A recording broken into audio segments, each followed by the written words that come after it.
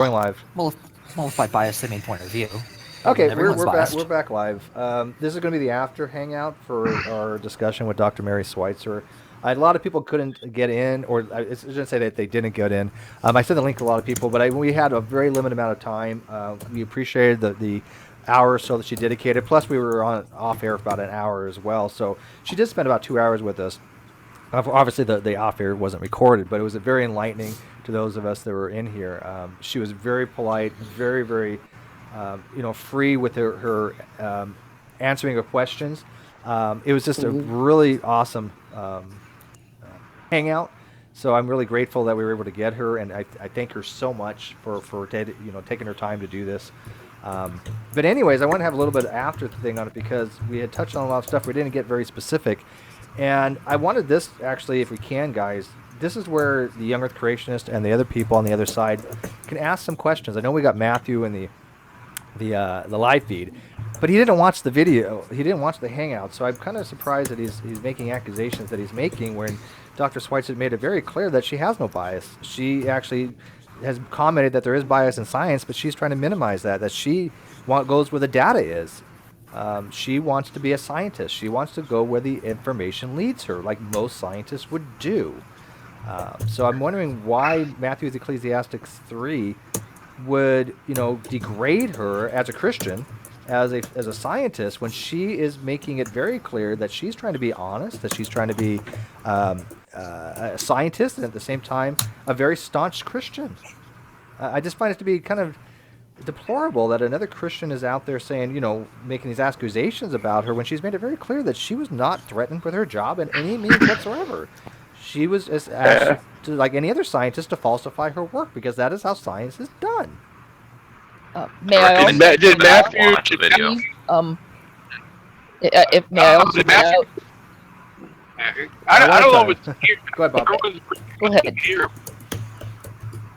What's Bob? Did me breaking up? Or Yeah, you're is it me breaking up. or You're breaking up Yeah. hard.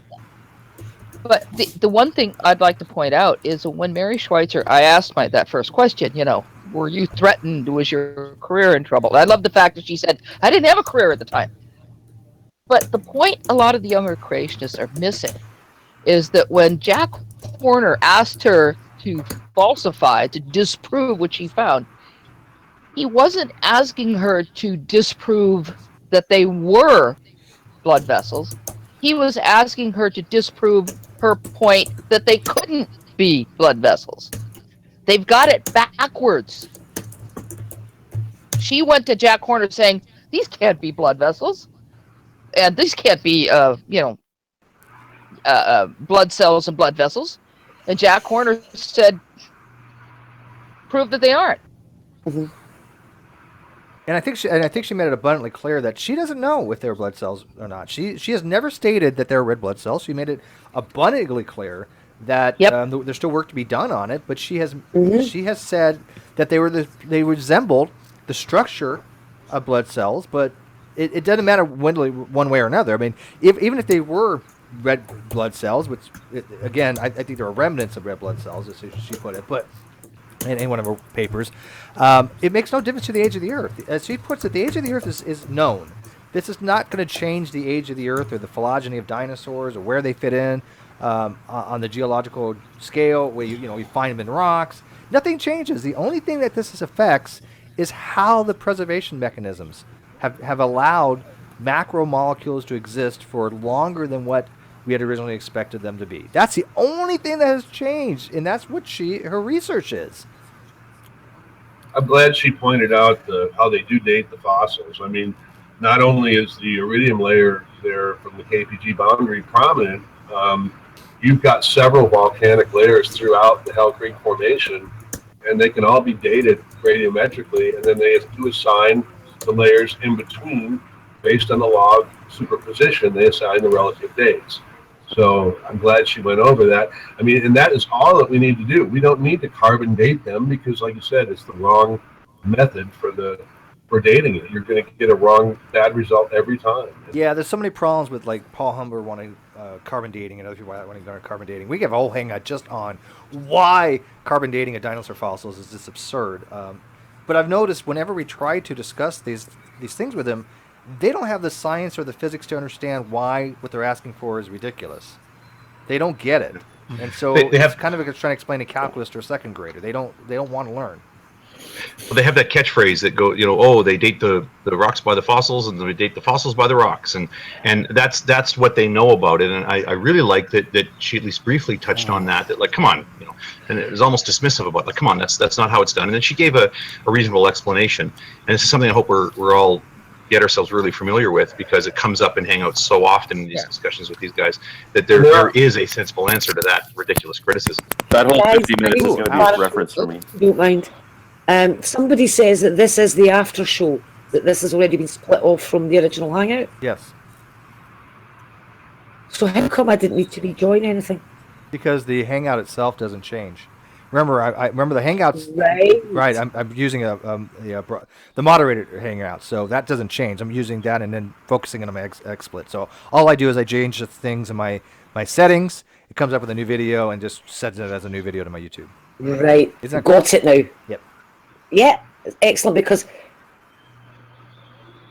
it's because the live chat and everything is all still going. Yes, but it is a new video. The live chat's actually going in both places, so The other, people the other one will cut off at a certain point. Mm-hmm. Oh, well, people in Yeah. that live chat, hopefully they know they should pop over here. I'll post a message to that effect. Yeah, that's I want to say, great. Jade, that was a great question that you asked. I mean, I wanted to touch on that too, but I like the way you put it better about her career, and I really did like her answer when she said, "Well, what career?" Like, she was a graduate student at the time. I And did wish too. people would realize, how I wish people would realize, like, how easy, if they had wanted to sweep this under the carpet, how easy it is to crush a grad student. I mean, not just crush their careers that they're not taken seriously, but to just crush them. I mean, if there was some sort of cabal of scientists that had wanted to suppress this find, then they would have done it. You never would have heard of Mary Schweitzer. She'd have been off, working at a Wendy's somewhere. Like, the fact that the scientific community, and specifically her supervisory committee, was supportive of, then, okay, well, you found this, now what do we do with it? How do we investigate this stuff? And Jack Horner in particular, I mean, just shows how the scientific enterprise proceeds. They would have done it in a different way than never would have heard of Mary Schweitzer. She'd have been off, working at. That is a brilliant point, though, that she didn't even have name recognition when this started. She was, as you said, she didn't even have her PhD. So what kind of career was there to destroy? Yeah, and what to add just a bit to what Hogpie Wendy's said, somewhere, like, Jack Horner was already a big name in paleontology, so it would have been real Kind of career was easy there to for destroy? him. Crushed this whole thing, swept it under the rug. But other scientists in other labs are validating her work. Yeah, And that's the funny thing. That's how it works in science. There's and we pointed out before that other labs would love to discredit other people. The big thing in science is, hey, can I prove this other guy wrong, right? Can I falsify what they're saying? That makes for a bigger name than sometimes than for discovery.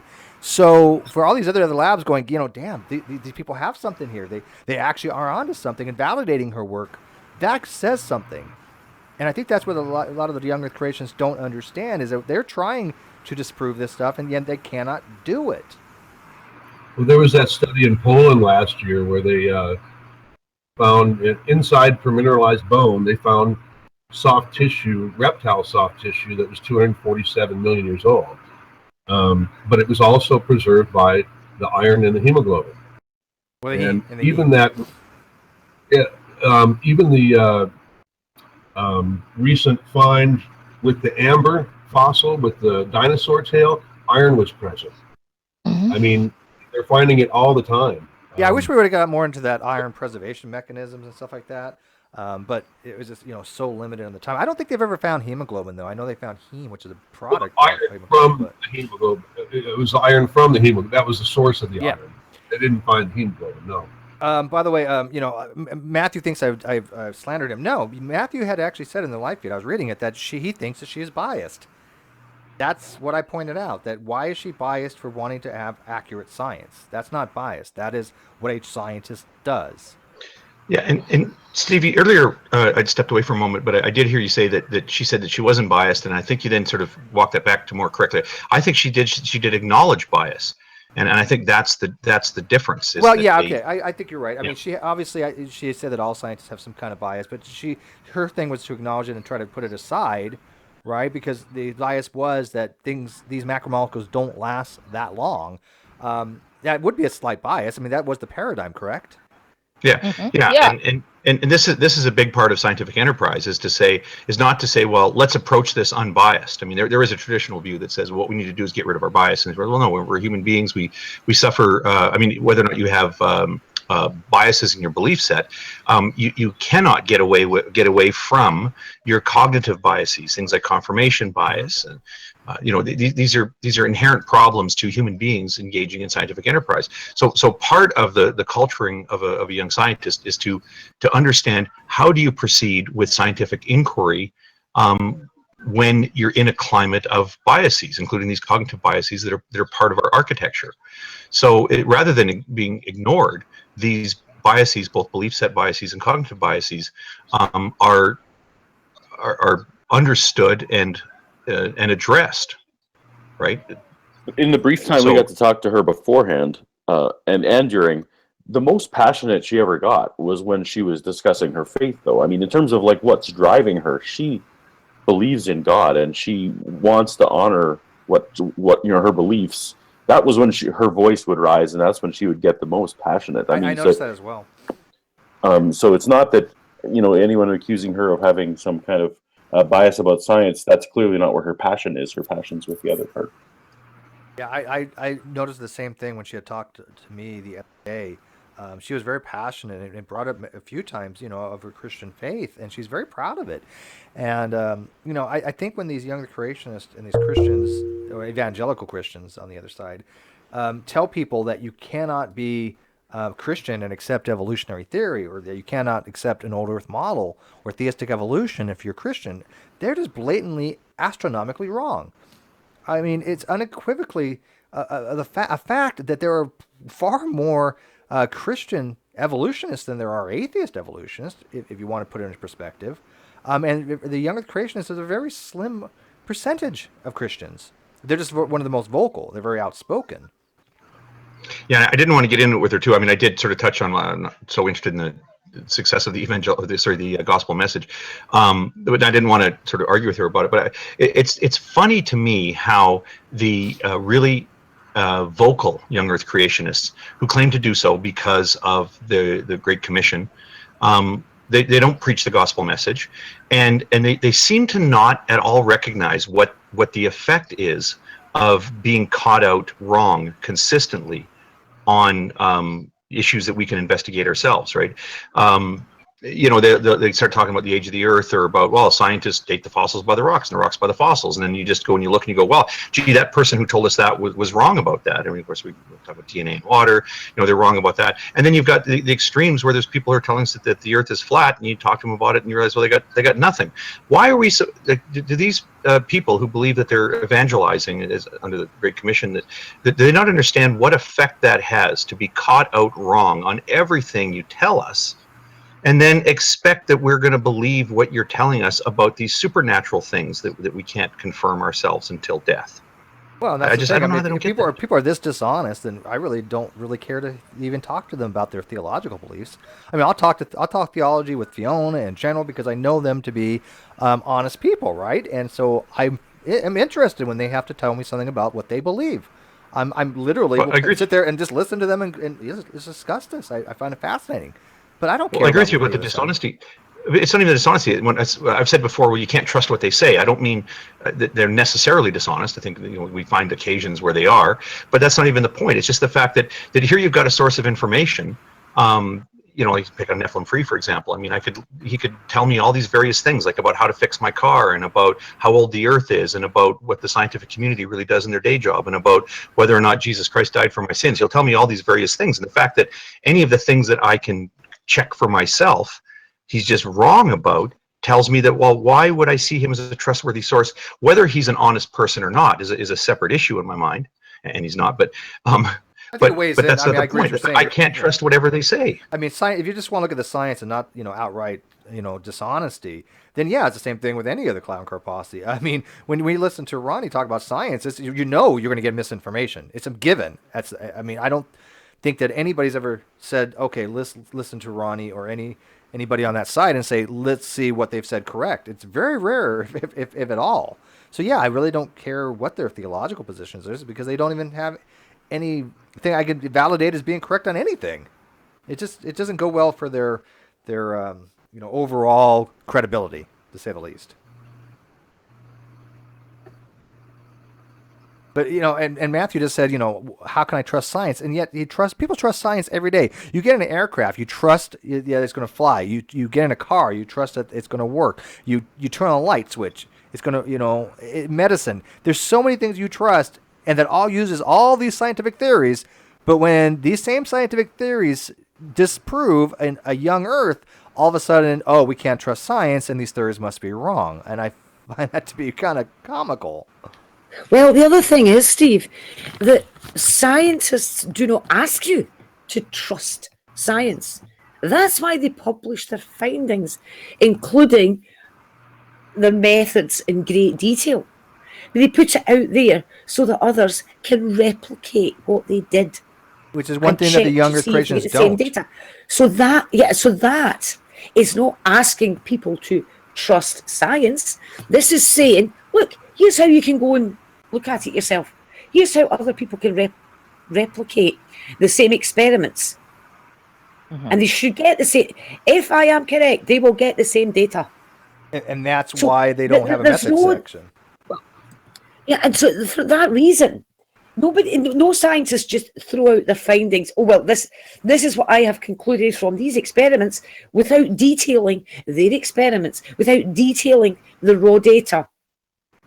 So, and today, so much for having to trust science. Yeah. No, I'm finished, Jade. Okay, I was just going to say today. Now, in the past, all you had was like the scientific paper that came out.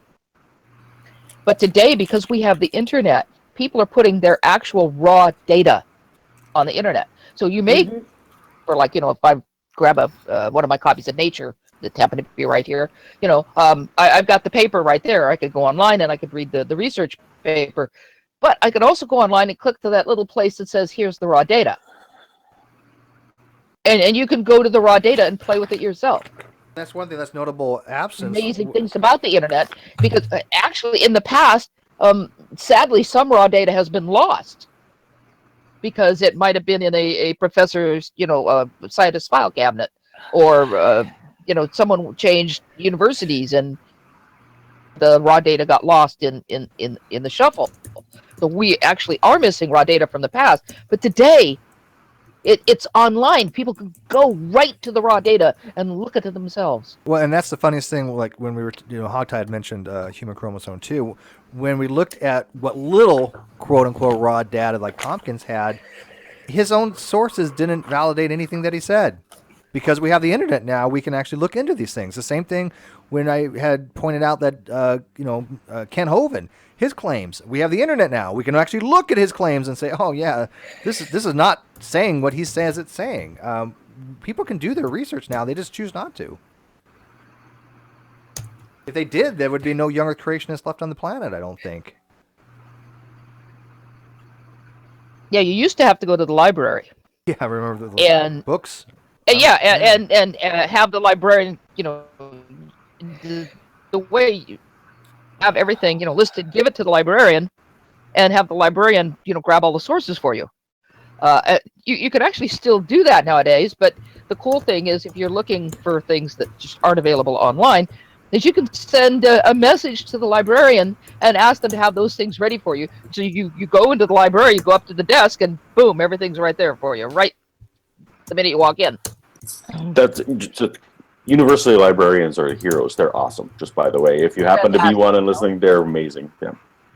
But if you're looking for historical data, because I find people, as I like to joke, I spend a fair amount of time in the 19th century. I always do that, 1800s, 19th century, because of some of the things these creationists say. So I go to Google Books, because this is I another love Google incredible Books. source. You know, I love Google Books. Google has scanned all these books, and I can look at Haeckel's work. I can look at all of Darwin's work. I can look at Lyell's work. I can look at so many things. I've found proceedings of the Royal Geological Society of London online. I found the edition of Strand magazine, you know, where they talked about what do you call it? The not Piltdown Man, the other one, Nebraska Man. You can go and you can find, thanks to Google, who scanned all these books, and there are other sort of places that have scanned books too, including the Internet Archive.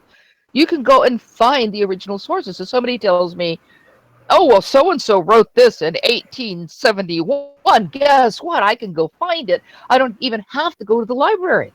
Yeah, I especially love that when they say, "Oh, well, so these definitions have changed over the years," and when you look at them 150 years ago, they're pretty much exactly the same. I don't know what so much has changed. I have researched that over and over and over. I've gone to Google Books and I put in a word and I put in a date range and had it come up. I mean, I looked up I'm tired. I've had like 3 hours sleep, so you'll have to excuse me. 3 hours more than me. Oh, you know, I've been up since like noon yesterday. I'm not even lying. No, what's the word I'm thinking of? It's like, I love it when things just sort of bouncing around in the back of your brain. It's like they're hiding behind pillars in the back of your brain. You know, parts of the body that are remnants of ancient, Vestigial. like your appendix. Vestigial. Vestigial. Vestigial. Okay. I spent a long time looking up papers and reports and, you know, things from conferences from the 19th century on how they were using the term vestigial. By the way, can I just say that somebody has said that Tommy Hall posted a comment on one of your posts, Steve, He not long ago. A video he posted about an hour or so ago, and he just posted a few minutes ago. on a G plus or video. Yeah, I G have plus. Well, I can't see Tommy Hall's posts. I don't know what he's done, but I cannot see his posts. A post where 80 or something more people have been posting. I don't see it. I don't. Again, I don't get every single notification, and I get. Can you link us, please? Link. So, Yeah, because is it I under, don't is it see under it the either. special event? Oh, it's under the special event one. So what happens is, it only notifies like the last one. So yeah, I see his. He's the one talking about horizontal gene transfer again. What the heck? Yeah, and he just posted a few minutes ago. Yeah. Well, I mean, Now, talk about the elephant in the this room. tells you all you need to know. He's like, horizontal gene transfer mimics common descent. How does it mimic common descent when it goes? What does that even mean, Tommy? I don't even know how to parse that. Second of all, somebody pointed this out to Tommy the other day, and Tommy hasn't considered this in his head. How do you have major changes or any even minor changes promulgated when any kind of epigenetic changes goes away after a generation or so, right? And so if that's like the primary thing, and it's not like change of allelic frequency, and you don't have all this genetic stuff that actually is based upon the nucleotide sequencing. So how does that work? If you have, how does speciation even occur if it's just by things like horizontal gene transfer? I don't even know how that would work. Anybody? Explain it to me, experts here. I'm the idiot here. Remember, I'm not the biology guy, but I don't understand how he can think that you don't even need, mommy and daddy's genes coming together to have a child, to have a variation. You just need horizontal gene transfer to have common descent. How does that work? I posted the comment in the inside chat here. And Oh, right, Hawkeye's good, because I'm struggling to get it. Okay, so And, it's not just me. Because as I Anna? say, I can't follow his posts. Is it not he just linked me? a paper. Oh, it's not just me being Tommy- a laypersonly Tommy- confused, or is this like way out Tommy's there? blocked me by the looks of it. No, Tommy's blocked me. I can't see any of Tommy's comments in any threads. Well, how potato is that? Horizontal gene transfer mimics common descent. What? So Tommy's not descended from his parents. I guess not. It's just horizontal Uh. gene transfer. That's why his genes are different than his parents. I would like him to explain what that means. I don't know. I mean, how do you even have gene Exactly. transfer of that, of like that? I don't even know. I mean, I don't. So he's got nothing to say about the actual hangout. I can't wrap my head around that. That's why you want to hang out with smart He's got people. nothing to say about the hangout. He's got nothing to say about dinosaurs and soft tissue. Nothing. He's going with horizontal gene transfer. Yeah, that's what I brought up in the chat. I said, okay, Tommy is noticeably absent, but he is posting stuff. I was about to give him. Yeah, so and he's posting it on the thread about the event. Yeah, And by the way, avoiding the topic altogether. I did mention to Tommy that if he had a specific question, let me know. He never got a hold of me. He never messaged me. He never asked a single question. Here's his opportunity to ask Dr. Schweitzer anything he wanted. Didn't bother to ask a single question, and probably even right. watched the So vast from majority here of on it. in, So yeah. So from here on in, I don't think Tommy should really say anything about soft tissue. He had his chance. He didn't take it. And so anything that he says about soft tissue from now on, I think we should completely ignore. We kind of do anyway. Yeah, absolutely. If he brings up her name or anything related to what she was doing, like soft blood, not soft blood, the soft tissue, et cetera, et cetera, et cetera, I hope everybody in Hangout will tell him to shut the F up.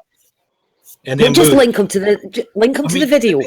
Just say your answers are in the video. Link them to the video and leave it at that. There you go. I love that. Just link them to the video. Well, And Steve, a request for you: if you could put a playlist together for your special guest videos. Yes, that's a good idea. Thank you. I will do that.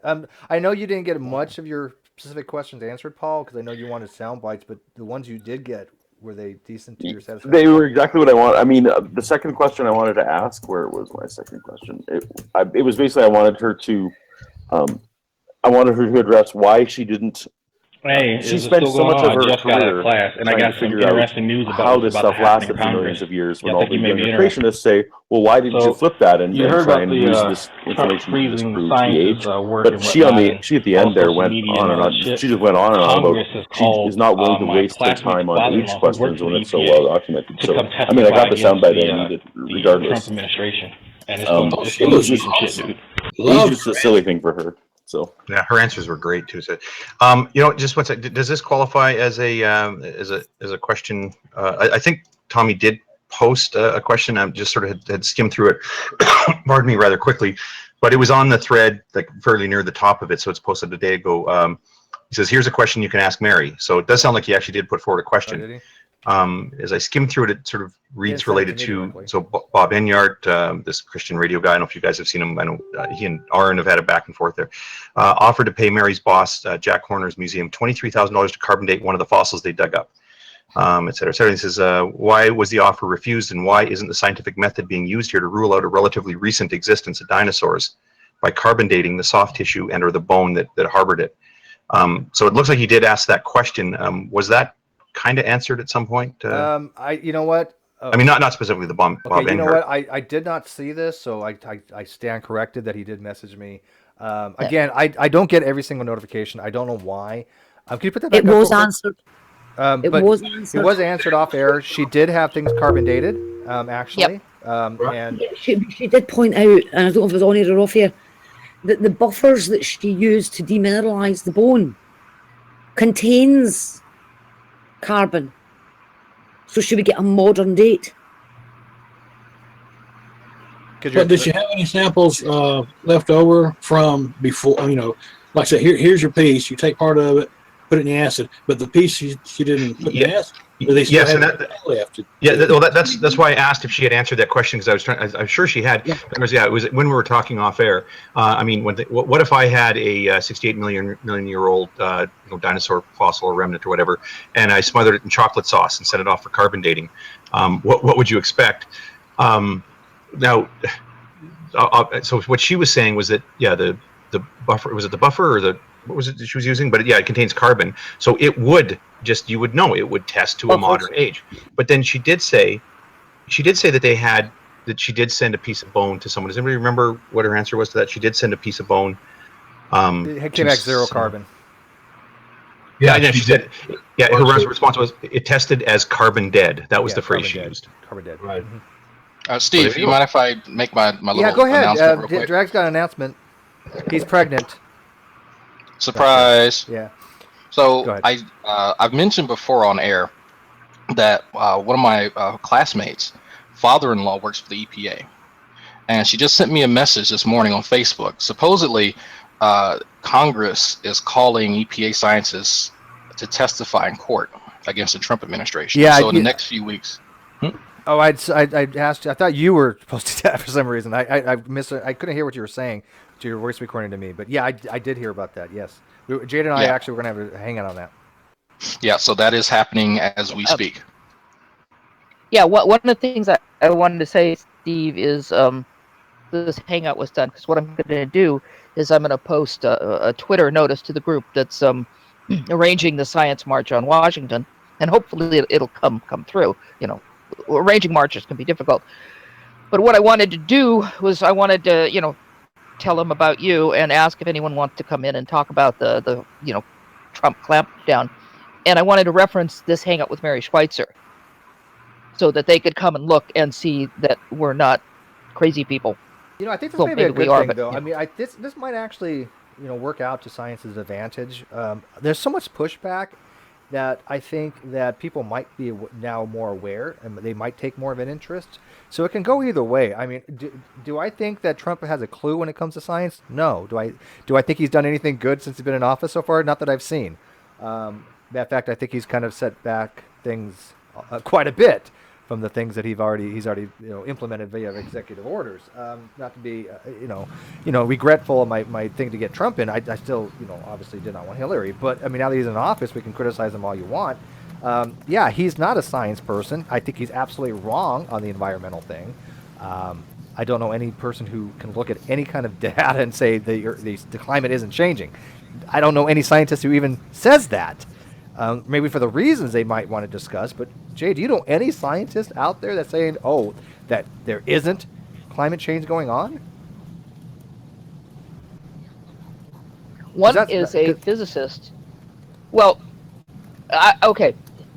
Of anyone who says that there is no change in the climate. However, there are some people who say that this is just natural. It's part of the cycle. What are you worried about? The Earth will rebound. There's a physicist who is one of the people that Trump has been interviewing as his science advisor. I think I posted about it. I always get his name because his name is similar to something else, so I always get his name confused. So apologies, I can't think of his name right now. But the problem is he's a physicist, and he doesn't understand some of the actual basics to climate change. I don't have to look him up, but it's just you have these people who get outside their fields. The other guy is another who is a computer scientist. These are the two people that Trump is looking at. The problem is you get these people who are outside their field, and they don't understand the basics. But yet they arrogantly think that because they're a scientist, that they can speak authoritatively on things that are not in their bailiwick at all.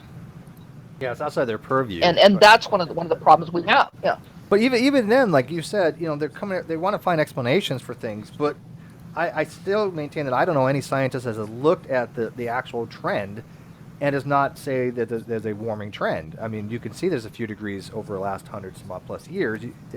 That's what the data is. The data is what the data is. It is definitely a few degrees hotter on average. And you can look at the graph. And I forget the name of the graph. It's a really cool type of graph. Maybe you remember, or somebody might remember this type of graph, where it uses it plots it around, for example, each month will be a different position on a unit circle. And then it shows, the increase overall, temperature-wise, month to month, by expanding out from the center. And I don't know the name of the type of graph it is, but it's really visually striking of how the temperature has, on the average, increased. Do you guys know the name of that methodology to do that? Anybody? You know what the heck I'm talking about? Nobody? It's a type of graph that I said it'll plot each month around, think of a unit circle. So at the top you'll have January, and then February, and then so as it extends the spoke from the center, that's the higher degree in temperature, and so it plots it It's an ever-expanding increase of concentric circles almost. Well, they're not circles, because obviously in varies month to month, but you can see the spikes change, and you can see that it increases overall. And I'll have to find that again. If Is nobody this on a recognizes it. circle? It's basically like a polar graph. Oh, okay. I'll have to look for it. But anyways, Yeah, I know what you're talking about now. I know what you're talking about now. yeah, I you can can see it in my visually head. see that it's I can definitely see increased. it in my head, but I can't think of what it's called. Yeah. I can't remember the type of graph it is. Suppose. Very, very, but it is a definitely, for anybody who wants to look into the climate change and say, okay, is it a fact that we are warming? This is no question we're warming. Now, is it a natural cycle? Is it a solar cycle? Is it anthropogenic gases? Who knows? I think that it's all kind of mixed together, and I think everything has an effect. But do I think that we are, as humans, contributed to climate change? Yes. Do I think it's been actually demonstrated? That's what I'm kind of reserved upon. But I think they will at some point. This whole thing with Yeah, Trump and the people that he's gathering around him for his advisors and all, it's like we're seeing the very thing that we have been talking against, keeping religion out of government, and affecting government policy. And we're seeing the very thing we've been warning people about.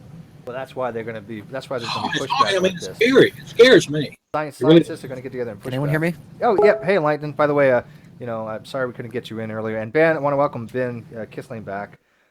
Hey, Ben, did you before we get to you, Lightning? Ben, did you watch any of that hangout with Dr. Schweitzer? Can you hear me? Yes. Oh, okay. I got about the last 20 minutes of it. We didn't get a chance to talk about Paul, but actually off air we talked about Paul Humber, and I wish you would have been in here for that. It was very illuminating. I didn't know you could join from the link on the YouTube. Well, I didn't have that open at the time. You would have You sent me an invite while I was like in the middle of genetics class, asshole. Yeah, I know. Well, you're Did one of the Tommy smart join? patooties that want to go learn it. Get yourself learned with all those fancy science speak stuff and polysyllabic words, and that you can do techno jargon and crap. Yeah, what a class of me and 4 other people. And evidently, having a genetics class at a community college isn't very budget friendly. What do you think? Oh, yeah. Go ahead. I was just going to say this is. I had to look it up. His name is Happer, Happer, and I always have trouble with that because I either want to go to Happy or Hopper, So it's Happer. This is the guy that argues that excess carbon dioxide is good because it makes plants grow big and strong. Oh, good Lord. What? The problem with that is that's only one of the effects of carbon dioxide. Not only that, that's only one of the effects on plants. Because I spent some time looking this up, looking on the literature of how carbon dioxide affects plant growth. Yes, it does make them grow big and strong, but it also causes them to rip minerals out of the soil, and it nutrient depletion quicker. Very sterile. It also affects the water. What's the word I'm thinking of? The amount of water the soil can contain. There's another word for that. Can't think of it. So, in that way, you're actually endangering the aquifer.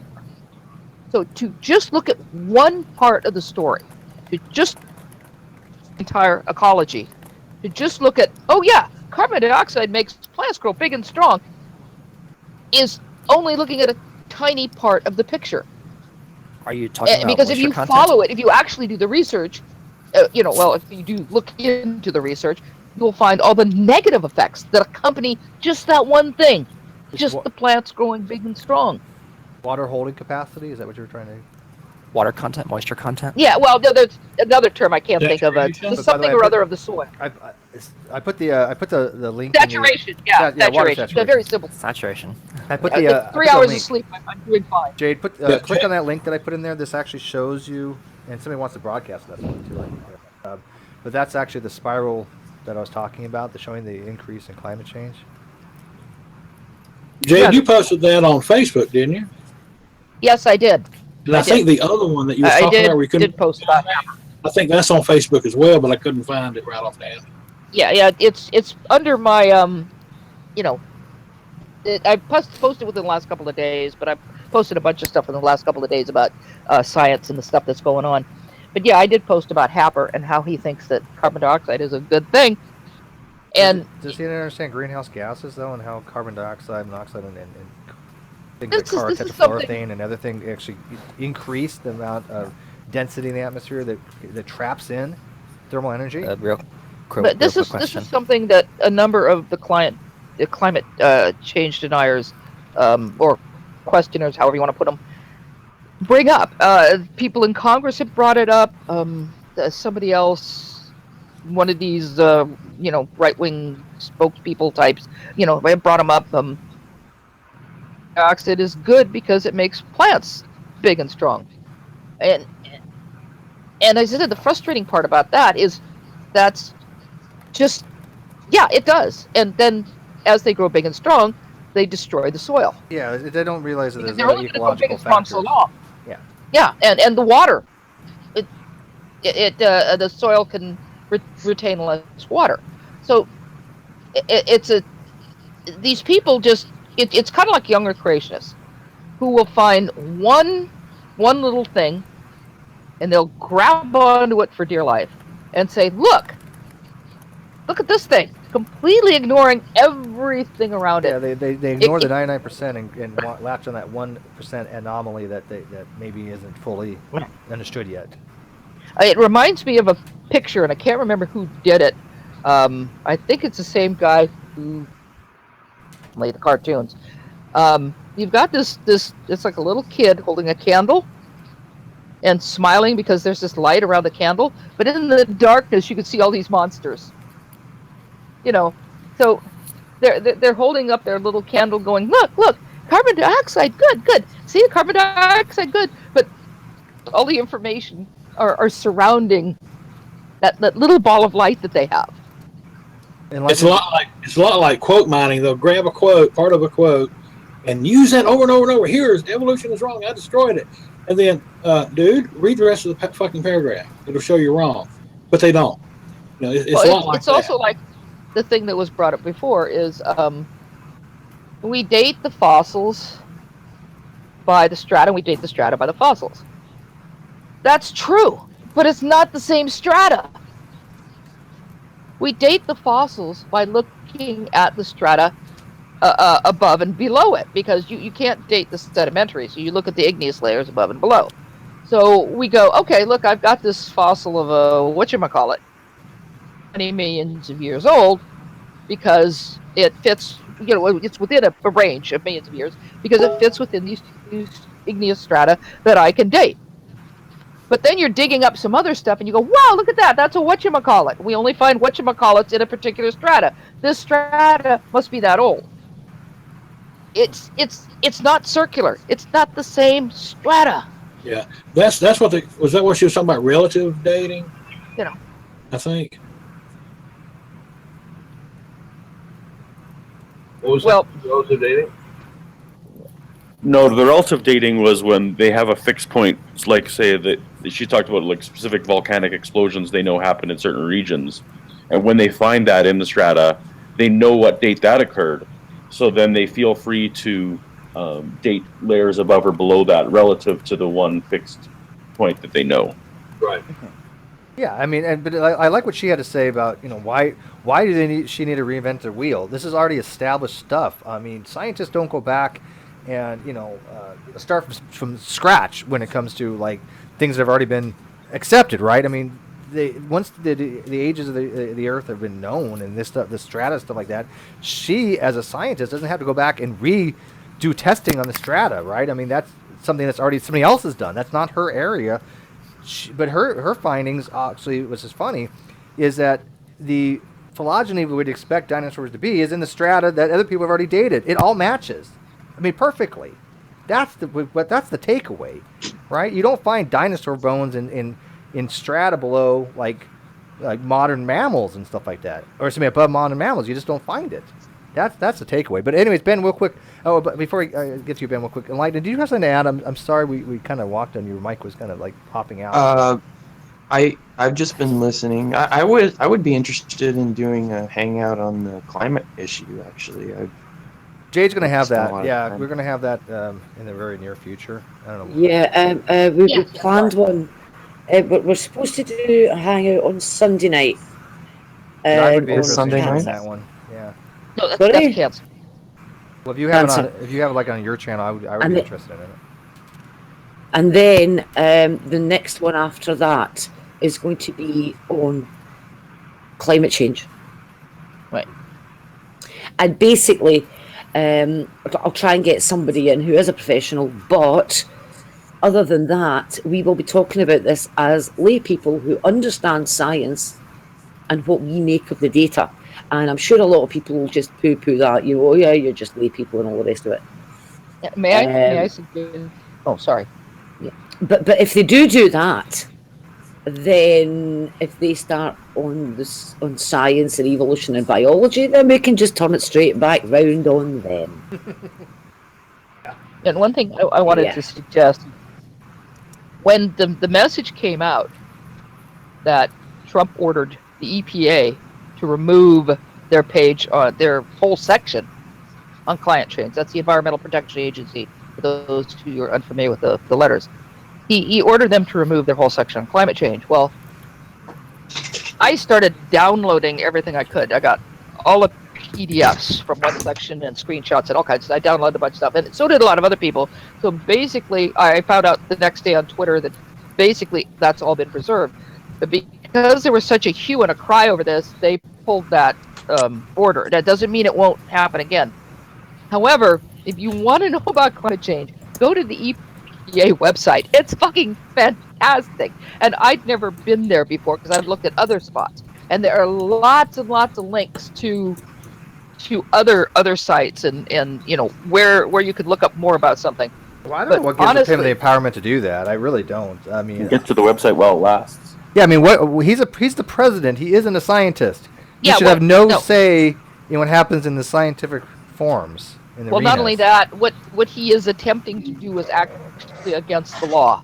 Several people have pointed out that the law says that, and I don't remember the name of the law, but I could find it because I did find it before, that this is public information that is paid for by the public, so it has to be public. That's what the law says. I wouldn't doubt that there is such a law. It would make sense to have one. I don't know what it is, but it would make sense. Yeah, so what his attempts to do it, he told the EPA to shut down their website. He told the not to shut down the website, to shut down the climate change. He told the Agriculture Department to stop. Told all the departments to stop disseminating information without permission. The problem with that is this means that, for example, the National Institutes for Health. Well, I think actually the National Institute for Health was one of the ones that was exempted. These various sites couldn't help people with health concerns, with pollution information. So if somebody writes to them or calls them from a location, says, "Hi, we're having a problem here," they couldn't respond. They were told not to respond.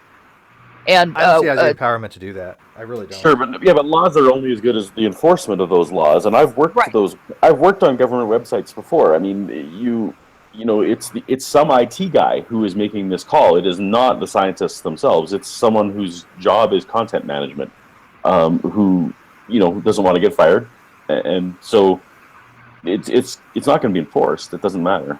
No, it's not. And not only that, one of the really terrific things about this is that all of these different sites have now gone rogue, starting with the Parks Department, which is the part that I think is hilarious. There's a quote out there, I can't remember the exact quote, but it's saying, something like, all the authors of the dystopian novels never foresaw that would be, stopped by park service managers, national park, service managers, because they've all gone rogue.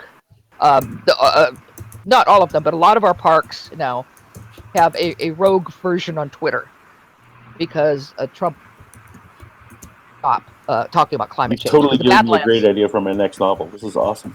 Yeah, because it's great, and because I'm now subscribed to them all on Twitter, because the Badlands Park, the national park, started tweeting about climate change, and they were ordered to stop, and all the tweets were deleted. However, of course, being the internet, people saved all the tweets. And so now there is a rogue version of the Badlands. There's a rogue version of the Park Service itself. There's a rogue version of several other parks. There's a rogue version of the EPA. There's a rogue version of NASA. So what you have is you have scientists and others, and some of them are journalists.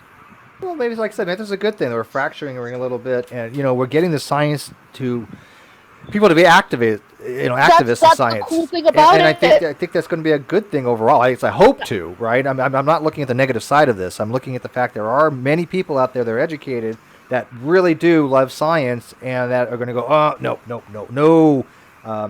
No, we can't teach, intelligent design next to evolution. It makes no sense to do so. That kind of stuff that we need to put a kibosh to. Right, and one thing, last thing I want to mention is that Trump has told all these people, the different science groups, that they are not to publish anything until it's after it goes through his little group. He hasn't said what group. No, that's not how it works. That's a totalitarian type society. Well, I know he's an authoritative. I know he's authoritative, but I mean, there's a point where you just say, "Come on, this is absurd. This is America." I want that to happen. I really do. I want to sit there and I want to watch these scientifically illiterate people try to pronounce anthropogenic climate change. I really want. I want to see it. Well, I mean, God, can you imagine if these people that are scientifically illiterate were in charge of actual science? I mean, planes would be crashing into the ground. Your iPods wouldn't work. The internet would just fall apart. I mean, we couldn't even survive of young Earth creationist models. Nothing would work. We wouldn't have medical. So you're saying young Earth creationists can't run a website or fly an airplane or be an air traffic controller? They couldn't develop anything new. The science wouldn't allow for it. I mean, think about this. If they don't accept physics, right, and that the physics could change in a They do accept physics. No, they don't. Yeah, we do. Well, here's the thing. If we're going to talk about the efficacy of young Earth creation science, I want to see ExxonMobil actually take on some of their models and be as productive as they are now. Yeah, like Zion Oil. I mean, they've drilled four wells based upon younger creationist models and been dry every time. I mean, are you going to maintain that young Earth creationists cannot be successful air traffic controllers? I am saying that if is that just hyperbole and prejudice? No, it's not hyperbole and prejudice. That's not a science position. That's not a science position. The air traffic controllers are not scientists. The people that are you're talking about planes falling into the ground and the internet destroying itself. Because the people developing this stuff would cease to be. Where did we say that? I said it because listen. This is the reason behind this. Look if we start using models that are not based upon actual science, that means we're going to have problems because it loses predictability. It loses our understanding of how things work. If we say, "Oh, wow, decay rates can change," we no longer have the ability to actually make a coherent model, even atomic physics, to have nuclear power plants. You couldn't do it. We've discussed this before. Creation scientists who are actual physicists do not say that the decay rates change. Oh, this is in the rate study. The rate study had actually said that they were trying to find evidence that decay changed, but they couldn't do it.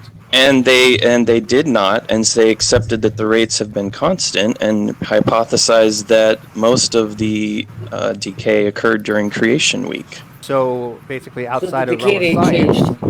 So in other words, God is tricking us. Well, that's outside the realm of science anyways. You're basically saying, okay, we can't explain this naturalistically using science, therefore God changed Again, so there are aspects of Big Bang Theory that are exactly the same, such as the inflation field, which you cannot test. It does not exist anymore. Yes, it does. Big Bang's still going on. And all kinds of... Wait, hang on a minute. You just said that they said that the decay rates haven't changed, and then most of the decay took place during creation week. Well, that would require a change in decay rate. Yeah. You said there wasn't. Say that again. What did you just say? You said they accept that there hasn't been a change in decay rates. That they instead say that most of the decay happened during the creation week. That, by definition, would necessitate a change in the decay rate. Yes, because of so how can you extremely different conditions. Been a change in the decay rates if they then postulate a change in the decay rate. We're saying a change in it's not a change that occurred within normal environmental conditions. It's not a change that is, in other words, Steve was saying that YEC is against things that would destroy the predictability of physical theories. Well, that's not what this would do. Because it would, No, but we're accepting that the it's just- decay rates are something- operating according to known physical theories during the period where we can observe all of this stuff. So it's not, it's, all I'm saying is that young Earth creationists would not have a problem being pilots and running websites. I'm talking about the science that goes into creating them. You're taking what I said and you changed it. I'm talking about the scientists that are developing this stuff, not the operators. I'm talking about those too. Okay, and the second of all, what Fiona said is exactly what you just said. You just said that the decay rates don't change, but they do change because they changed in creation week. You do not say. Well, and I also said that there are aspects of Big Bang Theory that do exactly the same thing. You're changing the thing. No. You're changing the Well, thing. You can't go into the. I have we're to dealing with talk. exactly what you said. Yeah, we're I doing have what you to said. talk Exactly about what those you said. things. I have to talk about I those did. things because you guys have a double standard as to what counts as scientific or not. And the only way to Excuse point out me. that double standard is to talk about other things that you accept, like Big Bang Theory. But here's the problem I have with what you've just said. You have just directly contradicted yourself in Exactly. 2 back-to-back sentences. What Steve No, was saying was may I that why finish? young Earth May creationists. I finish? I thought That you were either- finished. Well, I'm not. Either the decay rates have changed or they haven't changed. Which one is it? Are you finished now? I am finished now. Answer my question, please. It's a very direct question. They have changed in exactly the same way that physicists say that there used to be an inflation field at the beginning of the Big Bang Theory, and now there's not, and it can't be tested now. Okay, well- But it's part of the theory because no- they need it. Well, we're They not- need it to explain certain things about the theory. We'll get into the Big Bang afterwards. I don't want to move from this point yet because I just explained to you that the rate study, they had said that they wanted to find evidence of a decay change. They didn't find evidence that the decay rates have changed. Now you're saying the decay rates have changed, which means ergo they quote did find evidence. Where did they find evidence of this? This is why the context is important. They did not find evidence that the decay rate changed throughout the last 6,000 years Ever. or whatever. Ever. No, what they were saying was that is the helium content of the rocks indicates that there was a very fast period at the beginning. So there was a change in So decay. then that would be a change of decay rate. Yes, but if you but not in the context that you guys are talking about in terms of messing with the predictability of scientific theories. No, we're talking about it in terms That's of exactly what Steve was talking about. that you said. He's saying that YECs can't be scientists because we don't accept the predictability of science, that we're just running around saying whatever will happen, the sun may rise in the west tomorrow, and you know, that's all possible. That's not what we're saying. Okay. If you saw Steve McRae in my debate with Paul, what's that guy's name? Paul Humber. Paul knows Humber. Ben, who knows who he is very well. We debated Paul on exactly that, and I showed that the diffusion model, they had the wrong mathematical model.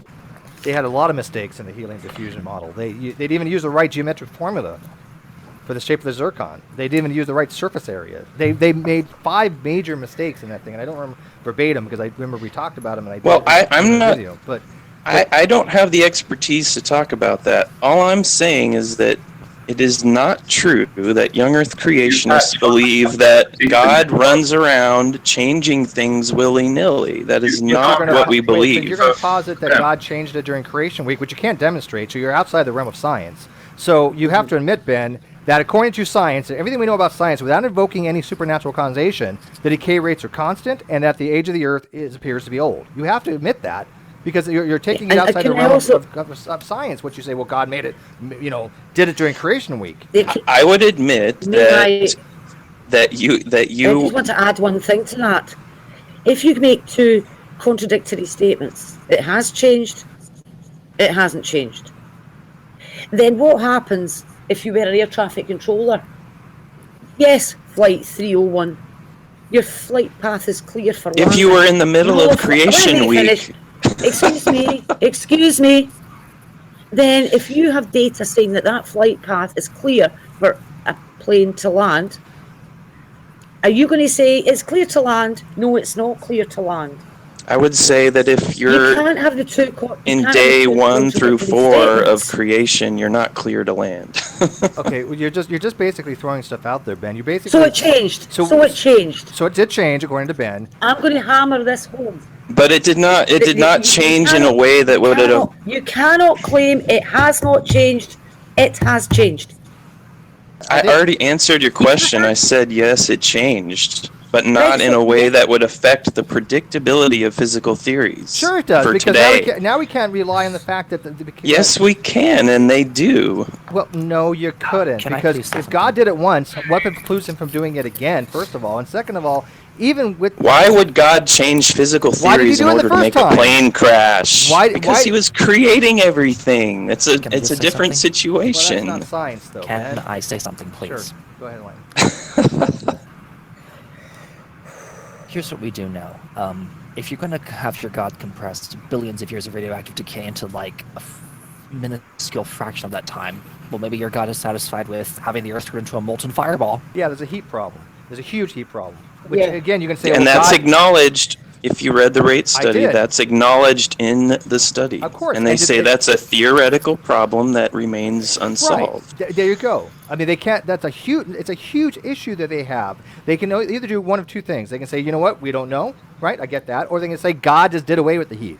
But again... They said we don't know, right, and I know in fact, Humphreys said specifically that this is something that needs to be solved. He did not say that God just did it. I agree. Okay. I read that. I do agree with you. But then again, I mean, if you look at the physics, though, that heat problem is huge. And that's what's more parsimonious. The fact that with the older model, we don't have a heat problem. We don't need an explanation for a heat problem that doesn't exist.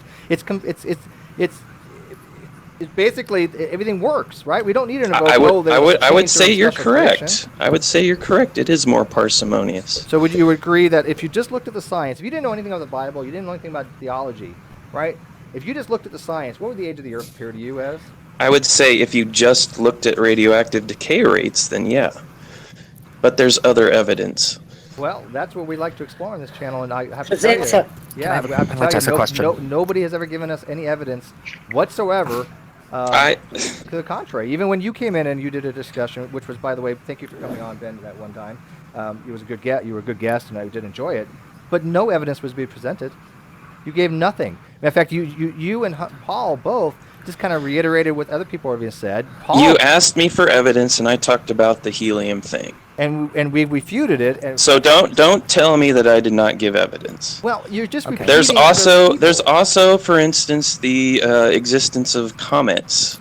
The most parsimonious explanation for the existence of comets is that they started when they were created when the solar system was. The problem is that comets don't last very long because material is blown away by the solar wind. There's two types of comets. Long and short. Yes, right? There's the long period and the short period. Right. And what you guys have had to do is invent the Kuiper Belt and the Oort cloud and say without evidence that there are gravitational perturbations from other gravity producing mass that is running around, moving outside our solar system or relative to the solar system that perturbs these objects in the Kuiper Belt and the Oort cloud and sends them spiraling down into an orbit around the sun. In other words, you have to come up with something that replenishes the supply of comets because they can't last long enough. Well, there's so many problems with that. Look up the Oort cloud. Well, hang on, there's two things. And by the way, let's get general on this because he knows a lot about this. First of all, the Kuiper Belt we do know exists. The Oort cloud is, quote, hypothetical. We have observed objects in the Kuiper Belt where the Kuiper Belt has been determined to be. Right, but here's the thing. Do you know how many objects? I don't know, actually. No, but they're pretty massive objects. I mean, for the most part. Oh, massive, yes. Okay, not the size of comets. But here's the things, right? Okay. What you don't understand, Ben, is that when you're trying to have an explanation, when science posits something like the Oort cloud, yes, we have confirmed that the Kuiper belt exists, but the Oort cloud still needs to be. We can see the effects of it, right? We haven't physically seen it because it's so far away. You don't see the effects of it. Do. What you see. I have brought in Astronomy Live, and he has actually given direct evidence to shows the evidence of an Oort cloud, the effects of it. So yes, it does exist, but we just the effects of it would be there are comets that shouldn't be there after billions of years. But here's what you don't realize, that when they posit something, they find evidence for it as we go. And if they don't, I definitely realize that. So that happens all the time in science, where you posit something that you have not yet observed, and then you do tests to figure out if it's there or not. Okay. Well, can I add something? Go ahead. Yes. We have the Sunyaev-Zeldovich effect. We can use that to measure the electrons that come off the cosmic microwave background. That's been used to measure the age of the universe. Yeah, I mean, the cosmic background radiation fits exactly right into the model that we predicted. That would be what temperature would be, how ubiquitous would it be. This was a predicted find, Ben. I mean, you can't just go look at it and say, oh, well, the Big Bang model is something people pulled out of their butt. No, it predicted that there'd be a 2.73 Kelvin background radiation. How specific is that? It's pretty specific. And can I just deal with this comets thing? Can I just deal with this comets thing that Ben brought up just a moment ago? Just completely outrageous, saying that there's no new source of comets or something because everything's supposedly stable. I'm saying that we have not observed the creation of new comets in long period or short period orbits. That's because they come from a long way away. You said that you seem to be suggesting there could be no perturbation in the system. Are you aware that the solar system is unstable? We don't even know whether the Earth is going to crash into Jupiter. I did not suggest that the solar system or the galaxy. That we would be talking about the galaxy here. The impression you were giving was that there's some really the reason we can't create more comets is because if we did have a Kuiper belt or something, it would be gravitationally stable. The solar system is not gravitationally stable. So it's perfectly reasonable to suggest that there is a source of comets in the Kuiper belt that are just coming in repeatedly as a result of gravitational perturbations. You dismissed the possibility of gravitational perturbations, and I'm telling you that the solar system undergoes these. So it's a completely invalid point you made. Yeah. And I think you're arguing for ignorance as it's well. Not, I mean, if you I say there's no evidence for it. That's what I would say. But okay. Can I show to discount comments. A question? Yeah. Here's Eridani.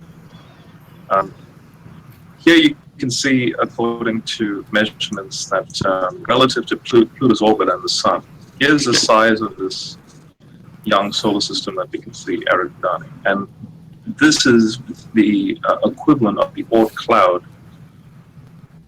Why is that there? So other solar systems look like they have something very similar. I mean, the Oort cloud goes out very far. I mean, it's several light years it can go up to. I mean, it's not something that's really considered to be, in our vicinity. I don't think it's several light years. I think it's a couple 100,000 AUs is how far it's supposed to be. A couple 100,000 AU is a few light year, isn't it? I mean, that goes halfway to the freaking Proxima. Minimum. Maybe I could add one more other thing for a piece of evidence. If you want to use comets as a piece of evidence, well, how about this? Well, one AU is about 1 light minute. So how long? Can we stop interrupting, please? Okay. What I was saying is, I point you to Quasar 3C279. This piece of evidence for the age of the universe is purely for mathematical measurement. Are you going to tell me that math is subject to presupposition like scientists are? Can you explain? I'm not an astrophysicist. I'm more biochemistry. Real quick before you do, 100,000 light years. 100,000 AU is 1.5 light years. So the Oort cloud goes up to 200,000 AU. That goes to 3 light years. Okay, to give you an idea, Alpha Proxima is only 4.25 light years. So it's damn near almost to another star. That's how big the Oort, far away the Oort cloud extends. Okay. Yeah. I hadn't done the calculation for the. I also want to read this to Ben. This is from Gary, a friend of mine. He basically, in our last debate with Paul, Steve. Yes. So I found a paper that he wrote, and he says the following. He says, in regards to the RAPE program, he says, a young Earth creationist research program called RAPE. Fuck me, Ryan. Shit. Okay, there. Excuse me. Okay. Sorry. Claims to have found scientific evidence for the acceleration of nuclear decay rates by several orders of magnitude.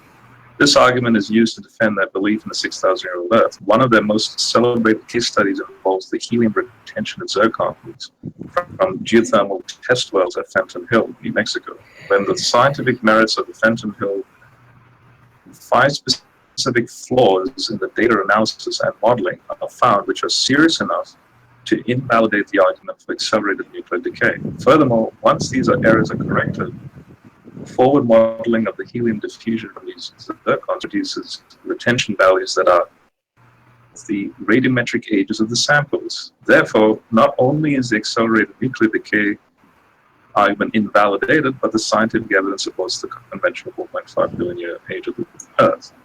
And this is the 37-page document where he goes through the mathematical modeling and completely debunks the Ray project. So it's actually evidence for an old. So it's actually evidence for an old solar system. I want to address Locale. but we all stepped on lightning, and I don't want people to step on lightning because his mic's not too great right now. I want to say something about what you just said, by the way. But Enlighten, finish what your train of thought is, because I don't want you being walked on, my friend. So we want to finish up what you were going with that real quick, Enlighten. Are you done? Who, me? No, Enlighten was getting stepped on because his mic's not working that well. Are you talking about the quasar thing? Yeah, quasar 3C279. So what I'm saying is, we measured this quasar using purely geometric measurements, and we came up with an age of 5.9 billion light years across. And light because light cannot travel faster than the speed of light. We didn't use gravitational lensing, just pure geometric measurements. You're going to have to explain. So you're saying that because it's so far a certain distance across that light could not... Yes, because light cannot travel faster than the speed of light, and that's how we got the measurement for 5.9 billion years old. So why would... So you're saying that the quasar is a certain amount of distance across, and that light must travel from one side of it to the other? Well, yes. Because... what are you talking about? Because light travels. Well, I mean, we know that quasars existed only... Well, hold on. We know that quasars existed only during the beginning of the universe, since none are seen closer to us than billions of light years away. So what's your explanation for that? So are you talking about where the light... You're talking about the basic light travel problem, that the light is getting to us. Well... The distance from the quasar to us is too long. If it takes light 5.9 billion years to get to us, it's 5.9 billion light years away. So when you're talking about geometric measurements, you're talking about triangulating the distance to the quasar from us. Well, hold on a second. Correct? Hold on. I'm talking about how... No. The quasar itself is 5.9 billion light years across. Okay. That's how wide it is. 5.9 billion light years. Hold on. No, the quasar? No, I don't think so. Yeah, I don't think so either. That's well, if it's not far away, then. Yeah, I think it's the distance. I mean, yeah, quasars are right. So the way you were saying the energy output of a galaxy, but they're not as large as a galaxy. And, Yeah, I mean that's half the size of the universe. Yeah, that's yeah. Okay. Wait, there are quasars that go that far. It could be. What are you guys confused about? It could be a billion miles across, but it can't be a billion light years. Yeah, exactly. Oh no! Yeah, it's not that big. Yeah, I mean, even the distance. You do find quasars. Now they have jets that are like 200. Like here's a jet that's 200,000 light years, but it's a jet that comes out of it. They can be hundreds of thousands of light years, but that's the jet. Well, the distance then from the Earth to this quasar is 5.9 billion light years, and this is right, and that's a well-known issue in YAC, and there's many different ideas about how to deal with that. By ignoring the science. Not that I've heard of. Yeah. Yeah, just dismiss the science. Yeah, that's a good way to stay going. As a matter of fact, even Dr. Lyle even admits that the evidence is overwhelming that the age of the Earth is old. He just believes in a young Earth. I mean, he's actually even been on an interview saying that the young the creationists are trying to work out these problems, but yeah, the evidence is indicative of what we'd expect from an old Earth. And so wouldn't that why is that suddenly a bad thing for you? Because on the one hand, you're always accusing creationists of not being open to science and things like that, but on the other side you run around and say, well, look, even they admit that scientifically this has a problem for them. Well, here's I could ask you the same question, Ben. I mean, if like I said, you've already said that the evidence looks like it's old. Why is it that young Earth creationists have to try to find any little sliver of hope that the Earth is young when all the evidence that we do have indicates that it's not young? Why? There's certain scientific evidence that we do have that indicates it's old. There's other scientific evidence that it's young. Such as? Well, the reason. Yeah, we haven't heard anything. Because I just gave you examples. No, you gave and we've invalidated those examples. First off, you've given the examples you gave. You claim that you're debunking them and then turn around and say that I haven't even offered it. Okay, that's not true. The first thing you gave about the comets, the long period comets in the Oort cloud, that was essentially just an argument from ignorance because you're saying that you don't know what could keep the comets it's the most parsimonious. It's the most parsimonious explanation. No, it's not. The data that we have right now. No, I gave you a much better explanation. Excuse me. There's these long held, the old clouds just sitting there. It's gravitationally disturbed, and then we get them. That's easy. But you have no evidence for that. We do because we can't see them. They're too small. In other solar systems, we can see this. That has historically been an issue with science. Sometimes you can't see things or observe things because they're too small. I'm sure if 100 years earlier we had been looking at atoms and things like that, we probably would have come across quantum mechanics 100 years earlier. This is an issue in science. Can I address something, Einstein understood at the 100 years earlier. Science advances by new observations. Ben, I want to address something. This has been brought up in the live chat again and again and again. Now, I've stopped monitoring the live chat because I've got lag issues. But the live chat is also complaining that, Ben, you keep stepping on every single person that talks. You keep interrupting. So please, can we let somebody finish before we jump up and down on them? Well, how about this? How about when you would like me to speak, say, Ben, you can speak now. No, I'm talking about don't just bulldoze across the top of someone who's speaking. Because what I see is that a lot of you guys are stepping over me, and you are stepping over each other all the time. And you've just run straight over the top of me, Ben. What I'm saying is, just you're the only one who has a problem with it. No, you just did it again. Listen, I've just said to you, a lot of people have brought it up in the live chat that they're having a problem with that because people are getting drowned out. So I'm not the only one that has a problem with it. And some of people's comments are getting completely lost because you only get the first half out. So all I'm saying is we have to recognise the fact that there is lag. Okay, that does happen. But at the same time, let people finish their comment before you then respond to the comment. And when people it's a reasonable request. And when people talk over each other, you have two or three people that want to say something. You notice two people usually stop talking and let one person continue, right? I mean so we recognize that people are going to say things at the same time. It's you have a lot of people in a hangout, but what most people do is they stop talking until they sort out who's going to be the person continuing. It's kind of a natural ebb and flow of these types of these guys. And I interrupted enlightened, so I think we should go back to enlightened. Can I ask a question? She just said go back to enlightened. Come on. I was going to say, 100 years ago, even Einstein understood that light cannot travel faster than the speed of light. Now, General, do you want to go? Was that addressed to me? Well, yes. I was also going to say the reason I brought up Quasar 3C279 is because its measurement from Earth to it was made strictly with numbers, strictly with geometric measurements, not gravitational lensing, not spectral luminosity, just Well, I think he's already numbers. Ben's Sure already enough. acknowledged there's a light problem in younger creationism. I don't know the point you're trying to make, Elena, because Ben has acknowledged that younger creationists can't explain things like Well, that. the reason I'm bringing up geometric measurements is because we could probably rationalize in a way and say, no, they're using their presupposition of like, oh, light only has to travel at a certain speed, or the speed of light wasn't always constant. But you can't argue with numbers. Numbers by themselves are absolute. Okay. Are you familiar with Jason Lyle? Yes, I've actually. I'm talking to Enlighten. Oh. What I'm saying is numbers are not subject to presuppositions like scientists are. If you're not familiar with Jason Lyle, he would agree with you, and he says publicly all the time that we should not be arguing with the distances. And why is that? So then you and admit the Earth is You're right, but why is that? So for the exact same reasons that Enlighten is talking about, that these are the evidence doesn't support that model.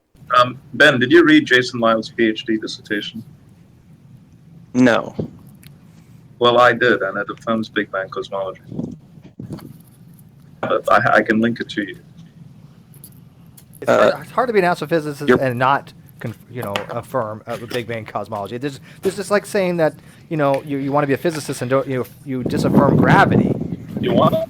I can give it to you right now. What it shows is, so you're saying that Jason Lyle believes the Big Bang is true? He says that the evidence supports the model. On the sun, and his dissertation was on coronas of the sun. In his dissertation, he takes on all the mathematical data in regards to the lambda CDM Big Bang model and applies it to his research. So is Jason Lyle being dishonest?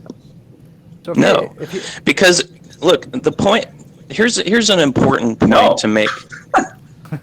Here's the important point to make here. Science changes over hundreds of years, over decades. As creation, hey, you're interrupting me now. You're interrupting me now. Let him talk, please. Let him talk. If you're gonna come over on me for interrupting people, then stop interrupting me. General, let him finish. I know. Go ahead, Ben. Go ahead. I'll moderate it. Don't worry. I got it. Go ahead, Ben. Okay. Science changes is what we view, and we accept the idea that we can have an evidence that is limited by our observations and things like that. We have theories that are not complete, and we can go by the theories and the evidence that we have and come to a conclusion that is ultimately false. Have any of these reached a conclusion that's ultimately false? I mean, he just told you that in his dissertation, he accepts or utilizes at least the lambda cold dark matter model. Now, you're saying that, he's not dishonest for doing that, and yet he has to utilize that in his own profession because that's the current model that seems to be what's explaining observation. And yes, models do change, right? But so far, has it been invalidated? No. It's dishonest to say that a person who is engaging in scientific inquiry automatically accepts, by virtue of engaging in that inquiry, the absolute truth of everything that he's using and all the methods that he's using. What? Who does that? I pointed out numerous times that I'm a scientific instrumentalist. I don't think no scientist should be like that. Okay? Every scientist out there that works within a framework of scientific theory can falsify that theory by finding things that go against what the theory would predict, right? And if we could find that there's huge problems in the cosmic microwave background radiation that we could not explain with the lambda CDM model, then obviously we'd have to revise that model. But that's the model that he's using in his own paper, and that requires the fact that the age of the Earth is ancient. No, you guys have the idea that scientific truth is the only kind of truth available. No. This is not. Shut up. No. Yeah, I'm not going to let you away with that, Ben. Nobody. Okay, so was I just interrupted or not? Yeah, but I'm not. Yes. Yes. You said something absolutely egregious. Yeah, So it's okay for you to interrupt me whenever you think that I'm saying something egregious, but I can't do the same thing. Well, to that extent. No, but the problem was you were doing it with everybody. Yeah. The problem was you were doing it with everybody. But I am something as egregious as that. I am going to say no. That is false. I mean, and you have double standards in terms of this conversation, just like you have double standards about science. All right, If science is not the only indicator of truth and knowledge, then that means there are other kinds of truth and knowledge. Yes. And Yes, what young Earth some of us say that. creationists believe is that we have historical evidence that the Earth is young. Okay. And that is another kind of knowledge. And we can go just on scientific evidence and say, well, maybe this is the implication here with the theories and evidence that we have. You're using the word And knowledge. still not accept that is the best kind of knowledge for answering a particular question, particularly a historical question. We believe May I that say something? historical records are more appropriate to answering historical questions than science. And I think that's a pretty rational position. All right, go ahead, That's Fiona. No, I will to deal with this. You said you guys think that science is the only way. Now that's not true. Can we take a straw poll on that, Fiona? Because Science is the what? You said that you guys think that science is the only way to get to truth. That's what you claimed. Yep. You guys. So I'm assuming you're talking to everybody in this hangout. But here's your problem. I'm in here. General's in here. Jade's in here. We're all Christians. We know we know that there are other ways to get to truth. What other So ways? your claim was, I'm sorry, I'm speaking slowly just like you did. So that means that we know that there are other ways to get to what we consider truth. Therefore, what you said was completely false. Do you So give me an understand example. that? Do you Give me an understand example. that? Okay, I can give an Do you example. not understand? Do you not understand what I mean when I say I that would myself and Jade and General are all Christians? I would understand it if you gave me an example. Okay, I can give an example. Oh, for goodness sake! I'm sorry, Fiona. Enlighten. Hang on. Does he not understand what Christian means? Let people have a conversation, then I'll bring people in. But we can't just all be talking. Fiona, finish up with Ben, and then we'll let Enlighten interject, because Fiona has a great point here, and I really want this to be sussed out. Nobody else just needs to really go on. So, and so he has got people in this hangout who do not claim that science is the only way to truth, and yet he made that claim. Now, the example I gave was that there are 3 Christians in this hangout who do not believe that science is the only way to ultimate truth. So we exist. Here we are. Your examples, which proves your statement wrong. And as an agnostic, and I'm sure that some of the atheists in the hangout too, I don't think any of them would say that science is the only way to get knowledge. But I do think that you would argue that Genesis is not a historical book. And you would also argue that science is the best way to determine certain kinds of historical truth. First And this of all, is that's where not you your would. claim. This is the where. best. You asked me a question. Science is the best way to discover scientific facts. Yes. Science. And you is how define we- science in such a way that it excludes the supernatural, first of all, and that it also includes things which have been historically observed. And again, we can talk about this in terms of the climate change debate. We can't switch horses midstream. And I will interrupt on that one. We will not switch horses midstream. What I'm saying is that science, as defined, studies natural causes for natural phenomena. That's what science is. I disagree with that definition. Then, yeah. Well, then you. But that's where you are running into trouble, because you want to make science something else. Now, I could tell you that metalwork involves baking Victoria sponges. But you'd be hard-pressed to find any metal worker who would agree that metalwork teaches you how to make a good Victoria sponge. And I can declare this until the cows come home. Does it make it true? Metalwork does not help you to make a Victoria sponge. Because metalwork and baking are completely different.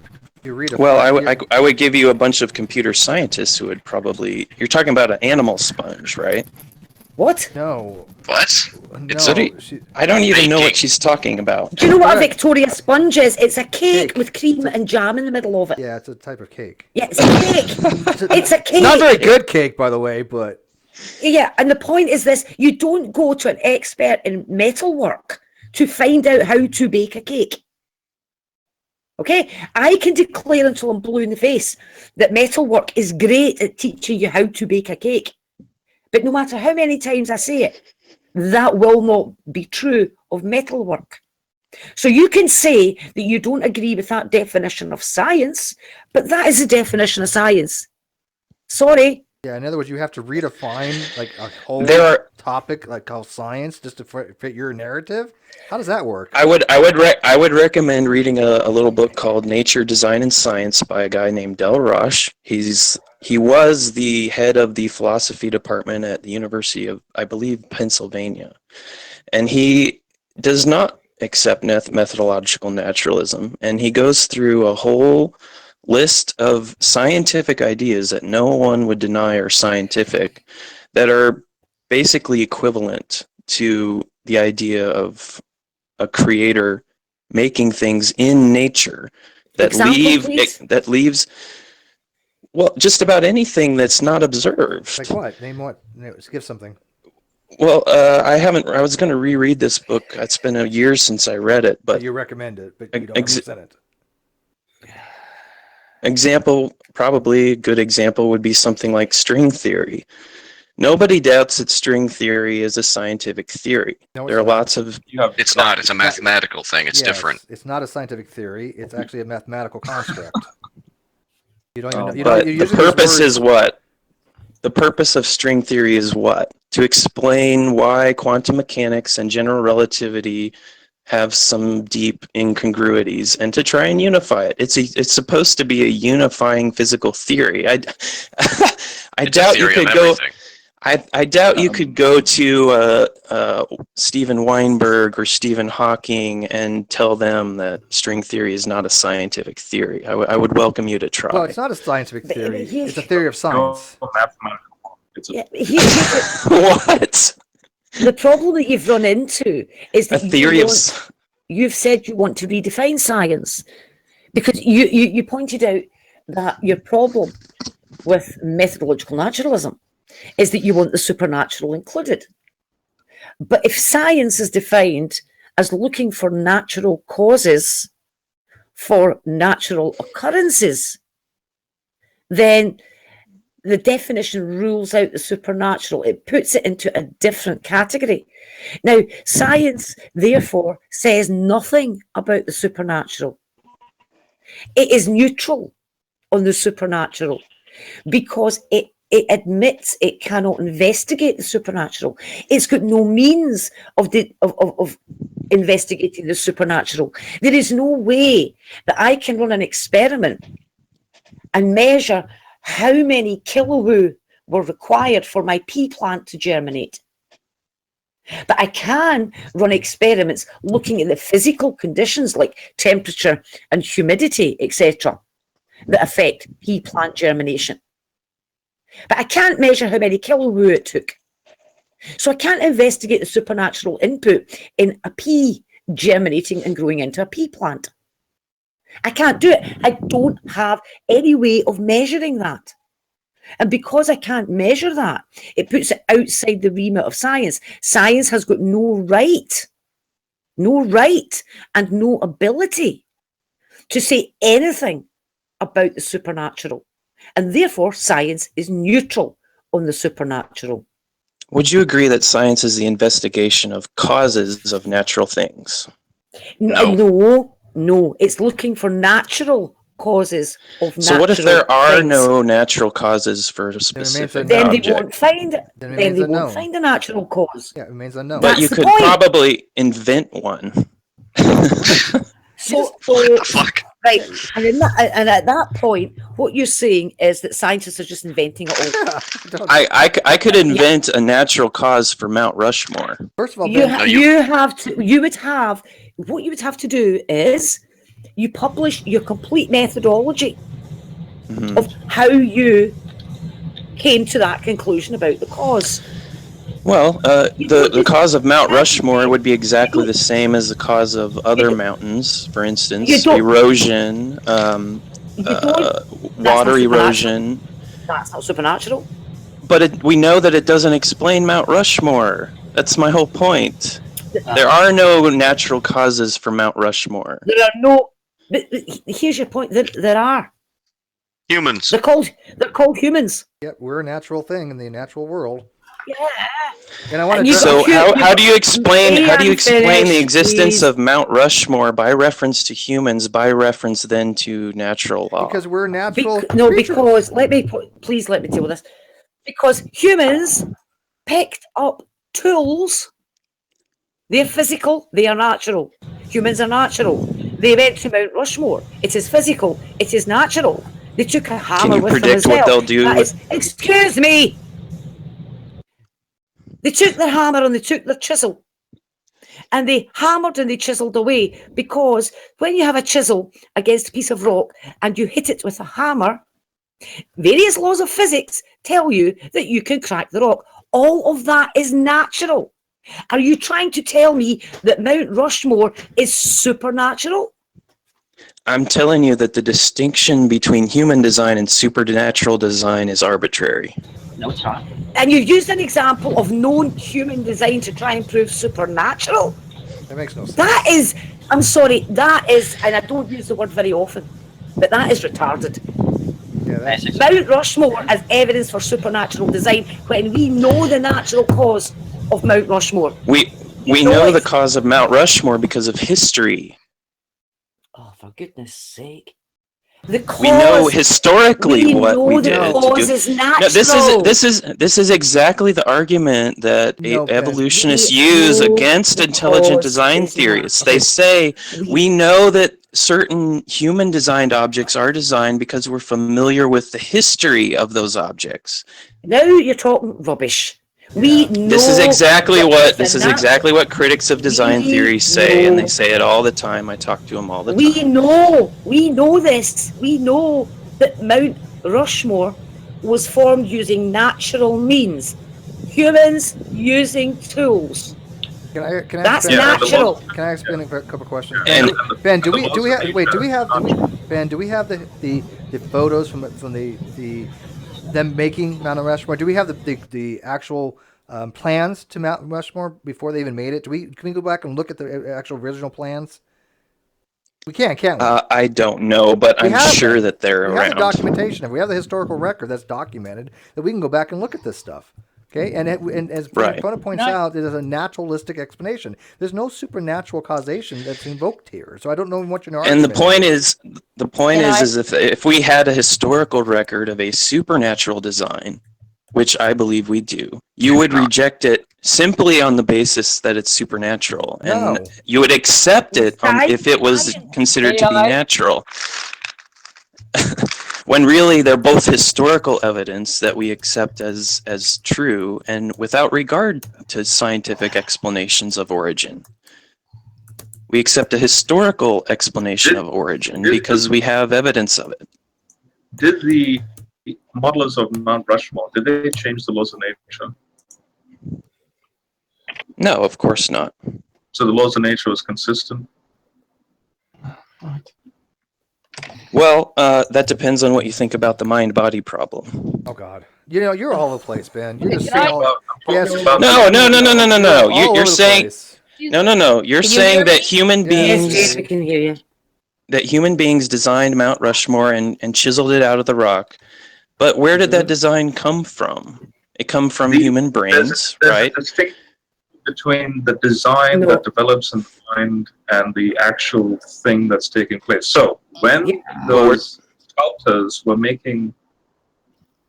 the laws of nature consistent right throughout the entire progress? I do not believe that the laws of nature have explained human design. Even I don't Answer the think question. that. No, you don't think the laws of nature have So explained the answer Mount is Rushmore? no. The answer is no, because the design itself is not explained by the laws of nature. We do not have a natural explanation for how a human mind can come up let's just with get to the bottom line here. art Let's that get looks to the like a bottom human line. face. Let's get to the bottom line. The bottom Tell line me which is biochemical laws determine bottom line- force the human brain to move along and make a face out of a mountain face. The bottom line is that you are claiming that Mount Rushmore is an example of supernatural in action. Mount Rushmore. I believe that there is a... That is what you are claiming, that Mount Rushmore is an example of the supernatural in action. And with Are you going to repeat yourself again? Yes, I am. That you claim that Mount Rushmore is a result of the supernatural in action. How many times do you have to say this? Every time you done? interrupt me, I will say it again. Okay. And you are saying Mount Rushmore is an example of the supernatural in action. That's because I believe humans are part supernatural. And I will start again. You are saying that Mount Rushmore is a really good example of the supernatural in action. And all I can say to that is face palm, head desk, done. Yeah, if we came on, is part of a human being supernatural? No, can you let Jade talk? Yeah. Let's Jade. talk here, because this is nonsense. Let's go back to the beginning. So we see Mount Rushmore. We don't know what caused it. There is a field called ichnology. I don't know if you've ever heard of it. It's the study of trace living things leave behind. Because you see, we find things like footprints. When we find, fossil footprints, we don't think that was caused by erosion. We can tell that must have been caused by some other agent than a simply physical one. Yeah. Burrows. We find some very complex burrows. We don't think, oh my goodness, that's caused by erosion. We realize that something else must have caused that. So Why? if humans came across, because there are no physical processes that we know of that naturally cause burrows. But that's an argument from ignorance. No, we can see there could be physical processes that cause it. No, we can see chisel marks. We can see the chisel marks. You just don't know that there are, and you don't know what they are. We can find evidence of human entire interaction. science exists. Do you understand? That's why that entire science exists. Yeah. Is to study because of an argument from ignorance? No, there's loads of evidence. It's not an argument from ignorance. Okay, everybody, Rumpus, Max, one person at a time. Okay, you guys are all walking over each other. I'll get to each person. Okay, right now Jade is having a conversation. When Jade is done, then we'll turn over to Rumpus. Don't stop. Don't continue to interrupt Jade and Ben and other people. Jade's making the same point I am, so I'm allowing her to go. But I was trying to get in for the last 10 minutes, and I wasn't being able to hear her. We can hear you now. We can hear you now. Yeah. Jade, finish your point, and then somebody else can go, because I don't want this to be stepping on Ben time. Go ahead. He's saying it's an argument from ignorance. No, it's not. It's an entire science that evolves around examining the evidence and seeing if it fits into a pattern. Causes or not. Okay, let Rumpus go then. Well, real quick, before you go, Rumpus, Ben, can you tell us what an argument for ignorance is? Well, you guys use it more often than I do. I was playing devil's advocate there. Well, what does it mean when you say we're committing an argument for ignorance? What do you mean by that? Okay, so in the specific context, it means that there could be a completely naturalistic, law-based explanation for something like footprints. But that's not what an argument for ignorance is. Can you tell me what an argument for ignorance means? Give me what the definition of an argument for ignorance is, because that's not an argument from ignorance. Well, how about you explain it? No, I'm no, sure you you're have a accusing. good definition. No. You explain it. Tell me what. It's very simple. Tell me what an argument from ignorance is, because you're accusing us of something, and I don't think you're using that fallacy correctly. Well, if I'm not using it correctly, then you're not using it correctly against design arguments. I have not said anything towards anything about an argument for ignorance. You brought it up. Can you tell me what it means? It means that we don't know something, therefore it's there's no explanation or something. No, an argument from ignorance. Okay. Is when you. So you are telling me. That's okay. I'm going to tell you what it is, because clearly you don't know what an argument for ignorance is. An argument for ignorance is where you hold a position to be true until it's proven otherwise false. In other words, saying, hey, you know what? You can't disprove my position, therefore my position must be true. That is an argument from ignorance. So a classic one being that people claimed that the sun was a chap on a carrot, and no one else had an alternative explanation, so the chariot explanation stood because there was no other chariot. That'd be an argument from ignorance. But actually, I think he did use it correctly, because he's basically saying someone has an explanation that Mount Rushmore's done supernaturally. Where's the alternative explanation? So it is actually an argument from ignorance. No, it's not, because here's the thing: if you're saying something is true because it's not been disproven. Okay, that would be the argument from ignorance. If I say, look, we don't have an explanation for this, I'm not assuming that it's true. You show me enough evidence that it could be false. You show me a supernatural causation from Mount Rushmore, I'll look at it. Provide that evidence and we will look at a supernatural causation for it. Well, I would say that there's an intelligent cause of Mount Rushmore. Of course there is. Men are intelligent. Yeah. Humans. Yeah. So what is intelligence then? Does intelligence have a natural explanation itself? Yes. Evolution. Which is? Evolution. An emergent How property. so?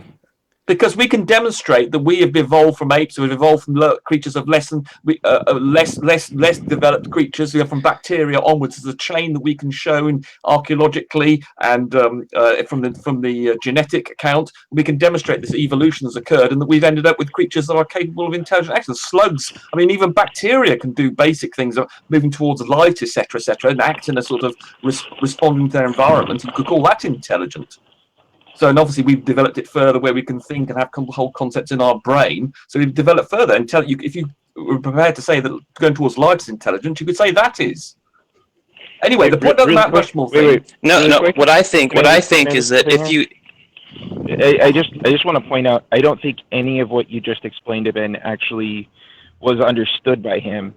And I think at this point, when we're talking about evolutionary explanations, Ben ought to be given a chance to actually learn, because these are topics that take people years to understand. You don't know me. I know evolutionary theory. Well, example. You're asking about an example, and these examples they've taken decades to be able to show scientifically. And each scientist who participated took years of their lives just to learn the concepts that could qualify them to study it. And so I think it's fair enough to really just baby step it through when we want to talk about one explanation of evolutionary change. I'm still trying to make the Mount Rushmore point. With an explanation. The Mount Rushmore thing is that we know that when we look at Mount Rushmore, we know that it was not caused by erosion, because we know that natural processes like erosion could not cause that sort of thing. Right. Now the reason instead we posit intelligent cause. Right, but we have evidence, for instance, of the chisel marks on there. We could even find evidence of the structures that we used to build if they'd been lying around. If we went to an alien planet and we found Mount Rushmore and we examined how it was made, it was done by little chisel marks, and we then found little biological creatures running around, some of which were developed. We could say, oh, look, they've made something, other chisely things over here. We found their tools, we found them living. We know that to form societies and build buildings, they must do some very clever things. Therefore, it was within their technological power to to carve out Mount Rushmore. But then we find little carving marks on there and the little bits of technology that's associated with that. So there are all sorts of clues which tell us, if we went to an alien planet and found Mount Rushmore, what had caused it. And it's not by the random behavior, which is what physics tends to do. Things being blasted one way or another. We can obviously find rocks in deserts that are being blasted in a particular way, or even strange hexagonal structures. We can find Warp's Causeway in Northern Ireland. We can establish, and we can see what constitutes a natural process where random things can do things, and crystals. We can see how they generate naturally, but we're capable of distinguishing between that sort of behavior and the thing that Jay was talking about, the ichnology thing. I haven't heard the word before, but we can, with a little chisel box, we can trace fossil evidence. Trace fossil, yeah, and we can distinguish. We can things like burrowing holes, for instance, when we see worms going through through rock and geology. We can say, "Oh, look, Ben, that's wiggling in a particular way." Hang on, real quick, Ben. Can you move your mic away from your mouth a little bit? You're breathing into it so heavily that all I'm hearing is like that's all I'm hearing. Sorry, was that me? No, it's Ben. He's like eating his mic. All right, that's what I thought. You don't need to be like that close. Yeah, so my point is, Ben, there's lots of ways we can demonstrate that it's the result of some sort of biologically or something with intentionality and not a natural process. That's very easy to do. There's lots of evidence. Straight lines, for instance, are not generally found in nature. So if we find a straight line, as we do in the Nazcan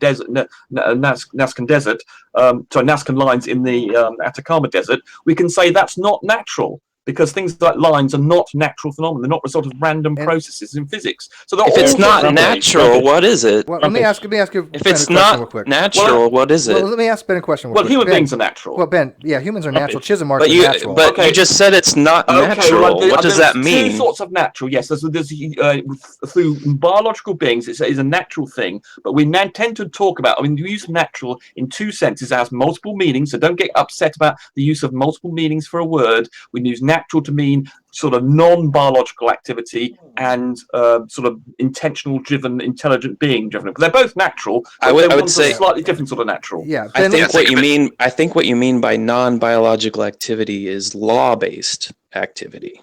No, correct? think of it like this. That two fields of science are things like physics, for example, is considered physical science, and so is geology, and things like biology and biochemistry are considered natural sciences. But they're both natural. Hey, Ben, let me ask you a question real quick. If I have two rocks in front of me, one has been intelligently designed and one has not been intelligently designed, can you give me a mechanism by which I can tell the difference? Yeah. So what we would do is you would try to calculate or develop some mathematical understanding of the probability of both of them occurring. Okay. So, for instance, what? I'm asking you. This is a specified complexity. No. Ben, I'm asking you. Physically, what do I do? What do I look at with these rocks to say, okay, this rock? Let's say I have two rocks, rock A, rock B.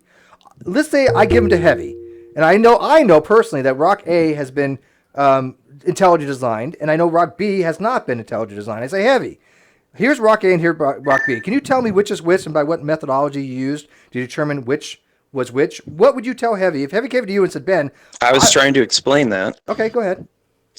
That you would look for specified complexity.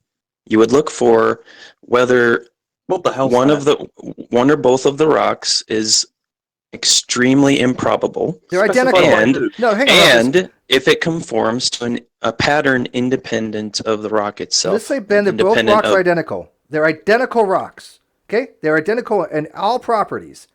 But one just happens to be intelligently designed, and one happens to be not intelligently designed. Well, if they're identical, there's no way to determine. There you go. There you go. But in the case of Mount Rushmore, it is definitely different than a regular mountain.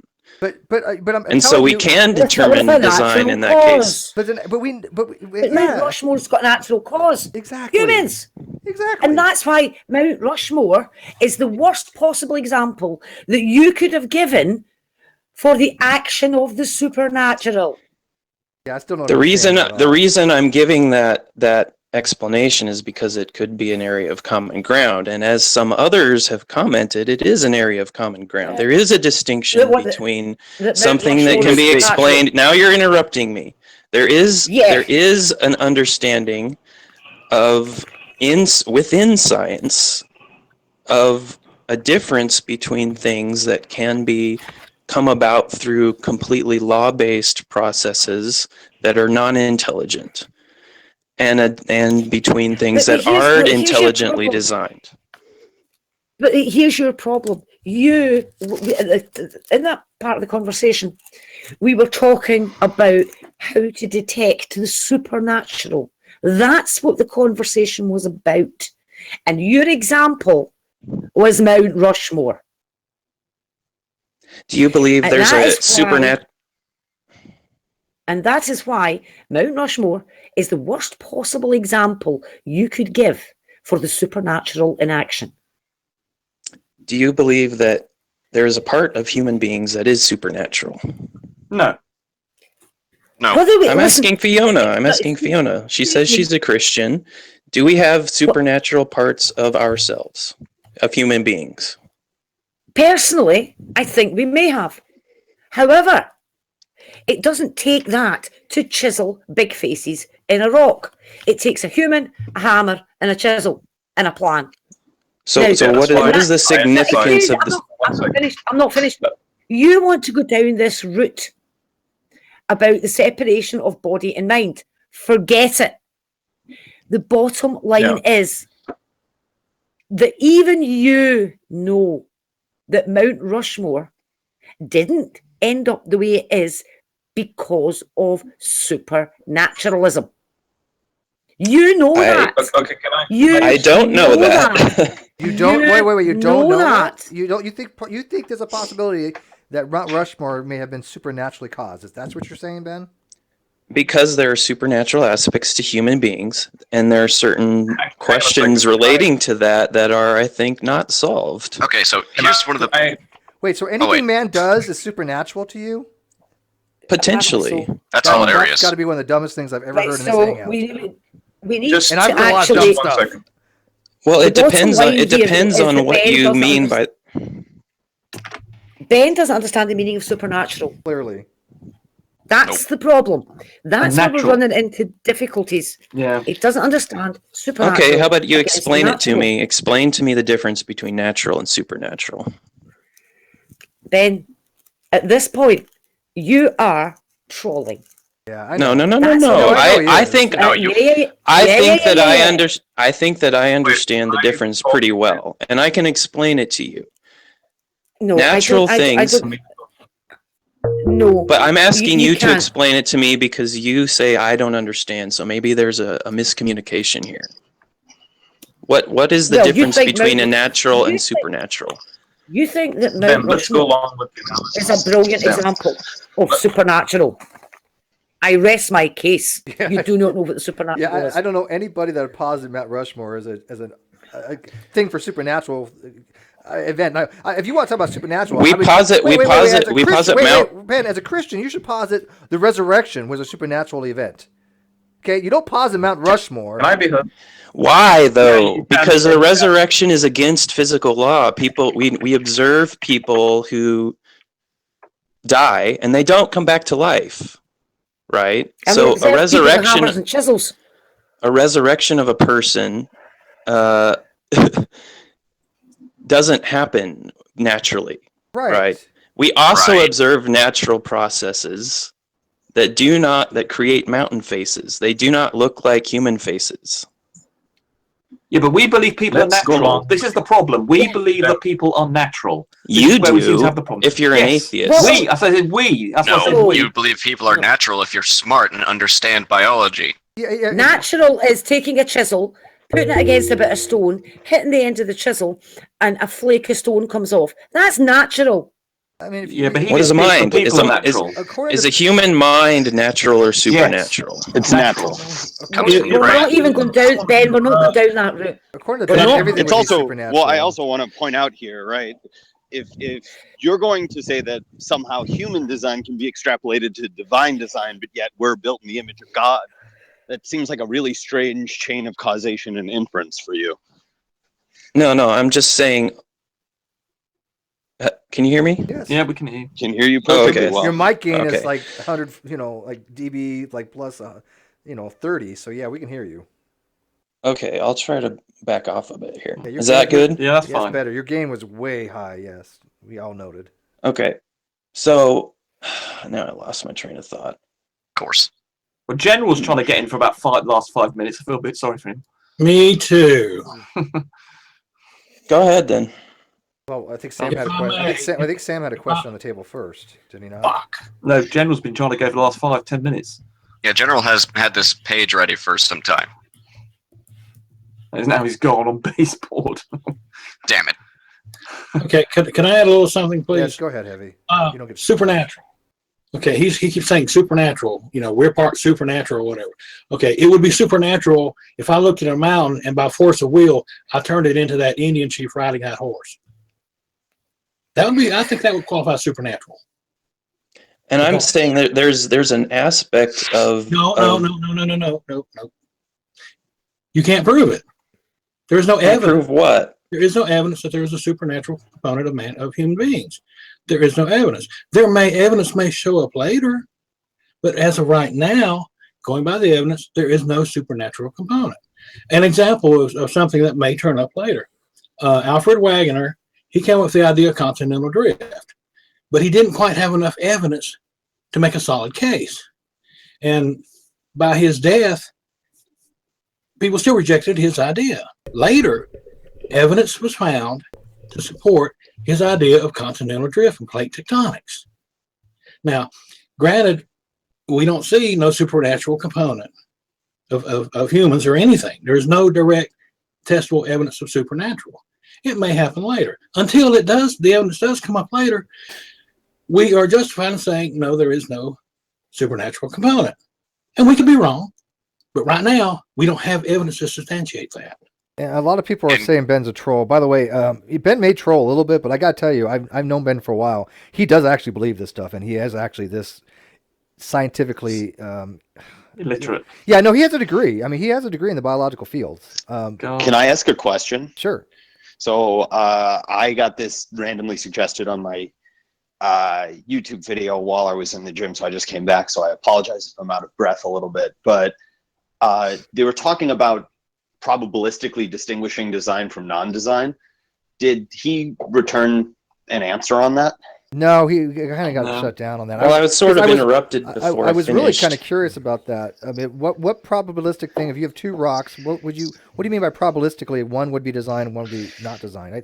I really like to have an answer to that as well. And I know he didn't. Well, you stipulated that the rocks were identical, so there's no design inference that you could make. Property-wise, yes. Except well, you could potentially. You'd have to. It would depend on the rock. Okay, so for instance, it's not the idea that design inferences are just based on probability is not correct. Dembski's gone over this quite a bit. You have to add it to a specification. Can I jump in here? So I've actually read Dembski's really long. I think it might have been like his master's or PhD thesis, and basically what he says is. Without going into too deep of a wormhole, is that he's distinguishing, what's found in the genome from some sort of random walk process. But the thing is evolution's not a random walk. So I don't think he talks any. Is there actually any? I mean, is there something that you believe, perhaps, without referencing Dembski, because I've read some of his stuff on this, where you're distinguishing design from something other than randomness, because evolution isn't a random process. Far from it. If you're talking about his monograph that was published in the Oxford University Press, I don't think he goes into evolution at all or biology at all. It's a mathematical argument. Yeah, I've read the math, but I've read the math in it, right? And it doesn't actually match up, right? You wouldn't. I mean, I don't need to go deep into graph theory, but I mean, you can take my word for it. Evolution isn't like a random. I mean, evolution is the difference between design and non-design is not random versus non-random walk, which he seems to think it is, which is kind of curious. And I'm wondering if you believe that as well, or you have, or maybe Dembski's updated his view, or, perhaps you have something of your own, because this has always been the issue when people invoke probabilities is they don't have any sort of null hypothesis that would contrast from design. Specification is also important. What is the definition of a specification is that it's a pattern that is independent of the the mode of generation of the object that would be natural. That's So, gibberish. yeah. I kind of get that, but how do you actually identify? How are you modeling that against a natural process? By what is a law? By what laws and I'm asking chance you can how accomplish? how you would generate that probability distribution. Yeah, right? like a snowflake. Well, okay, like a snowflake has a great pattern to it, but we can show naturally how snowflakes forms, right? Because there are laws governing crystallization. Okay. There's a difference between probability and specification. They're two different things, and they have to match up before you get specified complexity. But give us an well, example. no. Well, okay, there are two different things in the sense that electronic engineering is different from fundamental physics, right? Fundamental physics describes how we would actually build something, whereas engineering is the actual implementation. Probability theory is just describing the event space, right? So I'm wondering what your event space is. That's what the question is, because otherwise, I've never seen it adequately presented where I can actually distinguish design from non-design. If we're talking about a rock, then the probability would be the probability of the molecules aligning to where they are, basically. What? But that, I mean, again, like that isn't that. That's sort of like just saying, if I had a dice that, that if I had like a set of dice that represented every single molecule's possible configuration in that rock, and then I rolled it, that's the probability that I get that, right? That's literally what you said. No. We're not talking about rolling dice. We're talking about probability is rolling dice, though. You do realize that. That's what probability. That's what an event space is. But you're equating the molecular makeup of a dice with the outcome of the roll. That analogy just flew. Okay, so basic axioms of probability. Well, right? don't use a dice then. Let's talk about a rock. No, we're talking about the same thing. Let's talk about a rock. I'm going to ask you to slow down and try to listen to me. Okay, so are you familiar with the concept of an event space in probability? It's fine if you say no, be the right? same as it'd probably be the same thing as a search space. No, it's not. So what an event space is it's basically what your model is going in, right? So an event space for a 6-sided dice is simply 1, 2, 3, 4, 5, or 6, right? It's all possible outcomes, and then I am not finished.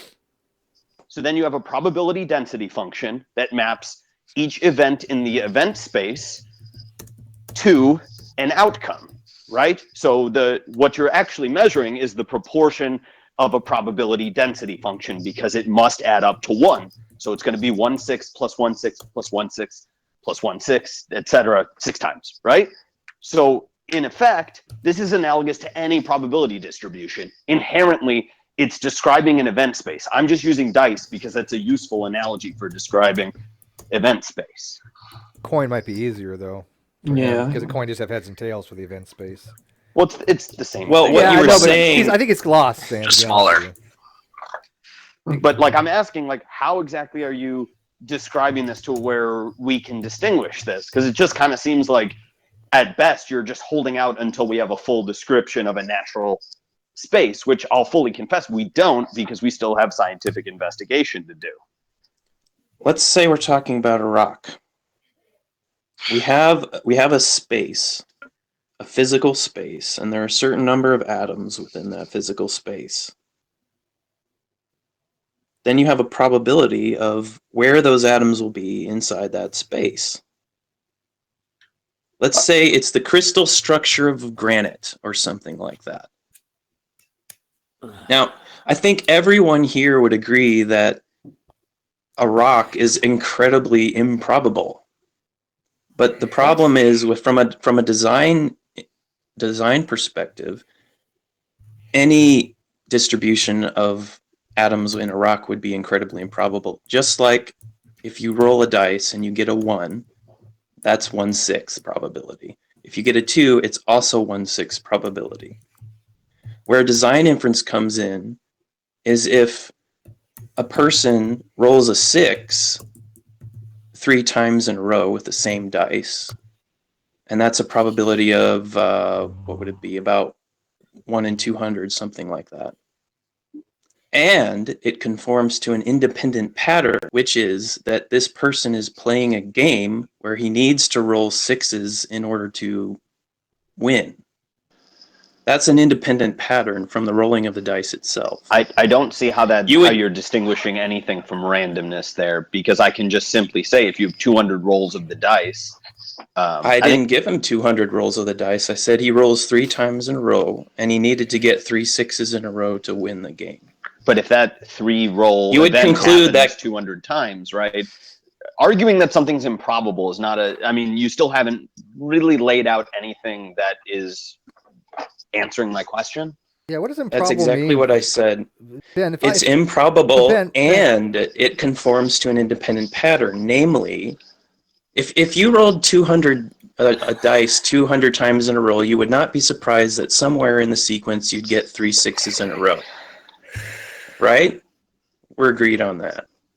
Mm-hmm, but I still don't see how this is addressing my question, but go on. However, if it conforms to an independent pattern, namely that the person rolling the dice needs 3 sixes in a row and does not have 200 rolls to do it, and needs those 3 sixes to win the game they're playing, you would conclude that this is an improbable event of a certain magnitude, an improbable on the order of 1 in roughly 200, and it conforms to an independent pattern. I don't see what that's. Now that level of improbability is not enough to say the person is cheating. However, there are levels of improbability that would be.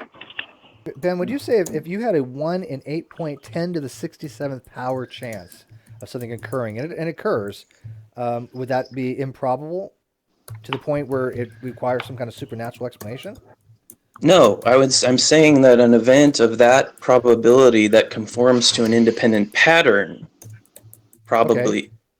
Well, 10 to the 67th, it depends on the probabilistic resources of the system. Dembski's universal probability bound is... I'm asking... No, it's not Babel.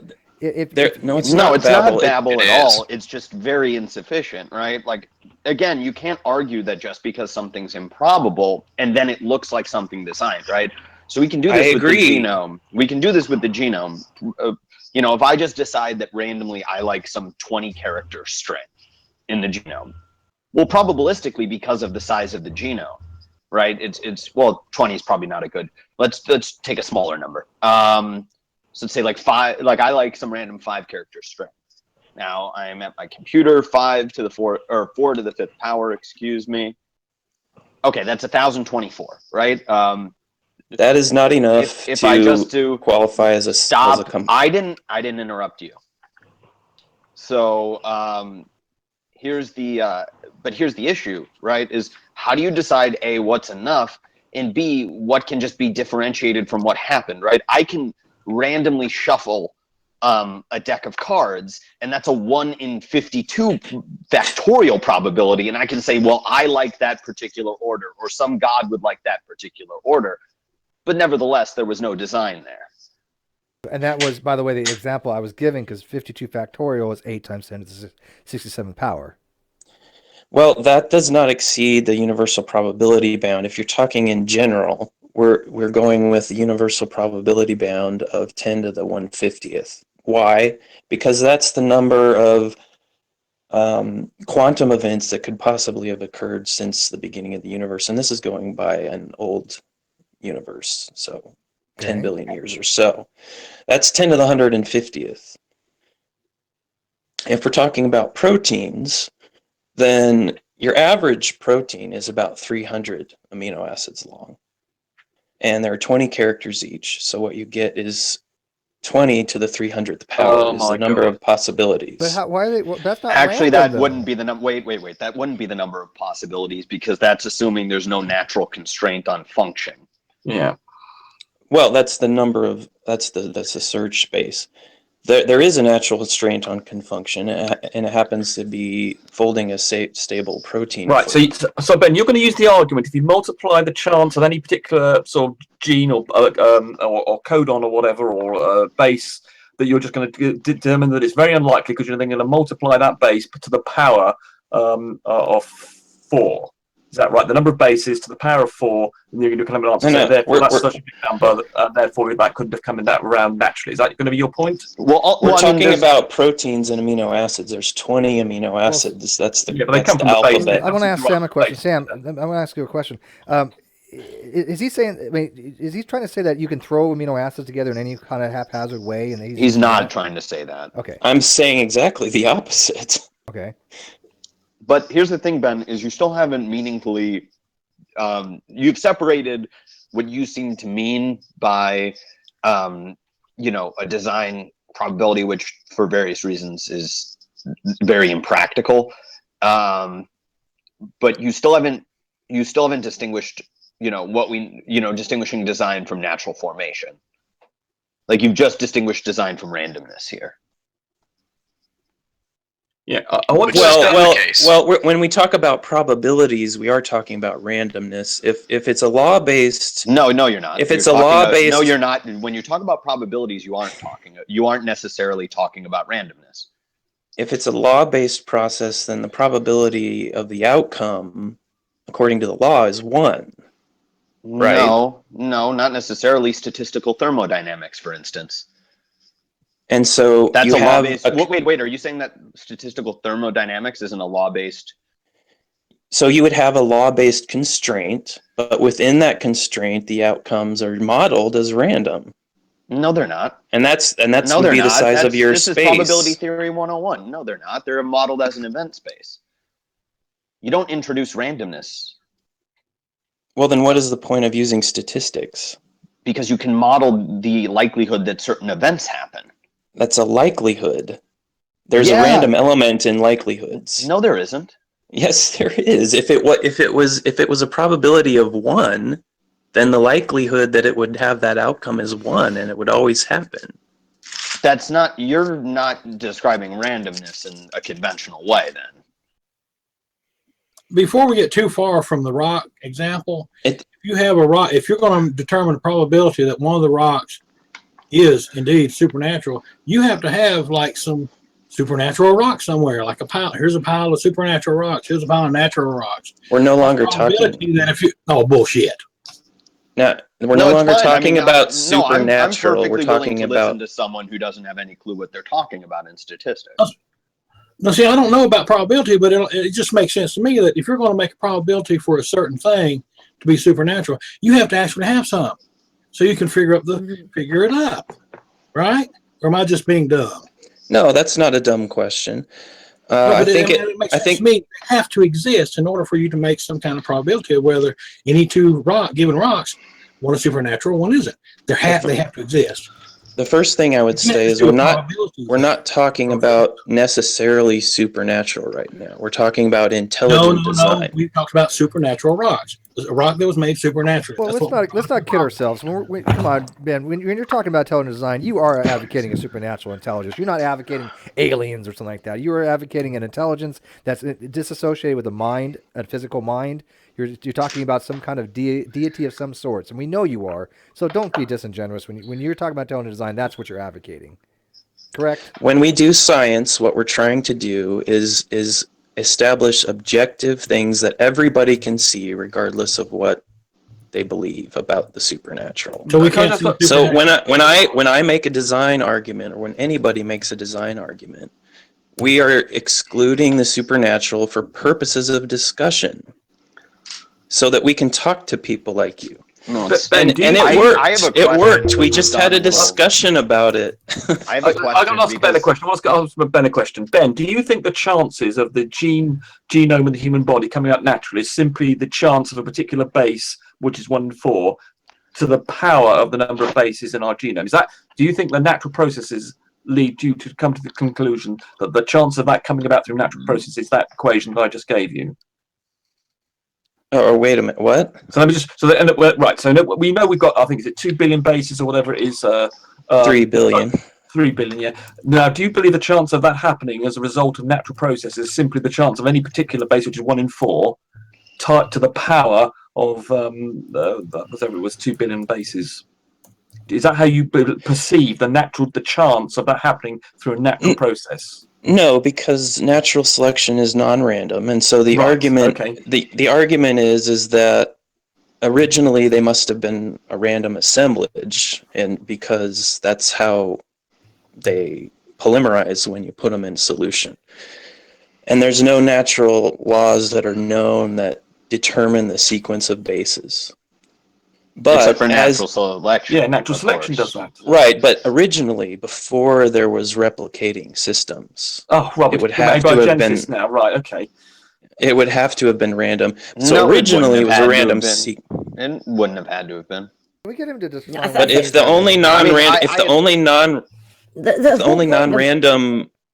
the whole point of this conversation was in talking about why science is investigating the natural causes of natural phenomena.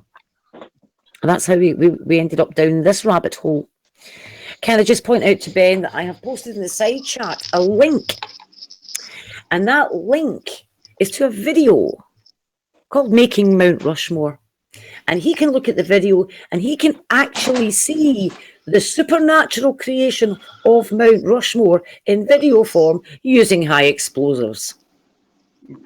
Yeah, I don't think he doubts it's a natural thing, but he I just wanted to ask Ben. It was his example of Yeah, I know supernatural. he's an idiot, but I think he realizes that it was a natural. Well, the thing is, he doesn't believe that human behavior is natural. This is the core problem with him. He thinks that that's supernatural because he believes that humans didn't come about naturally.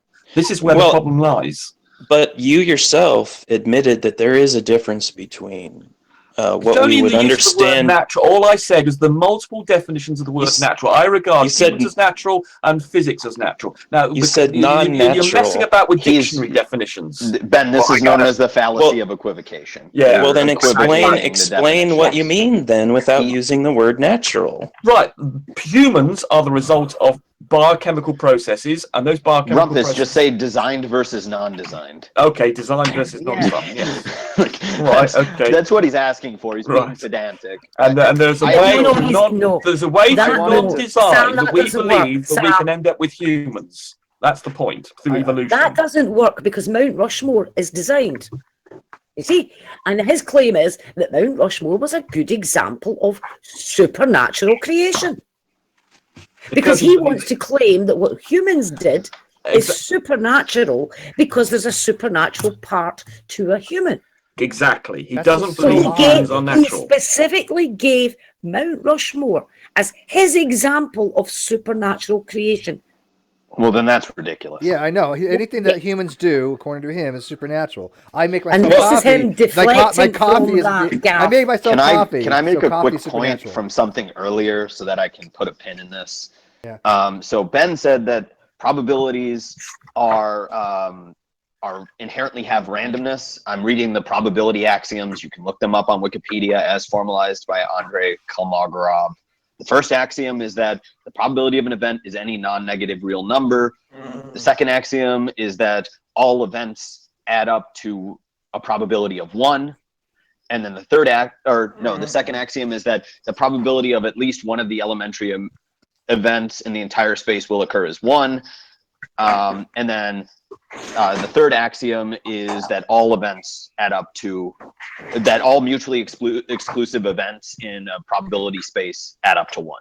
So there's no notion of randomness. So in a nutshell, that you're saying with those axioms, if you have a coin, your event space is heads and tails. It has to be one or the other, right? And then you have an equal it chance. doesn't have to be one or the other. It could be some sort of weird loaded or weirdly cited. That's not. I mean, in the context of two-sided coin, you would say that every outcome from flipping that coin has a probability that is greater than or equal to 0. That's a real number. Okay. You would say that. And the second axiom is the assumption of a unit measure, that the probability of at least one of the elementary events in the entire sample space will occur as 1. And then the third axiom is that all disjoint events, which would be heads or tails, would add up to 1. Okay, so so you're not even saying that it's 50-50. You're just saying that the outcome, it has to be It has to be a total probability of one that Yeah. will be an outcome of the event. Exactly. One of the you can't elements have a in the same probability. space. You Okay. can't have an entire I got you. probability space that exceeds one. I got you. Okay. Yeah, well, all this came out of because Ben, we were trying to decide whether things were designed or not, and then we were trying to give examples of things like Nazca lines or whatever, or straight lines, or where something you could tell with Stone Age rocks, for instance, we know that have been chopped up by people. I think we got a bit distracted with this probability case. I think we can easily distinguish between something that's been created by something that has intention, intelligence. Even a slug can do intentional things, spiders and things that are through biological processes, and the non-biological things. And I think that's really where this all started from, this idea of what's designed or not and who's the cause of it. And we were trying to determine whether things like Mount Rushmore could have been designed, whether there's indications of whether it's being caused by natural processes, which include people and biological systems, or not. And I think getting down to the actual stats of it is not really helping us here. Well, the problem you also run into is it's an issue of subjectivity when you're discussing whether or not there's inherent design in the world. Right. Well, we're trying to make it non-subjective by using criteria like specified complexity. Well, this is the issue, though, is that I've yet to see some sort of outline of specified complexity that isn't just this is improbable plus it looks designed. This is improbable plus it conforms to an independent pattern. But that's not, again, there are things that are improbable that conform to independent patterns all the time that are even statistical illusions. Right. So a snowflake conforms to a dependent pattern because the form and the distribution of the molecules in a snowflake conform to natural laws that we know how they work. Humans conform to natural laws as well. Their biology and biochemistry conform to natural laws. Okay, so do those laws explain something like Mount Rushmore? Well, then that's just an argument from. Yes. But that's no, just an argument you guys from don't ignorance. say that. No, because you say that it's an emergent. No. Wait, guys, we're missing the forest. We're missing the forest for the trees here. What he has just basically admitted is that this is all an argument from ignorance. There's not actually anything prior about design here. Yeah. Here's the crux of the issue. Ben, let's go along with the supernatural claim that humans are supernatural. Mount Rushmore, did the supernatural agent in the human mind, did that agent change the laws of nature? Or did the the laws of nature? Which was it?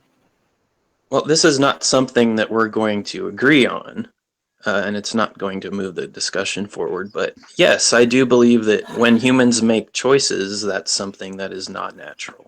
Oh my God! So No. So for instance, one second. You're positing that God, because it all comes down to the 6,000-year-old Earth age, and this doesn't. This is an argument made by This is an argument made by Dembski, who does not believe in a young Earth, and lots of other design theorists who do not believe in a young Earth. No, this discussion started with the claim that the laws of nature are not consistent.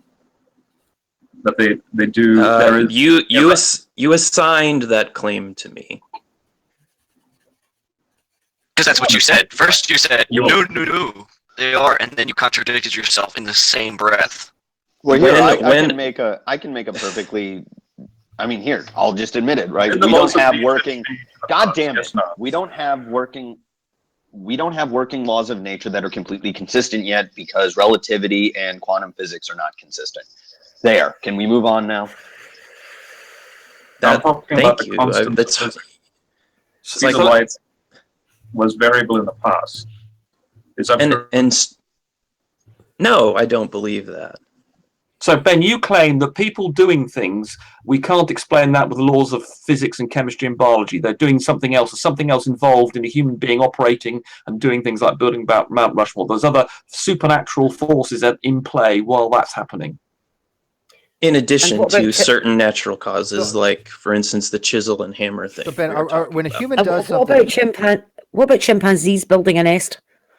Is that supernatural as well? Well, I believe that chimpanzees are an instantiation of a supernatural choice when they were created, and that may include intentionality. What? So, for instance, if we a computer is a yeah, I did. Question, he did answer answer the question. It's a good question. I did answer the question. It's not a good answer, in my Yeah, hold opinion. on, But he Ben. answered So the question. are you We don't saying need there are to gang up on supernatural him. forces in action as a chimpanzee builds a nest? Are there supernatural forces in action controlling some of the biology or the biochemistry that's going on there? Not That's a at yes or a that. no. Not at that time. What When time? they were Right, when thank you. Right, so when they were created, right. So they're now I believe there I'm is not asking about when they were So created. Ben, Guys, so I want to listen to what Ben has to say, and you keep yelling over him. I want to clarify for Ben's purpose, make it very simple. So you're saying that now they're operating just naturally. according to natural law right now, yes. Great. But humans are different. Yes, Because I believe that. Okay, so Ben's saying that initially there's a supernatural cause, but Ben, Yeah. today, if I do something, if I go make coffee, am I invoking supernaturalization to go do that? Does that require any kind of supernatural explanation to say I'm going to make coffee? Yes or no? Does it require anything more than a yes or no answer? I would say it. Well, yes, in context of what we're saying. Yeah. Oh, yeah. Jesus Christ. Well, But it's possible that because I believe you have a trying to spirit. explain the definition of science, that it studies natural causes for natural observations. Well, I got a better question, Fiona. That's how this actually started. I believe Fiona. that science is the pursuit of truth Well, I about gotta go- nature, I gotta and go I a better believe question that there then. are things in nature which cannot be explained by natural causes and can be explained by intelligent cause. Ben, do I have to? It doesn't Ben, matter. hang on a sec. Ben, do I have to violate? Do I have to violate any laws of physics to make coffee? No. Okay. Oh, you just said you're supernatural. But then why is it super? Then why does it require supernatural? I mean, you're just you see The choice to make coffee is I think supernatural. Okay, so then you're saying that I have to violate some kind of law, natural laws, because if it's supernatural, you're violating natural law to make coffee. Yeah, I think that what we a design theory. Ben, can I ask a question? Here? I don't Just mean a to interrupt second. you. Just a second. You're interrupting him, Sam. I think that design theorists are positing an informationally open universe, meaning that the laws of physics allow for information input into the physical universe from an outside source. This is the whole thesis of Dembski's last book called Being as Communion, a Metaphysics of Information. It is an informationally porous universe. So, for instance, quantum mechanics, let's just give a physical basis of it. If for instance you take the Copenhagen interpretation that the observer determines the final quantum state of something that has existed in two quantum states simultaneously, then what we're saying is that an observer imparts information to the system by the act of observing. You do know observers also count as particles, right? Because we have an influence on the system. We're making a measurement, and that's what causes the collapsing of the wave. Well, I actually want to come to Ben's but defense it here would a little be bit. it would but the theory says that that it exists in two states at once, essentially. Yeah, I just want to go back to Ben's point earlier. There's a massive contradiction there. Steve asked him whether or not he was required to have some supernatural participation in making a cup of coffee. He initially said no, and then he changed his mind in the next question to yes. We need to establish which one of these positions he actually holds. So if you guys are out talking about making of a coffee, for instance, the reason I kind of equivocate on that is because I have a different. It depends would be the answer. On what? So for instance, let me explain. Sorry. For instance, I think that initially when a human being learns to walk, they are making choices to put one foot in front of the other. That is supernatural. But yes, the choice. So the part, choice to make a cup of coffee is supernatural, but the actual doing of it is not. I consider libertarian. I believe in libertarian free will, which I don't think can be explained through natural. So did I sum it up correctly there? The choice to make a cup of coffee is supernatural, but doing the cup of coffee is not. It's natural. Yeah, that would be fair. Right. But also, for instance, when you grow up and you've made certain choices over and over and over again, right? You push it down the hierarchy of the brain, and it becomes a program that you can access very simply. and it can be a program that can be started by external stimuli. So for instance, if I, for a whole 2 years, get up in the morning and go to the kitchen to make coffee, I would think that after 2 years of doing that every single day, you might reach a point where it's no longer a conscious choice. Then it becomes natural. Right. It's the it would be stimulated by by you waking up in the morning. So when I'm first making choices, it's supernatural, but when it becomes a habit or an autonomic type situation, it's no longer supernatural but natural. Steve, what he's saying is that he doesn't believe that there's a that supernatural isn't defined as something that's just violating the laws of nature. It's something wholly independent of it, so it can have an input in the decision. That's what he's saying. Right. I do not think that the supernatural action in the world always violates physical law. Huh? Then it's natural? If it doesn't violate any natural laws, then it's not supernatural. That's not. But that's only one definition of supernatural, Heavy Hauler. Yeah, I'm not saying what he's. I'm not saying I believe what he's saying. I'm just saying there's a way to understand this charitably without jumping down. No, and I agree with you, Sam. I see what he's saying, but the problem is he's kind of been contradicting himself back and forth by changing the definitions as he goes. Yeah, which he's going to use. So I can just disagree with Steve and Sam here. If you say that something has happened in the physical world that does not have a physical cause or a quantum physics probabilistic cause, but has another cause that uses non-physics to generate a cause, that is interfering with the laws of physics. You're not using. No, not necessarily. How's that the case? How is it necessarily interfering? Yeah, I don't think it's interfering either. You're generating a physical event. Sorry, Steve. But I'm following the laws of physics. I'm boiling the water's boiling. I'm moving the cup. I'm following the laws of physics to do this. No. I'm talking about the supernatural part. Where the supernatural part gets the decision-making process. He's saying. Yeah. So if we're saying that he's saying, I thought you were saying, Stephen and Sam, was that the supernatural part that causes the thought. If we're saying that there are physical consequences of these supernatural things, but they're not caused by the laws of physics, the natural laws of physics, then that means they're caused by something other than the laws of physics, in which case it's not physics. I think he's saying that but that doesn't mean, but not physics doesn't mean that it violates the laws of physics. Yes. It just means that it's not physics. Yeah. But I think you are. If it's not part of the laws of physics, you're doing something beyond the laws of physics, then it's not part of the law of physics. Which means but non-part doesn't equal violation. Yeah, there are things that are violation means that explicitly you are taking something that would happen, physically, and something that the laws of physics would predict, and then you're just explicitly violating that. Versus this is more of you're getting some impetus that causes. I mean, I think libertarian free will is incoherent, but what you're just like.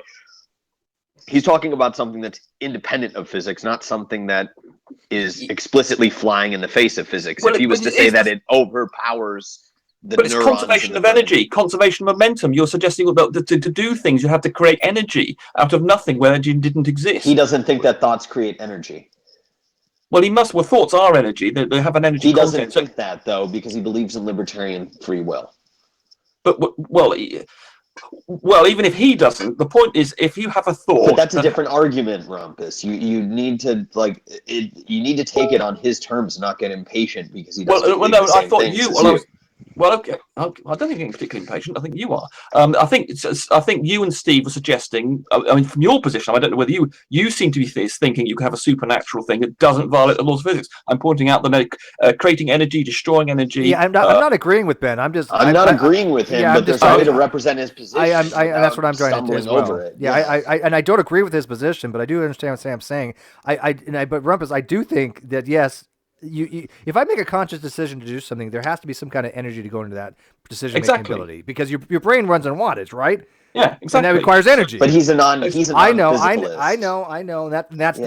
That's how I'm looking at it from his perspective and to see why he's saying. But that's not demonstrable what he's saying. It's a different argument, though. If you want to have an argument about physicalism, don't make an argument that. He's going then make the argument about physicalism. Don't make the argument about libertarian free will.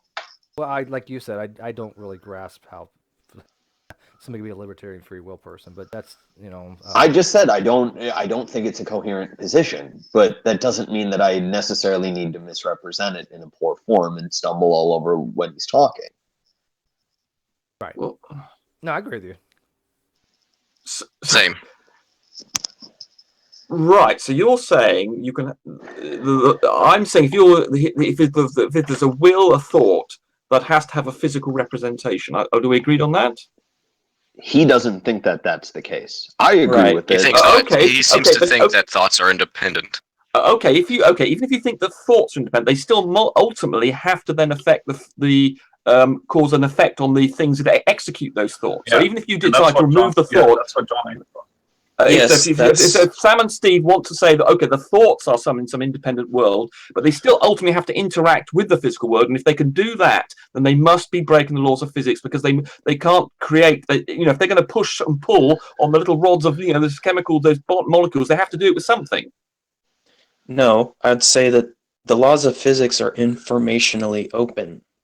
That means we have there are conservation of energy and all sorts of other things. You can't just stick an extra thing from an outside influence. Mutually exclusive possibilities that are equally energetic and equally consonant with the laws of physics. Hey Ben, if humans didn't exist, and let's say I'm going to say life in general, there's no life in the entire universe. Would you say that the universe was completely hard deterministic at that point? Is just one causal chain? Well, no, he just said that he accepts the Copenhagen interpretation of physics, so obviously he wouldn't. Well, that's what I'm asking him, Sam. I mean, because there would be a problem there. But that's kind of I'm still not understanding what he's coming from as far as if he accepts the Copenhagen interpretation, which you said you do, right? Well, I use that as an example. I don't actually know the other interpretations of quantum mechanics, so pilot waves being one. Well, pilot wave is the newer type thing, yeah. The answer to your question is no, because, for instance, you could go back to the fine-tuning argument and say that, well, all these constants are a small value within a wide range of the event space, and you multiply those probabilities all together, you get a massive improbability. But that's not itself an argument for design.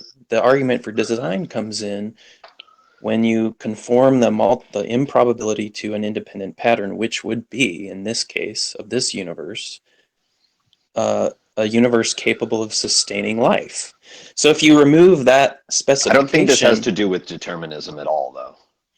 Well, if you remove the specification of life, then that's removing the specification from the argument. So yeah, I would say no. No, I mean, what about deistic gods from the Enlightenment? Like the gods of the philosophers? Well, you mean sort of like the first cause type thing? Yeah, I mean, those are completely coherent gods that would instantiate a deterministic universe in the exact same way that you described without life. And I think that would be an argument for the existence of any universe, but we were talking about the specified complexity, so... Well, actually, the question that Steve asked is whether if there was no life, we would have a deterministic universe. In the case that you outlined, didn't make much sense, because you still can have a deterministic universe if there's no life or if there is life. That's what You brought up determinism. No, Steve directly used the word determinism. Hard determinism. Yeah. Can you? So maybe Steve, you can ask the question again, because I don't remember you saying determinism. If there was no life to have, okay, because you're positing that the actual conscious thought to do something requires some kind of supernatural invocation. So I'm asking you, if life did not exist... I'm saying... Hang on, let me ask I wouldn't say that thoughts are all supernatural. Oh, okay, well, okay, some are and some aren't. Choice, how do you determine which choice is supernatural. All choices are supernatural.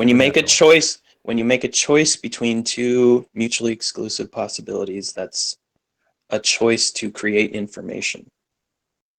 This really does. How am I creating information? A thought, because you're choosing between exclusive possibilities. You're restricting the possible outcomes to something that's smaller. Between one sample space and another sample space. Between making coffee or not making coffee. Yeah, but how do you distinguish a choice from randomness? By whether it conforms to independent pattern. But how do I know that it conforms to an independent pattern? And what does that actually mean? Yeah, what does that actually mean? Because if you're saying that we can't map the causes back in some deterministic fashion, then you're basically saying that what's the difference between that and just randomness? Because in both cases, we can't map the causes back to determinism. Well, an independent pattern would be a universe capable of sustaining life. How is that an independent pattern? What? Because it's independent of the choice that was involved in made the How is that creating, independent, making the original constant. What You literally, was... when I wait. Go ahead. When I asked how is it independent, you can't just then go because it was independent. No, the choice of the fine tuning argument, we go with that. The choice that had to choose which values those constants took. Who made that choice? But how can you say that again, you're asserting that there's a choice. I'm asking, how do you demonstrate a choice versus randomness? Okay, so say it was random. Does it conform to an independent pattern of the process that made those? What is the independent constant? pattern? Again, what does that mean? A universe capable of sustaining life is an independent pattern. But that's circular, right? Like, I don't. How are you determining what makes for an independent pattern? Ben, I think Can I ask- I think what they're can I asking ask- you, correct me if I'm wrong, Ben, I think what they're asking is you have a universe that's finely tuned by choice. Some conscious entity made a choice to make the universe. No, it's not what I'm asking. Well, It's not okay, what I'm asking. If they made a choice to make the universe finely tuned, if they make a universe that was not a choice, it was just randomly made finely tuned, how would you know the difference? Because it's a wild improbability that it conforms to the independent pattern. But again, that's not just because something's improbable doesn't mean it doesn't happen. That's right. The argument is that it's improbable and it conforms to an independent But what is pattern. the independent pattern? What is a universe capable of sustaining That's circular, life? though. We're asking No, for it's the not. exact answer to the question. It's independent of the values of the constants. You do realize. Okay, listen. And there's no law or probability or anything that reaches back in time and says these constants must be this, that, or the other thing because we have life that exists. That doesn't impact my question. You keep saying independent pattern, and I'm asking what actually is an independent pattern. I'm trying to explain that. You're doing a shit job of it, though. No. You say you're going to explain it, and then you go off and do something else entirely. What I'm basically, you have word salad right here. I'm looking for the dressing. Give me the fucking dressing. What is an example of an independent pattern? Can you he's just gonna no. Okay, we'll have to get simpler then. We'll have to get simpler. Wait, I have a way. I have a way of explaining this. You can't simply refer to the universe that can sustain life as being an independent pattern. You're talking about something that is independent of the universe if you're talking about an independent pattern. So what exactly are you talking about? It's independent of the process by which those constants came to be what they were.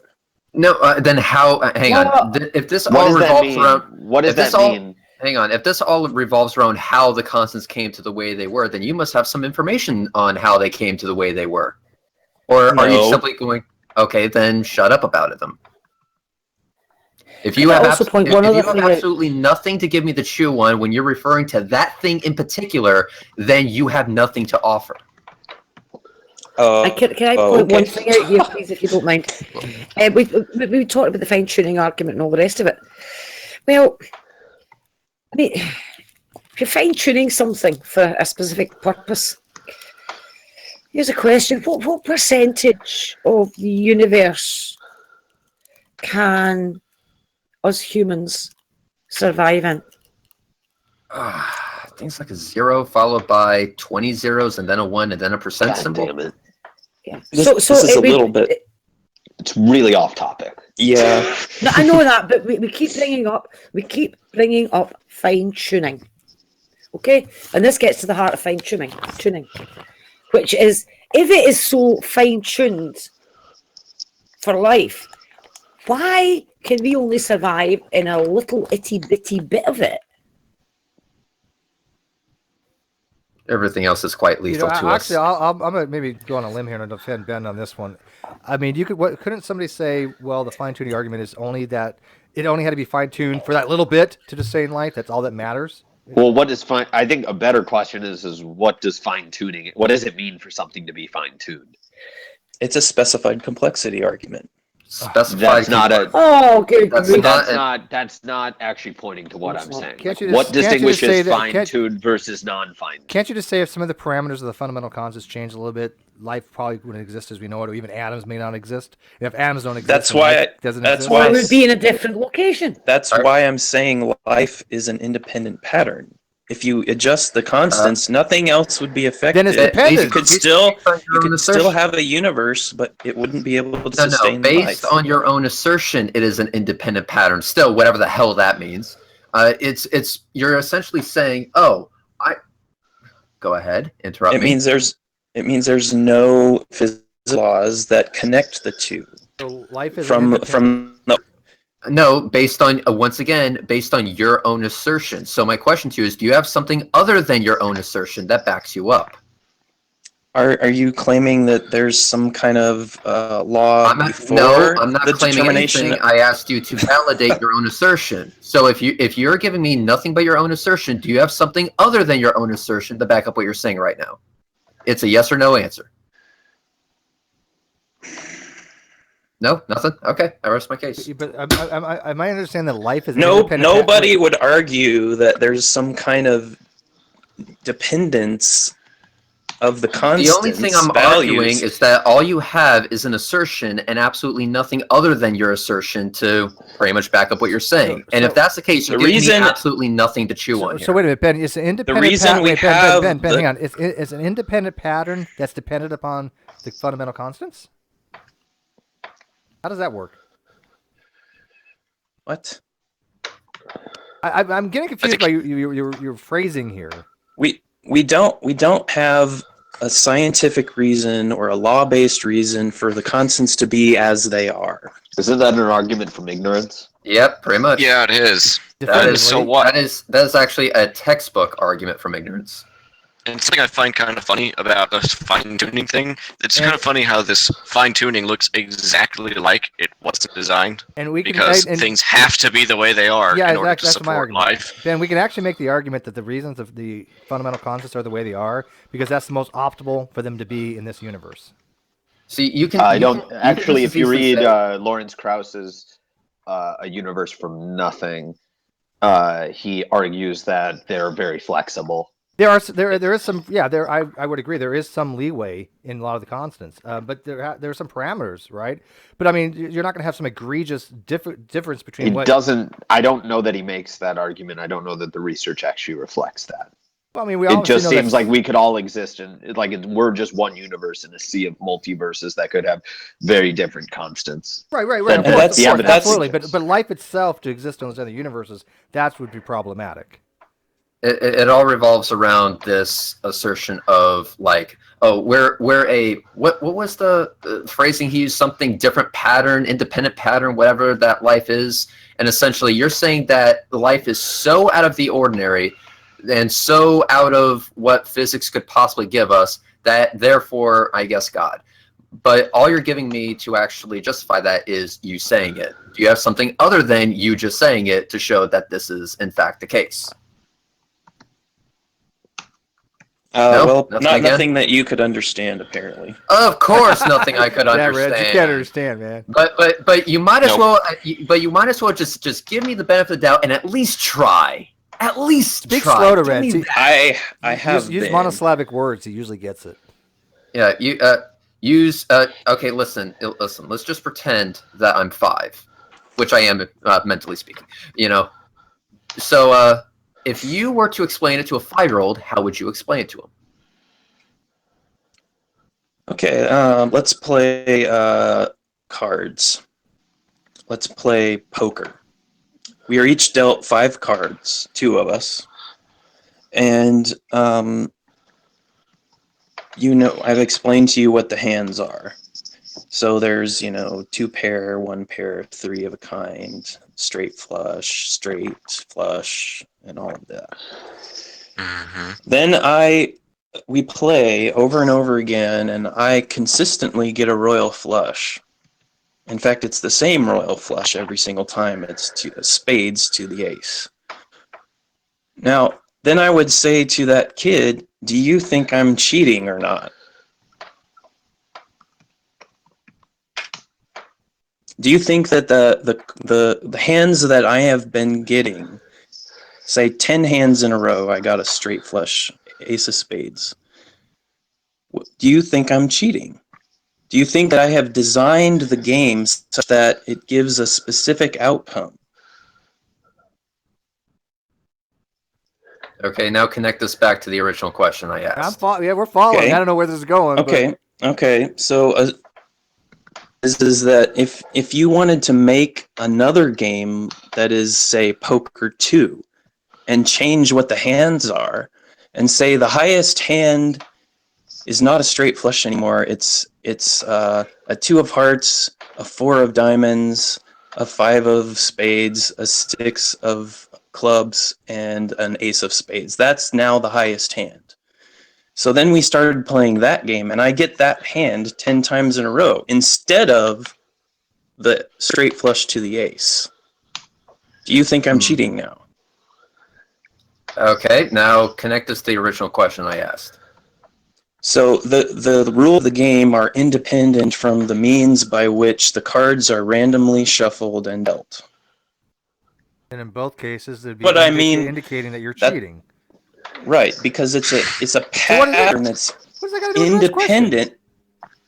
It's independent of the means by which you generate the cards, or deal out the hands, or are supposed to be. All right, now once again, I'm going to say this for like the fourth time. Connect this to the original question I Getting asked. 85 cards, the same 5 cards every time. Doesn't matter what if it's a royal flush or whatever. The same 5 cards.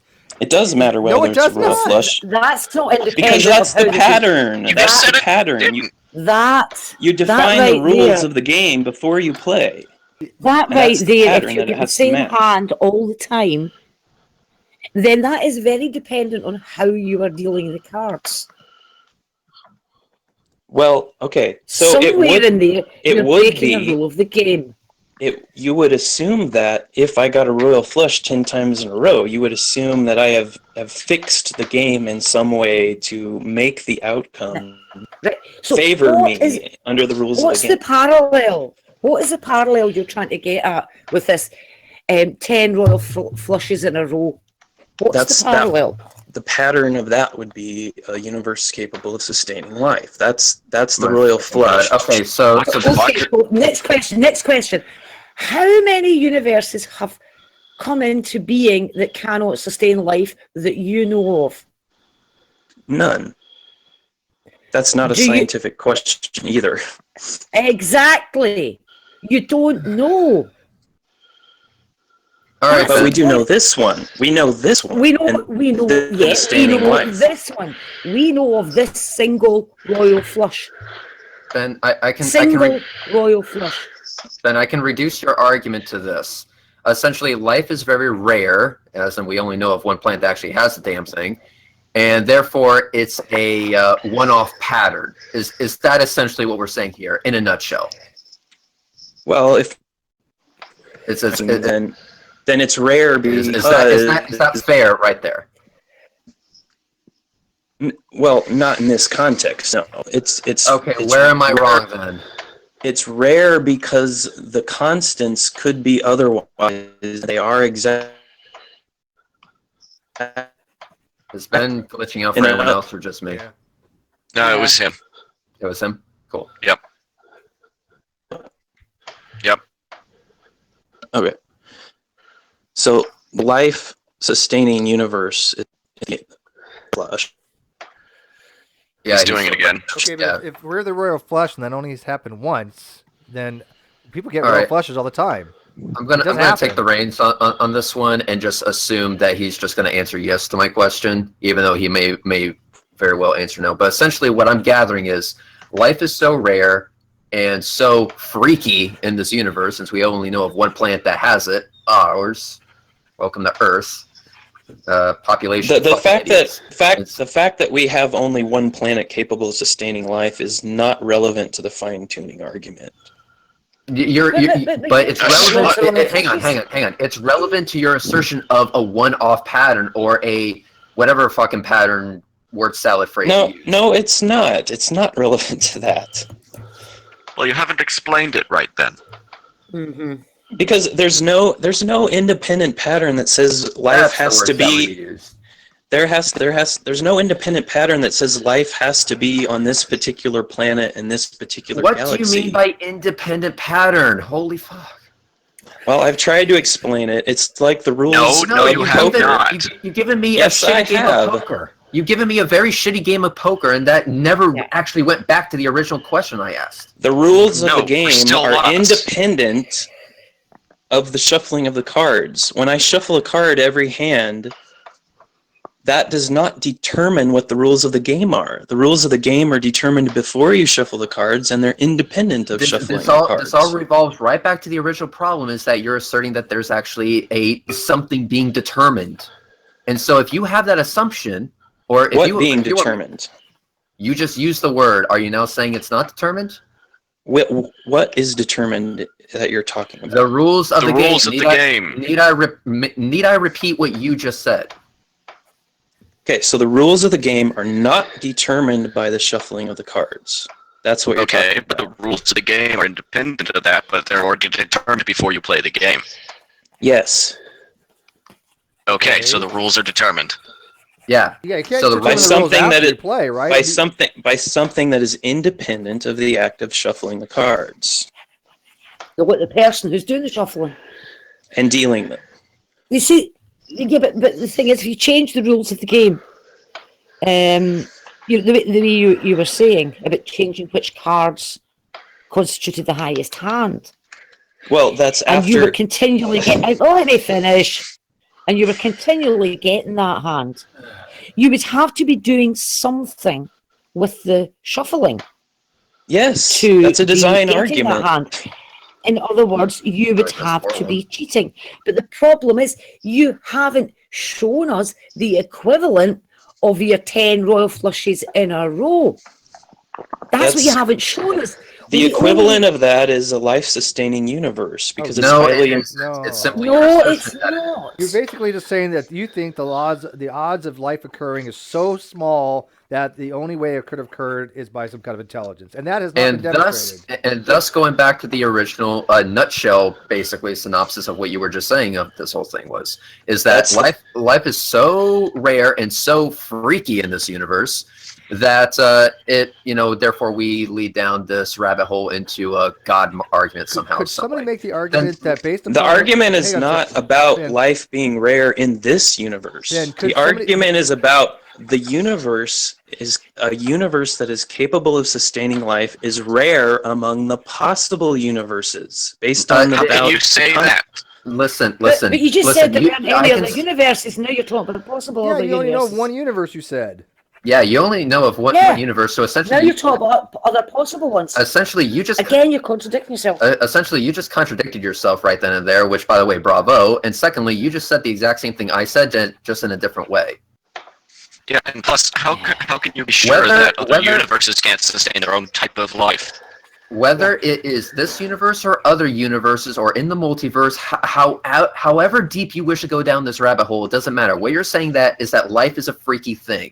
And because life is a freaky thing, therefore, God, I guess. But let me go ahead and talk to you. Life is an independent pattern. That's the term that I use to say freaky thing. Hang on. Let me go ahead and talk to you as if you were 5. Let's imagine that we had a coin press that makes identical coins so that we could actually flip them and they give us a perfect 50-50 result. All right. So we can get heads, tails, and there's a perfect 50-50 result of all the coins that it makes. Okay? Follow me so far? Yes. All right, cool. So if I were to stamp, I don't know, 125 trillion of these things, and all of them were to give me a perfect 50-50 result, What would you say if we had a double stamped coin that made it more of a probability that it would be more likely to land on heads? Let's actually say that it got stuck in the press, got stamped twice, folded in a certain way so that air resistance would cause it to land only on one face. Are you talking about Are you talking about a single coin or a press designed to make lots of coins? As in a single coin out of a shitload of coins that was different than the rest. And because of the way it was actually stamped, because of the way it actually formed, it actually allowed it to perpetually land on heads. Okay, right, you're gonna have to. You're gonna have to say, are we stamping out a trillion coins, and we're all? Oh my God! No. Excuse me, I'm asking him a question. Okay. He asked me if I was not following him, and I said no. Please explain this. We're stamping out 1 trillion coins, correct? All of them are exactly the same, except for one. Except for one that managed to Wait, How many times are we flipping Can each coin? Can I have everybody mute their mic? Because somebody's breathing really hard. Nobody knows who it is. And so if you're It's not Sam. talking... Is it Sam? You're welcome, by the way. Okay, I couldn't tell. I was actually not even paying attention to the hangout. So I just heard this Darth Vader. So go ahead. Sounds like a fat guy that just came back. Oh yeah, he sounds like Darth Vader. Let's go to the person that has Darth Vader actually on their avatar. Oh, good point. Yeah, I win. It's a subliminal thing. Yeah, good point. Yeah, I win. So anyway, moving back onto this clusterfuck that was really trying to get a really easy point through. All right, you have a coin pressing machine. Follow me so far. My question is, how many times do you flip each coin? My fucking God. Do you take 1 trillion coins and flip each coin once and then add up your data? Let me repeat one more time.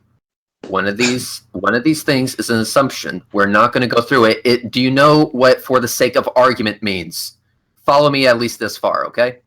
This is for the sake of argument. You're reading too much into this. No, you're asking me whether a weighted coin will influence the results significantly. Let's say we had a The coin answer depends pressing on how many machine. times If you we flip had a each coin coin. pressing machine and it pressed each coin, that each coin would give us a perfect 50-50 result between flipping it between heads and tails. Now let's say we tested this machine out to 1 trillion fucking times, and it made 1 trillion coins that were exactly the same. Now, Okay, so let's how say, many times are you flipping hypothetically each speaking, coin to that determine along the way this? there was a fuck up, and this fuck up either folded the coin or double stamped the coin or did something along the way that it would perpetually land on heads. Now, with that, do you follow me so far? Yes. Okay, good. See So what now where happens are you when going actually with listen. See what happens when you actually listen to it. So, basically, you would call that a what was the word salad pattern bullshit that you were saying? What phrase did you use? That's not an independent pattern. Thank you. Independent pattern. Okay, so would you call that an independent pattern? You know, given the fact that we have 1 trillion fucking coins that are this other pattern, and we have one coin that's different. And this is what I was trying. Would that be an independent pattern from know. the other coins? I don't know what you're asking. The way to determine whether it's an independent pattern is whether or not it's not dependent on the process by which it was made and flipped, or something like that. So the question is, how many times are you flipping each coin to determine if they're 50-50? I asked the question yet again. If you can't answer it, then I'm afraid you're just too much of an idiot to understand this. If I don't think we have one coin that is different, in which it perpetually always lands on heads, because the way it's shaped, the way it was double stamped, the way the machine fucked up the process for this one coin. But on the other hand, it has made all these other coins that have a perfect 50-50 result. Assume a perfect 50-50 result for this, for the sake of argument that I said previously.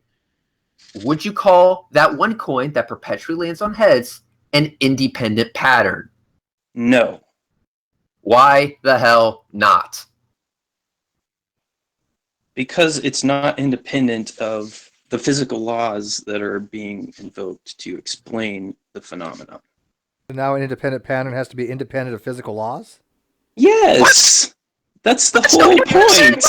You were making a fine-tuning. Where the hell did that come from? Yeah, where the hell did that come from, dude? Because there's no physical laws that determine the choice of the constants. So you're basically wait. You're saying that something to be an independent pattern has to be non-contingent or dependent upon physical laws to the point you would recognize it to be okay. There's no known possible naturalistic physical explanation for this. Is that what you're saying? Like seriously? Well, it would be independent of the law. Yeah. So okay, so we went from laws to patterns. To supernatural, because if it's independent of natural, it's supernatural do you not again. see how this word salad is starting to taste a lot like shit? It's just like, wow. I think I found a dead rat in my salad. You found a dead rat in your salad? Dude, that's brutal, man. You should send it back. Hey, I have to give it back to And the Ben. ironic part is Ben's background was in the biological sciences, and yet he still doesn't accept even basic evolutionary stuff, which I just think is funny. Yeah, when I was traveling over the Skyway Bridge, I was actually bashing my face against my steering wheel because I was listening to this hangout on my Bluetooth, and doesn't this go right back to the Mount Rushmore thingy that we were talking about previously? Because I do remember him actually saying something along the same lines of independent patterns. Okay. And that's supernatural according to him. Yeah, remember? sure. Just interrupt me, Ben. Okay.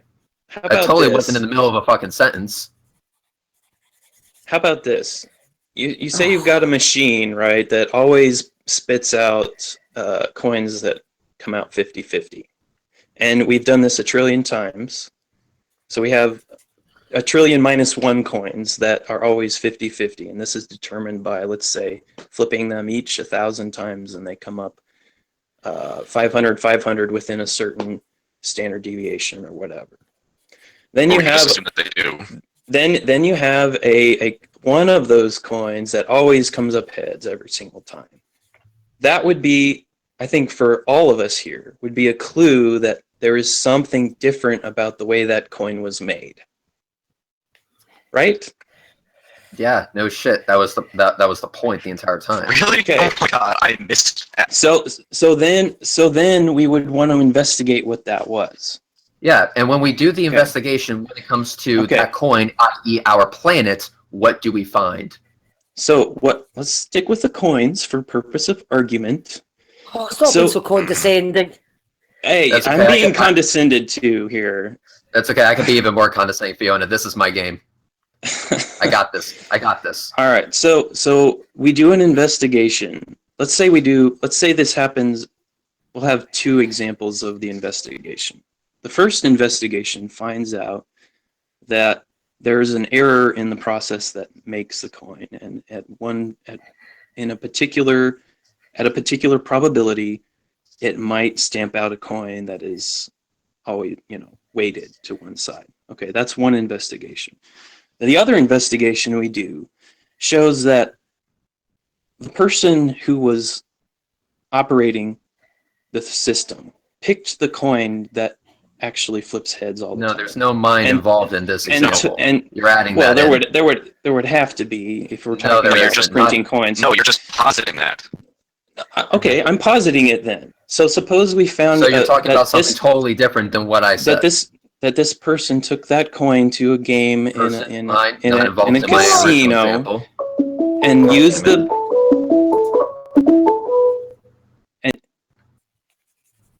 All right, look, that's not my example. You're adding that in.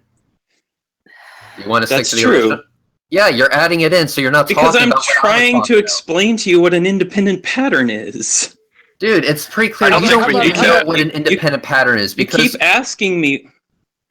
Dude, the reason why we keep asking you is because we keep getting different answers.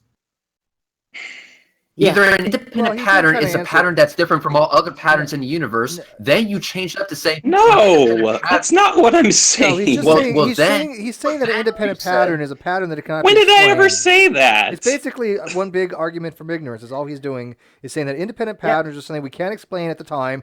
Ergo, it's independent of anything else. Ergo, intelligence. That's an entire argument in a nutshell. That's all it is. Yeah, which is by the way another way of saying we have this one pattern that differs from the rest, therefore difference. That's the only thing we can say. Yeah. But you're conflating difference to meaning God somehow or some intelligent design. Intelligence. Yeah, which doesn't follow. It's simply Because a mere. What you have done is you have taken a very long, complicated route to making an assertion with absolutely nothing backing it up. It's great that you found that route. It's stupid because you could have gone around this way and just said, this is an assertion. I have nothing backing it up. Take that with a metric fuck ton of salt. But instead, you've decided to go through the entire thing for no fucking reason whatsoever to just say, I'm asserting it that it's the case because I think it is the case. No. What I'm saying is that you may not think that you're there doing is a that. universally acknowledged difference between things that are caused by intelligence and things that are. We talked about this earlier in the program. What I'm saying is that specified complexity is the explanation of what the difference is. You need to you see, and this goes back to and until you have an alternate explanation for that argument difference, from ignorance, then you are not. No. Then you are not. You are not. That's a textbook argument from ignorance, Ben. Ben, Yes. We already explained that. Here's the thing. What was also discussed earlier in the program by Steve when I was going over the Skyway Bridge, bashing my face against my steering wheel, flipping out everyone else that was around me because beep, beep, beep, beep, was when Steve was explaining to you what an argument from ignorance was. So since you're still making that mistake, need I explain to you what the argument from ignorance actually is so that you can stop doing it? Please do, because three of us just called him out on it because we instantly All recognize at the exact it. same time. By the way, Steve, drinks, you owe me a soda. No, this goes back to the guy. What was his name? Heavy. He was asking if we have an example of things that are designed versus that. No, stop interrupting me. I'm just going to keep talking here. We have examples of designed objects by human designers. We have examples of computers. Ben, wait. But Ben, why don't you let Rez explain? Why don't you let Rez? You need to shut this guy up. He is not. Hang on, He's Ben. openly admitted to condescending to me. Well, And Ben, you are trolling a little bit. Let's be realistic. I've talked. No, I'm not trolling a little bit. Admitted to being condescending as well, Ben. You've been So there very you go. condescending, trust me. You know, It's you to don't all like sides. it, don't tish it. So no, I'm not gonna. Hey, listen. Everybody says boot him. This is entertaining. Ben is not being like over the top. Just like he's just being a younger creationist. This is what we expect. But this is a design theorist. He's done nothing to warrant ejection. No, it's not the Please same stop thing. saying eject him, because if you guys want to sit and have a circle jerk, we can do that. But at least we're having a little bit of an interesting conversation that's all over the place. But we're showing people, I think, how bullshittery intelligent design actually is. So sit back and enjoy it rather than sit there and say boot him. No, I don't want to move to anything, Ben. I want you to understand what an argument from ignorance is, because you keep doing that. You're saying unless you can disprove what I am asserting with no evidence back it up, by the way, therefore I'm correct. We are proposing a theory to explain the difference between intelligently designed objects and non-intelligently designed objects. Address what Reds is saying. Reds wants you to understand what argument for ignorance is, and you went tangentially somewhere else. Okay. All right. What is the orc cloud to you? What we were talking about earlier. This is what you're doing again. You're changing the subject when we're talking about. No, I'm trying to understand what you guys think an argument from ignorance is. Because an argument, if you're saying that we shut the fuck up, Steve. This is why people are saying boot him, because he's not sticking on topic. Let me explain this real quick to get this. So hang on, Steve. I'm just gonna say this. Keep him on topic, or I agree with the chat. All right, let me say this real quick to him, and then we'll get this back on focus here. Okay, Ben, let me explain to you something. When scientists want to explain something, they come up with an idea, a conjecture that turns to a testable hypothesis. Okay, and that hypothesis, once demonstrated that it's confirmed, becomes part of a scientific theory. Okay, orc cloud is at the hypothesis stage. It's a possible explanation to explain something. That's where scientists start their position of how to do experiments to validate their ideas. Okay, they have a concept that says, okay, what possibly can we utilize to explain this? The orc cloud is not confirmed. It is theoretical. Okay, but it is a working hypothesis that is it does provide valuable data that we can actually do some modeling with it, as done by Astronomy Live when I've asked this exact question. Okay, and he gave some really good examples of how we can demonstrate that why we think the orc cloud exists. They just don't pull it out their ass, right? But that's the difference. An argument from ignorance would say, you know what?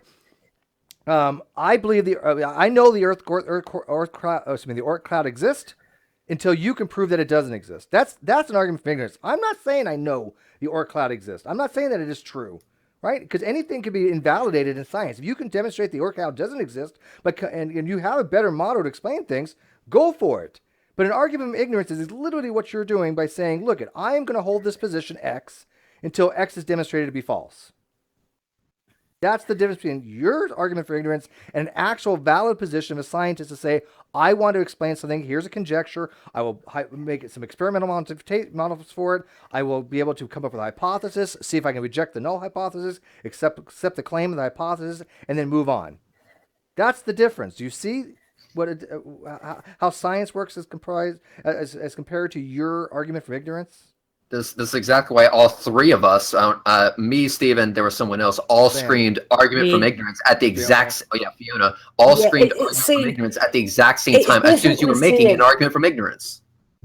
Yeah, it's basically saying, I don't know of anything that goes against what my idea is. Therefore, because I am ignorant of anything that goes against my idea is right. Yep. That's the argument for ignorance. You're ignorant of an alternative, therefore you must be right.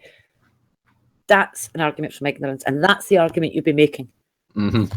So it's essentially one big giant bullshit way of trying to get around the inconvenient fact that you actually have nothing going for you. Yeah, don't make a conjecture or hypothesis, an argument for ignorance, because it's not. It's definitely not an argument for ignorance. It's an impossible explanation that they're trying to find evidence to support and to nullify. Obviously, you want to try to falsify stuff.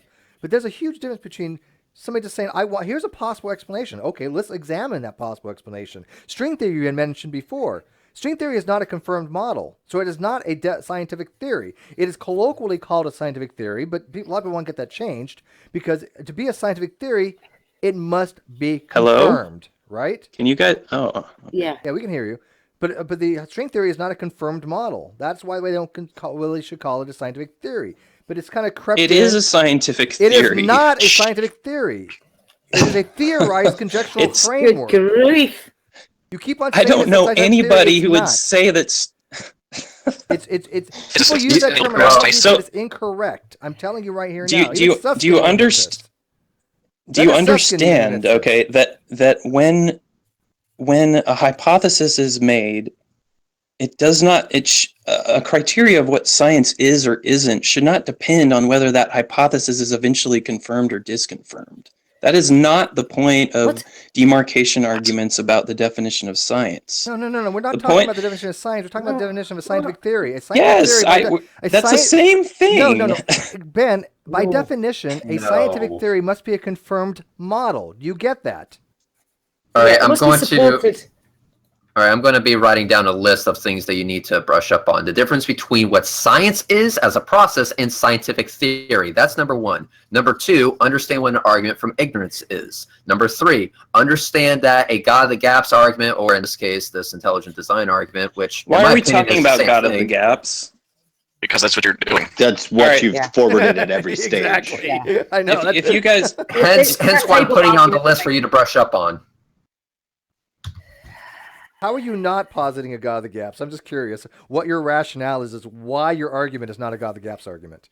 Well, I was trying to explain that about 10 minutes ago until... All right, everybody shut up. I want to hear this. Please tell me why this is not a God of the gaps All argument. right, fine. I'll mute.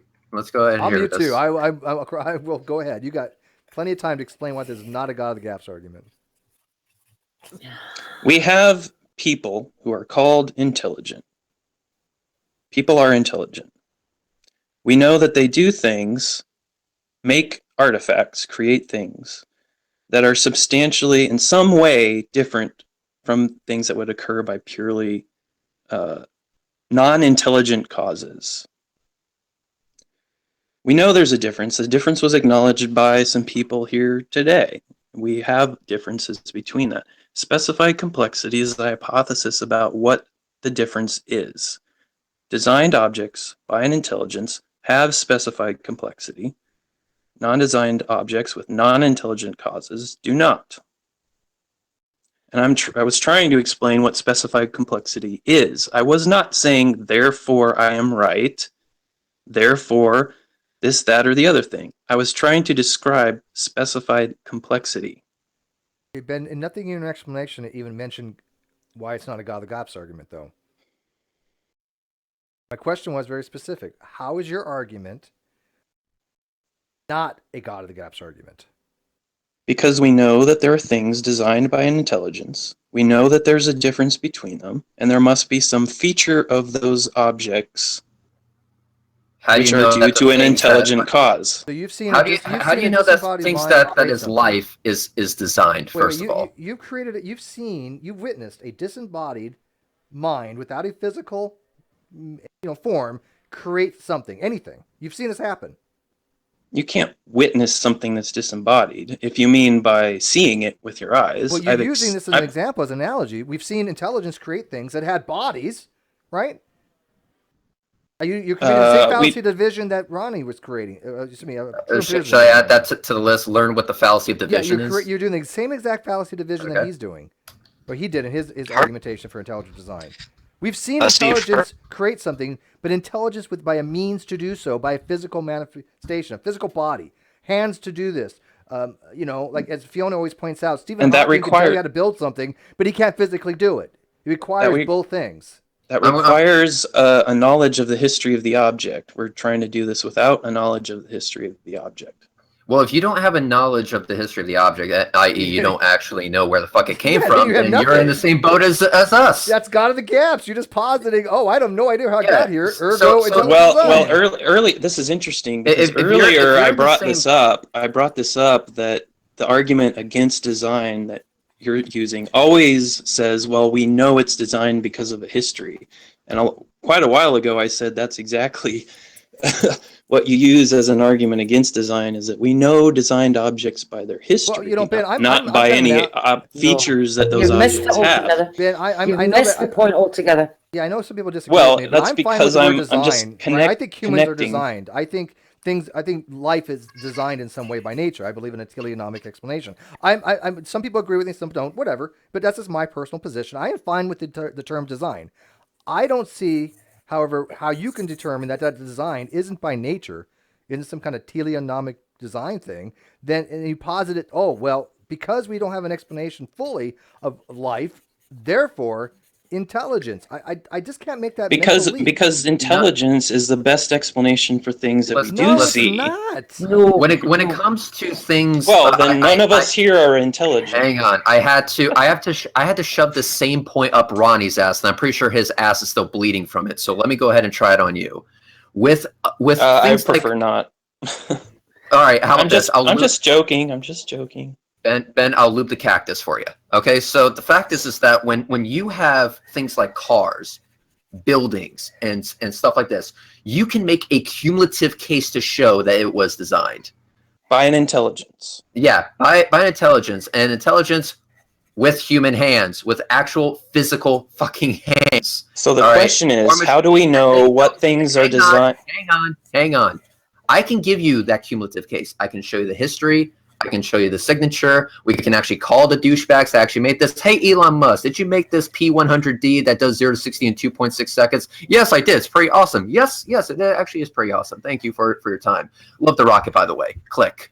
I can do that with all the things that I will assert designed. I need you to do something along those same lines with the things that you assert were designed. Can you do that for me?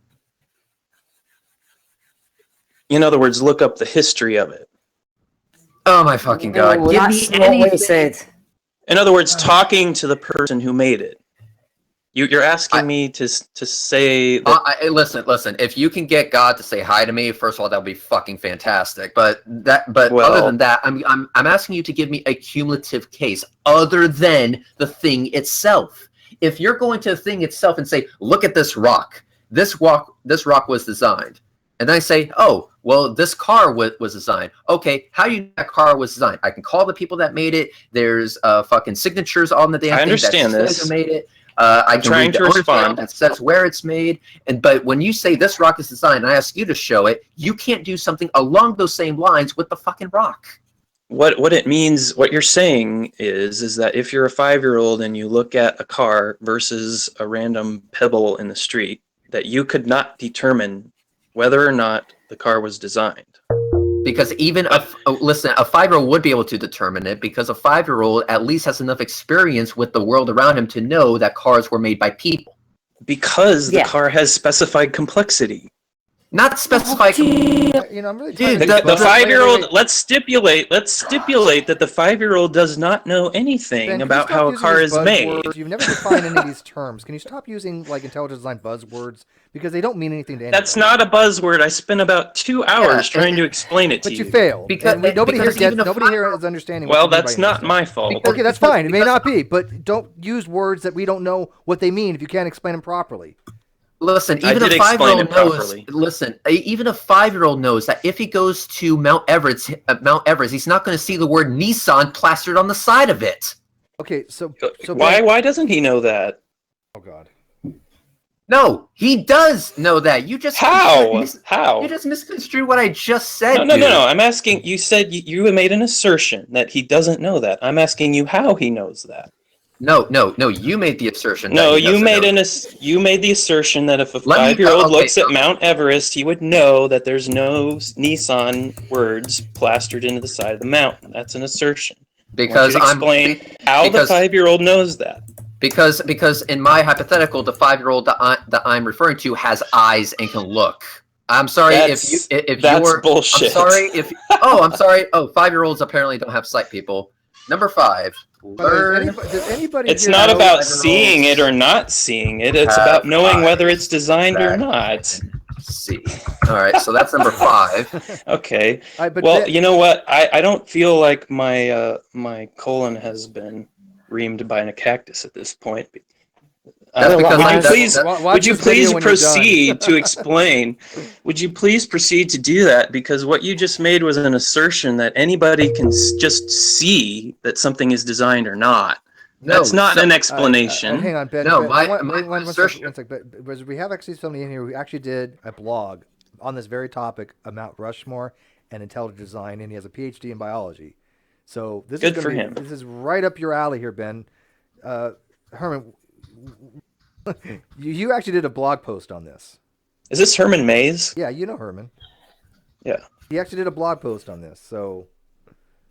Well, I'm curious. Did Herman put a bunch of quotes from the Facebook page on his blog post? I'm just asking him. Is he here? Yeah, but his mic is muted. Okay. Can I get back on Yeah, the track? Okay, so the fact is that number 5 was this: learn that 5-year-olds have eyes and can do basic compare and contrast analysis. Okay, compare and contrast. Let's go with that. What do you mean by that? I'm sorry. Then. I'm sorry. The middle of my sentence interrupted the beginning of yours. Do me a favor. Shut the fuck up. Wait till I'm done. And so, being that is the case, we also know that words come from people. Words come from people. Ben, I don't know if you realize this or not. And a 5-year-old knows these things. And so he can connect the dots in that case. When I was 5, I was able to connect these dots. I didn't think there was a fucking mommy car or a fucking car stork or whatever the fuck bullshit story they were trying to get over the birds and bees at the time. Late 80s. Sorry, guys. But the fact is that they could at least do that much. They could at least do that much. What I'm asking you to do is at least that much before your fucking rock. Can you give me anything to chew on that hints to that rock actually having a designer in any way, shape, or form? Or the cell, or these things that are irreducibly complex, or whatever bullshit story that lost a Dover trial. Please, help me out here. No? Nothing? Okay.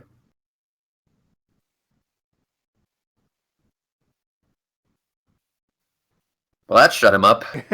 Well, maybe his like. Yeah. But I mean, I'm trying to read Herman posted on the Mount Rushmore. I'm kind of like just skimming through. I'm wondering, is Herman able to? Yeah, Herman, talk, are you able to talk? You have to unmute. I'm here. There you go. I think I was muted. Can you hear me? Yes. Yeah. Why do I keep getting muted? I don't understand. Nobody's muted you since you've been here. I assure you. I must be hitting something. Control D automatically mutes you if you hit Control D. So Herman, can you tell us about your about the supernatural occurrence of or the supernatural creation of Mount Rushmore? Yeah, I mean,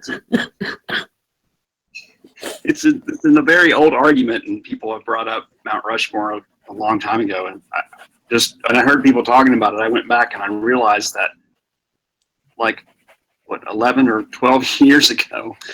It's used by Dembski. Interrupts again.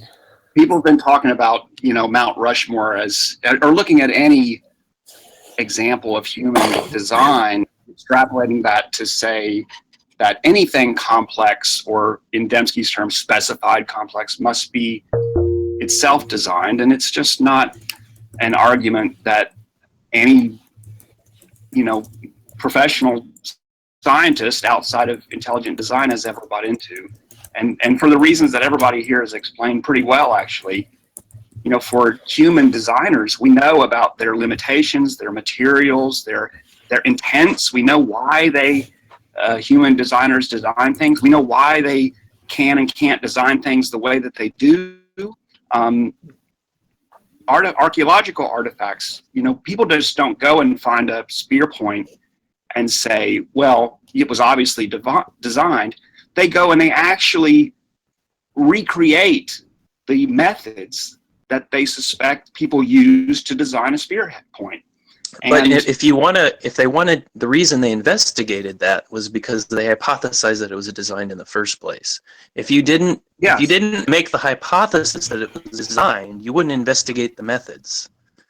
I wish I found some better sounds no one's ever heard. I wish I had the better voices, sang some better words. Wait, what do you guys think about the Black Lives Matter movement? Douglas Axe did it, and he did it for a long time, and he was eventually, people figured out what he was doing, and he was kicked out of his lab for doing this. Can you give an example of a publication that he did that actually did that? Yes. Look up Douglas Axe. Look up Douglas Axe on PubMed. We know about Douglas Axe. Papers written by him. Yeah, I've looked at all of his papers. None of them actually look at mechanisms of design. What he's doing is establishing. Really is a null hypothesis. It's when you say, well, this is too complex to be explained by evolution, therefore design. That's not the argument. A hypothesis. It is the argument. That is because they're always based on this notion of action can't generate that complexity. Then you have to assume design. Design is not a null hypothesis. So I'm looking at. Well, neither is evolution. Okay. No, it's not, because there are lots of ways that I could think the world could appear to us that would be entirely inconsistent with common ancestry. We're not talking about common ancestry. Yeah, I'm looking at I'm looking at Douglas Axe's PubMed page. Which of these articles? 2004 paper. Okay, estimating the prevalence of protein sequences adopting functional enzyme folds. Yes, that beta glutamase was the one he was looking at. I'm looking at this article. It doesn't actually explore any mechanisms of design. No, it doesn't. I've read that paper. It says nothing about design. If you can point me to the protein fold are unlikely to have evolved, so therefore that's all it's saying. Yeah. Okay, so number 6. Actually read the paper before signing it. Yeah, I mean, it honestly, and I'm not saying this to be mean, but like, you do realize that people are going to call your bullshit if you say dumb things, right? The method of design involves binding proteins together to make complexes. There is nothing about this in the method of design. Why are you're interrupting me? Because you're why does nobody call anybody else when you interrupt me, and I don't get to finish anything, but all of a sudden you jump down my throat when I interrupt you. I am so sorry. No, that you stop don't interrupting. I am so sorry. I read the to paper. Read your own citation. I read the paper. That's interesting. What section then would you refer to for me? They're talking about the ways that you navigate a search space. Now, Axe investigated this with relevance to proteins, but when you're navigating a random search space, intelligence is the only possible explanation when you reach a result that is specified complexity. And it's not an argument from ignorance, because we have examples of designed objects by intelligence that have specified complexity. We can make stupid algorithms. That is an argument We from don't ignorance, know and that's any what other got way. Okay, wait. I have something to say. I have the paper in front of me. He never mentioned search space. That's true, but it's implied by the Whenever somebody says it's implied by a paper, I get scared. Stop why is Axe coming up with the number 10 to the 77th, 10 to the 74th, etc.? Because he did calculations, when you put numbers together. Have you taken math classes? Right, and so the number of Mm. possible sequences of the beta glutamase fold is far greater than 10 to the 77th. It's something like 10 to the 195th. And the number of folds that are part of that can generate a fold that uses that function, he found to be 10 to the 77th. That's 10 to the 77th out of the full search space, which is 10 to the 195th.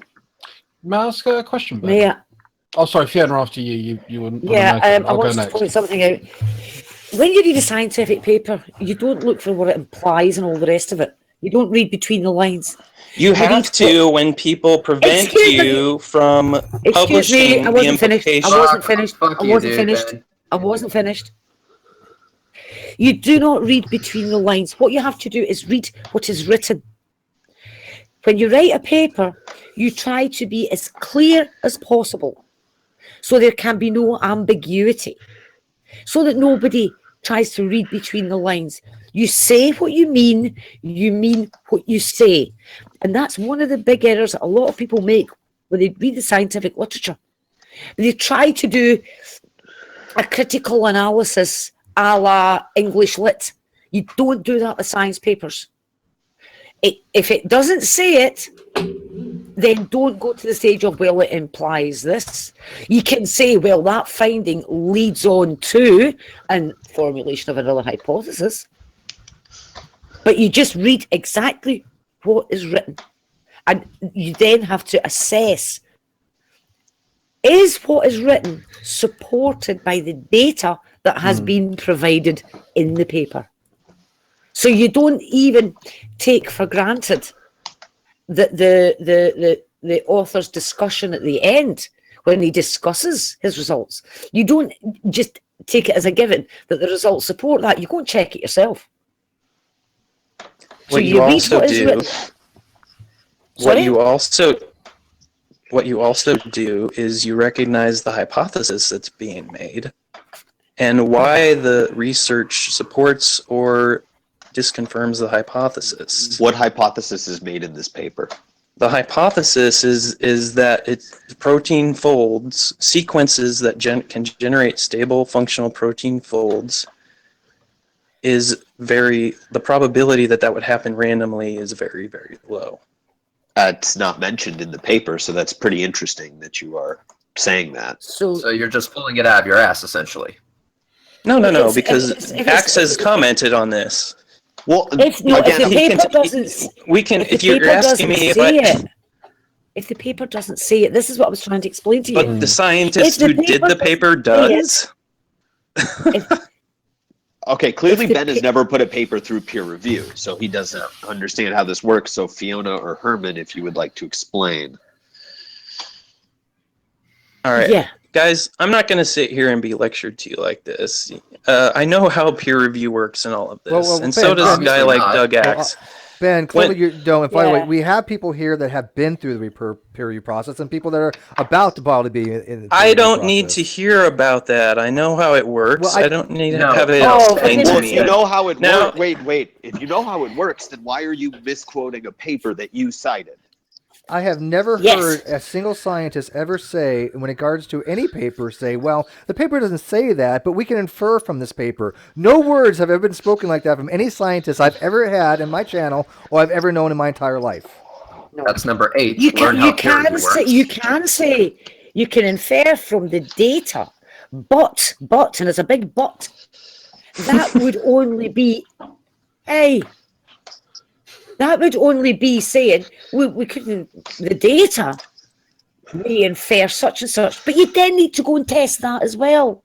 Or another paper. So your paper wouldn't be giving you any. Which is kind of in line with everything that's been discussed over the last couple of hours. Sorry, Shadow. But I think that's actually supporting the point that you're kind of making, and also I think bring Ben's point in. You talk about the probability of these things not happening by random chance. Has anybody done a study on the probability of design?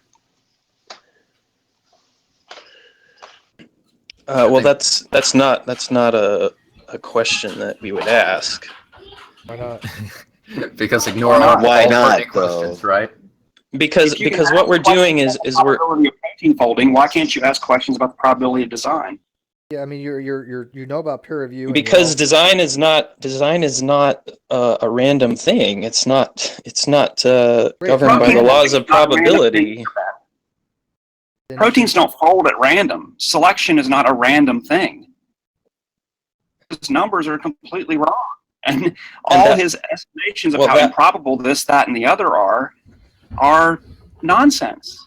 Exactly what Mike J just said in the side. Herman, can we even make? Well, the peer review must have failed then. Because Herman, can we even make hang on, sorry. I'm going to ask Herman a question. Can we even make an idea of what values to give when we're saying, okay, if we want to have like a protein fold in a certain way, but it's based upon over years and years of trial and error, right? Of these proteins being produced and folding a specific way because of the way the proteins are set up. It's compared to, okay, well, just randomly we throw all these amino acids together and get this long structure. I mean, do we even know what kind of variables to put in there to even say that? No. I mean, I wouldn't even know how you would even develop a model for that. Yeah, other people have pointed out this before, that a lot of the things that he thinks he knows in producing these improbability calculations, he doesn't. There's another part to this from a statistical basis. Drew, you keep walking over people. Hang on. Let him finish his answer. A lot of the assumptions he makes are false, because a lot of those intelligent design proponents who say how improbable this, that, and the other are, they kind of assume that everything would randomly pop together all at the same time. And that's not how evolution works. You don't get, evolution isn't working by whole systems appearing de novo. If that was how it works, then of course it would be improbable, but that's improbable. That's not how it works. It's a ratcheting process. Right. So we would have to have, I understand what you're saying. So you start out with, say, the universal common ancestor, which has a certain sequence of DNA, which has genes in it that code for proteins. You start out with a certain gene that codes for a certain protein, and it has a certain three-dimensional structure with it, which dictates its function within the organism.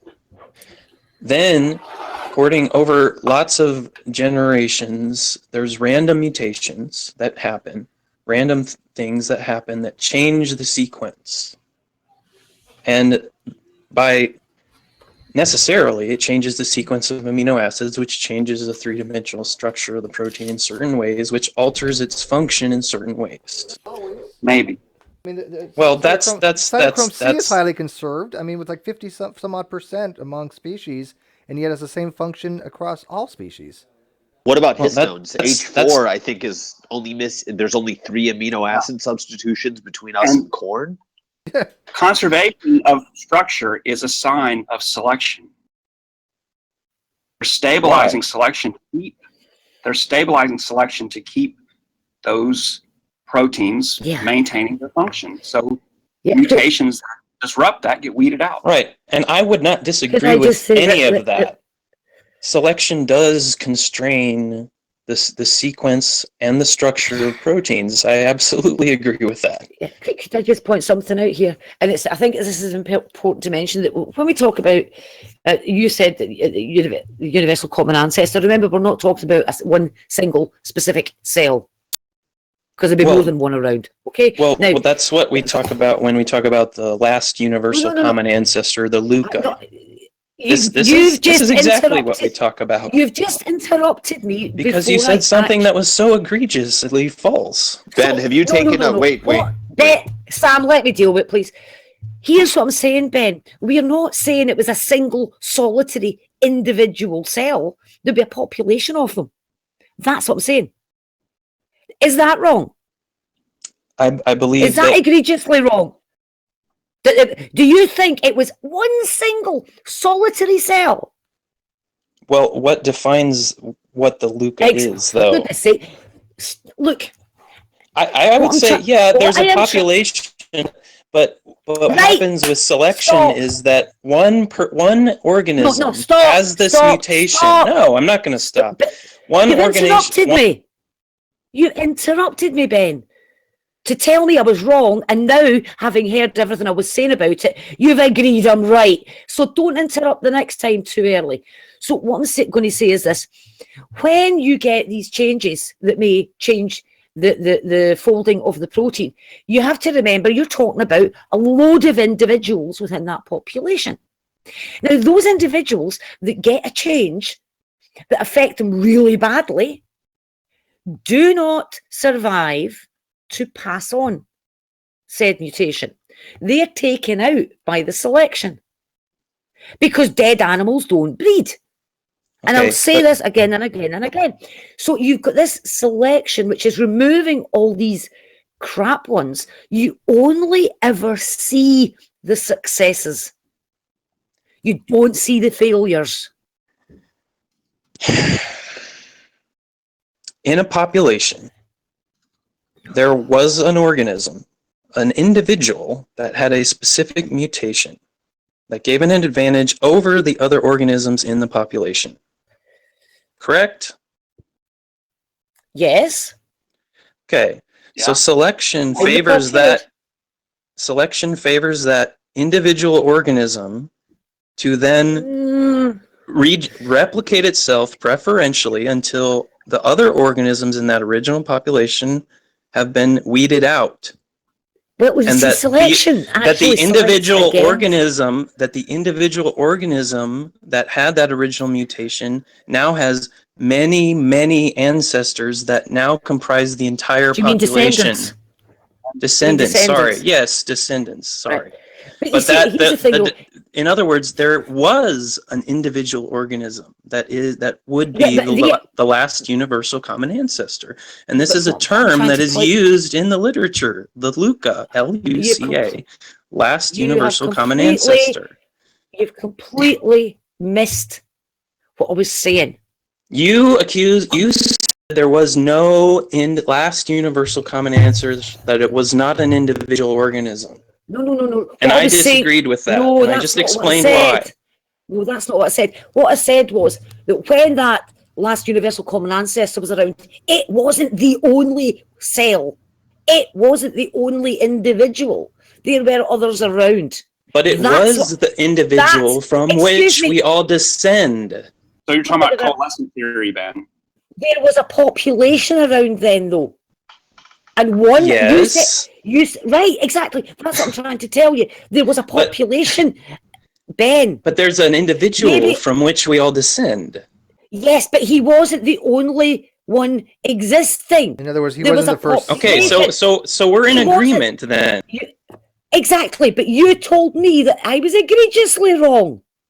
Yeah, Ben, because I was talking about the last universal common ancestor, which is understood to be an individual. Ben. Steve, let me finish this. Yeah. Ben, no, you said I was egregiously wrong because you interrupted me before I'd finished.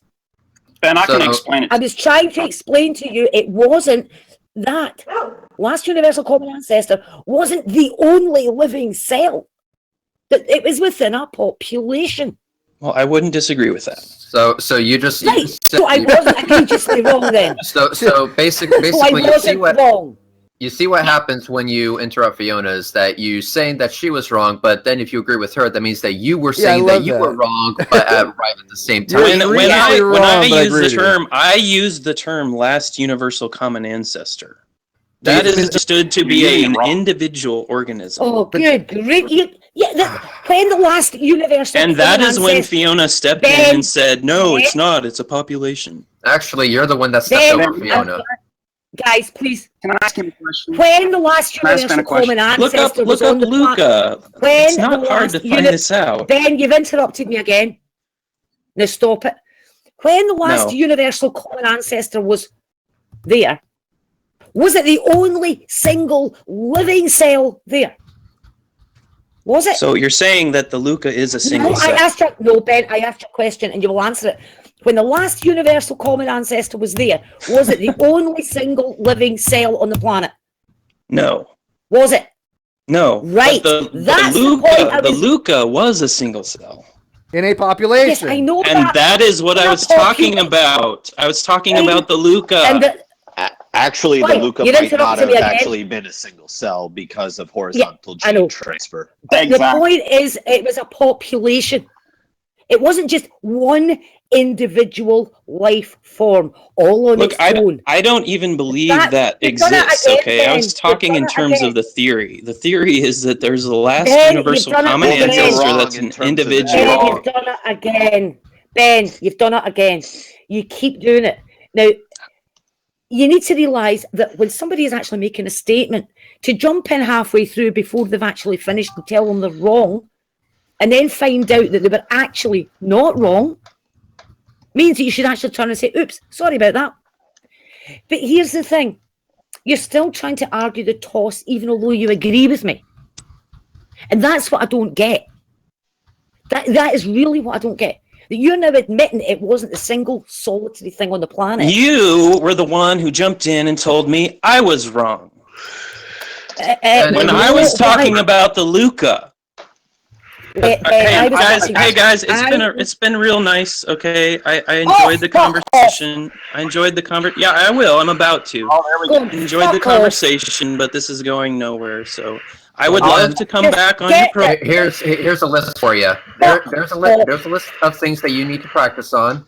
I would love to come back on the program sometime. And when you look at number 1, 2, 3, 4, 9. Why are you guys constantly muting me? Nobody's muted you, dude. I've got stuff on here that's saying Reds is muting me. No.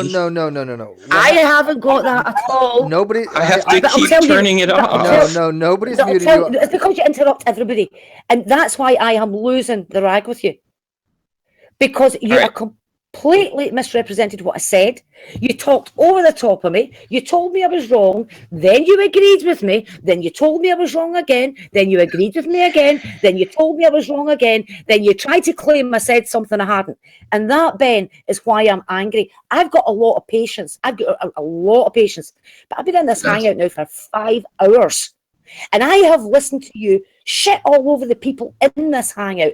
I have watched you shout over the top of everybody in this hangout. And I have watched you act like a petulant 6-year-old troll. And you should be fucking ashamed. And with that, guys, I'm out. Yeah. Can I ask Ben? I'll be speaking to you after this, and also I'm also going to leave because this has been a gigantic shit show. Thanks, Ben, do me a favor.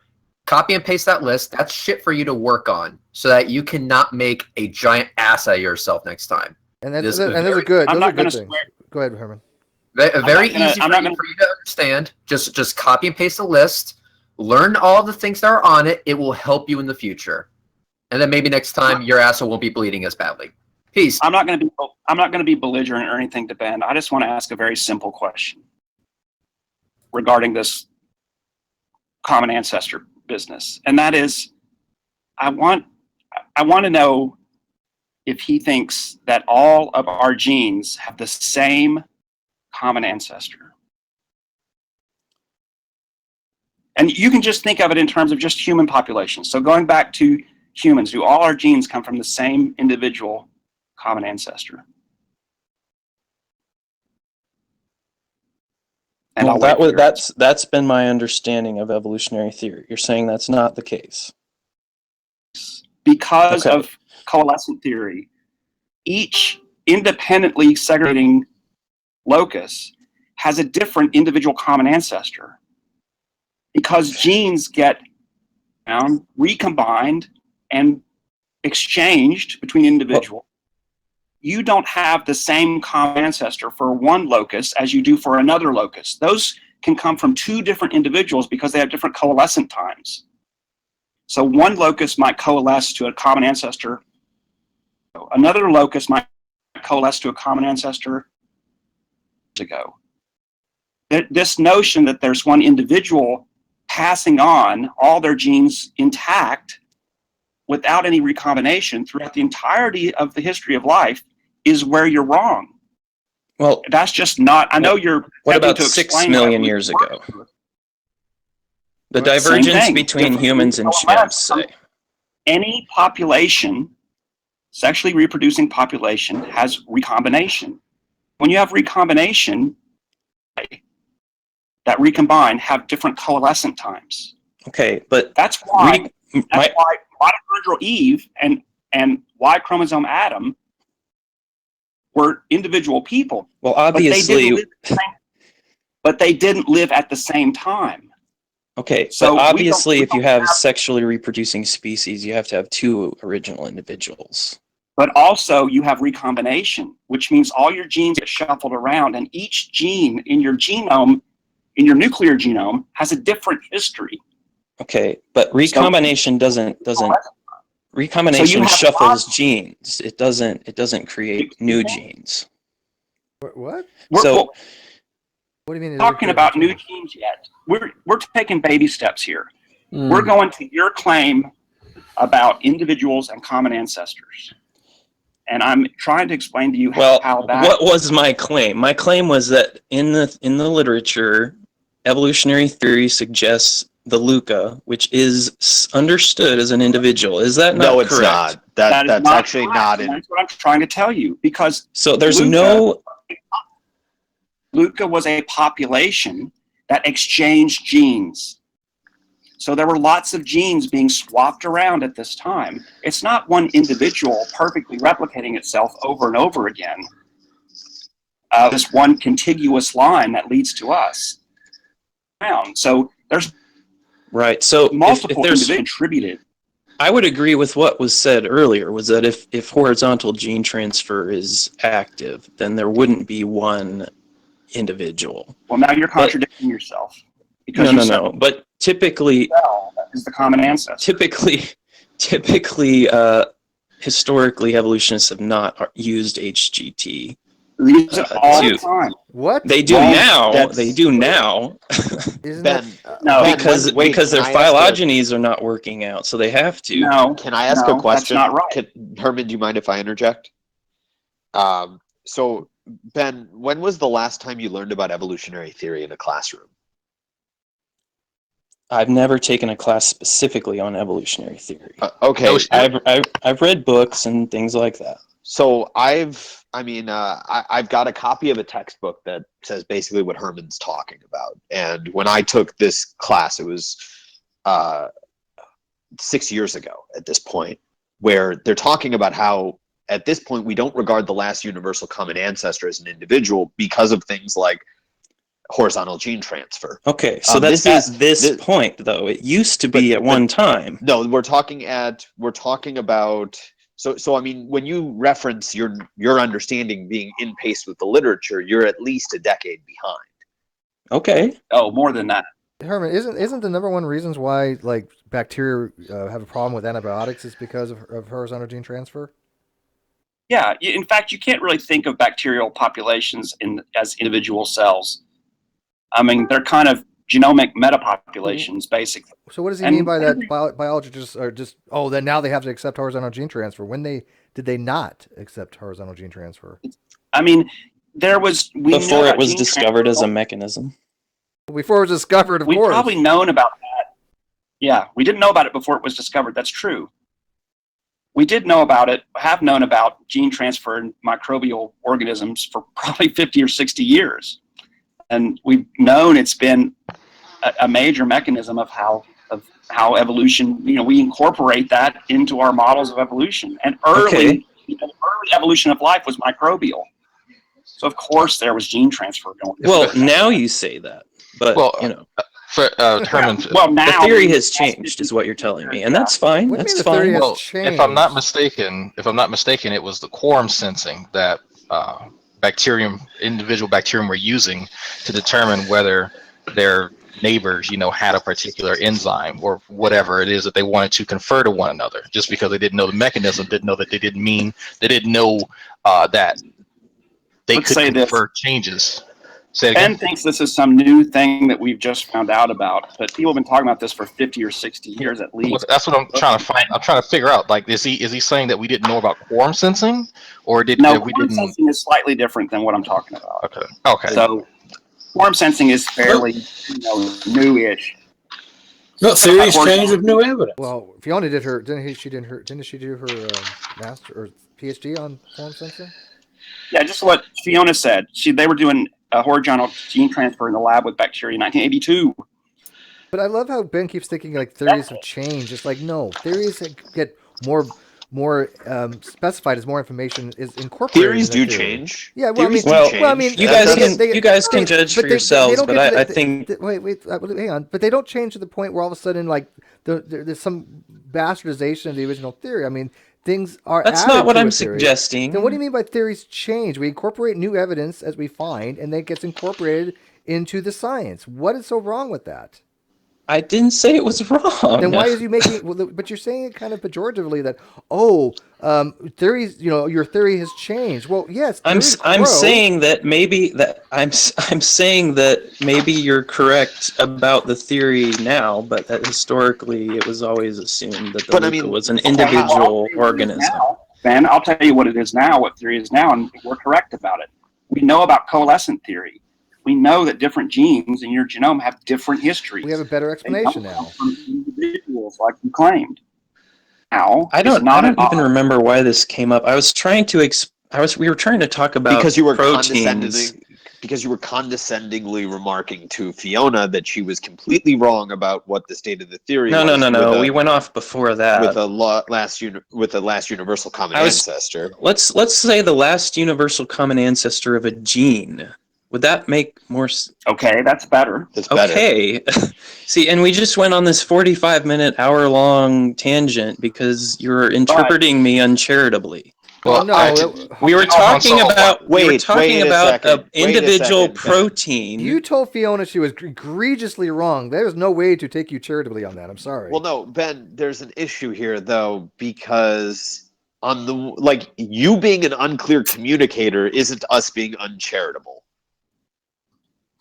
Right? Like, I don't know how many times during this conversation I've had to clarify your points so that people don't jump on you. You're just not, and take this as constructive criticism, you're just not a particularly clear communicator on some of these ideas. Well, I think one person who goes into a room with 10 people who disagree with them is gonna have an issue with communication. Not really. Especially when they're constantly interrupting you and jumping over you and then accusing you. Many of us in here have been in rooms with people who disagree with us. All I'll go in a room with 3 or 4 Alright, guys. people.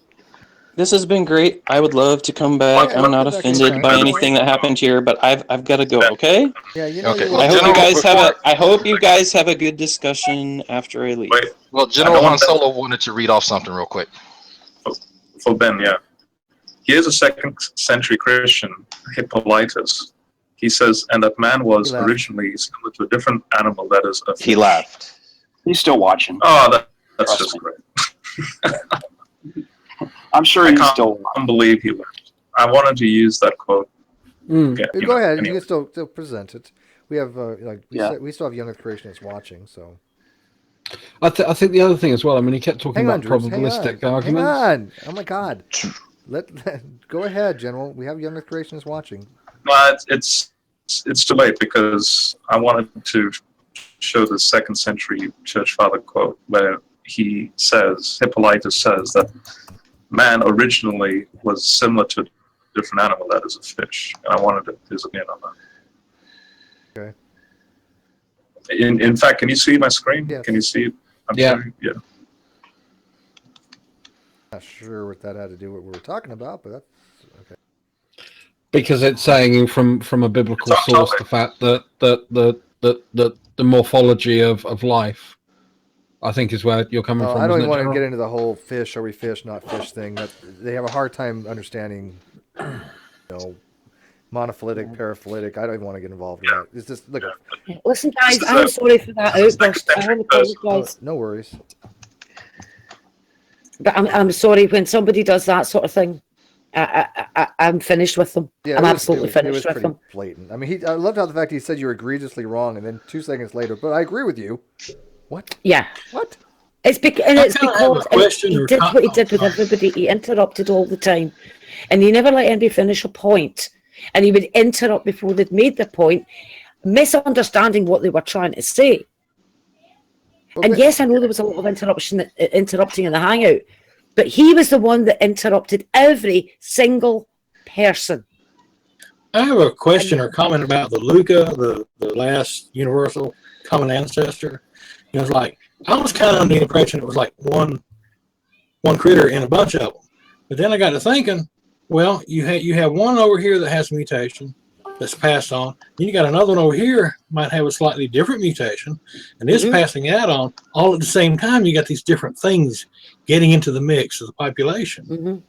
So that would be kind of like where you say like the last universal common ancestor was like a population because you have all these.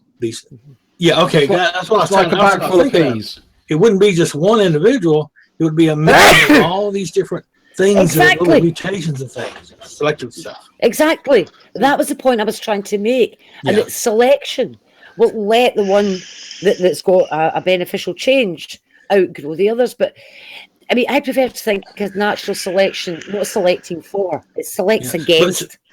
But it would be selection could be selecting favorably for several different individuals or little families in the group because each little thing is kind of adding to the betterment of the whole. And that's the only point I was trying to make. Yeah, so you get way down to the descendants, way on down, 1 million years or so. And like here, they're like this, but it's because of this mixing of different things that were going on way back. Of course, it would be happening from then to now, but I guess the last universal common ancestor would be kind of where things start coming together for that line of critters.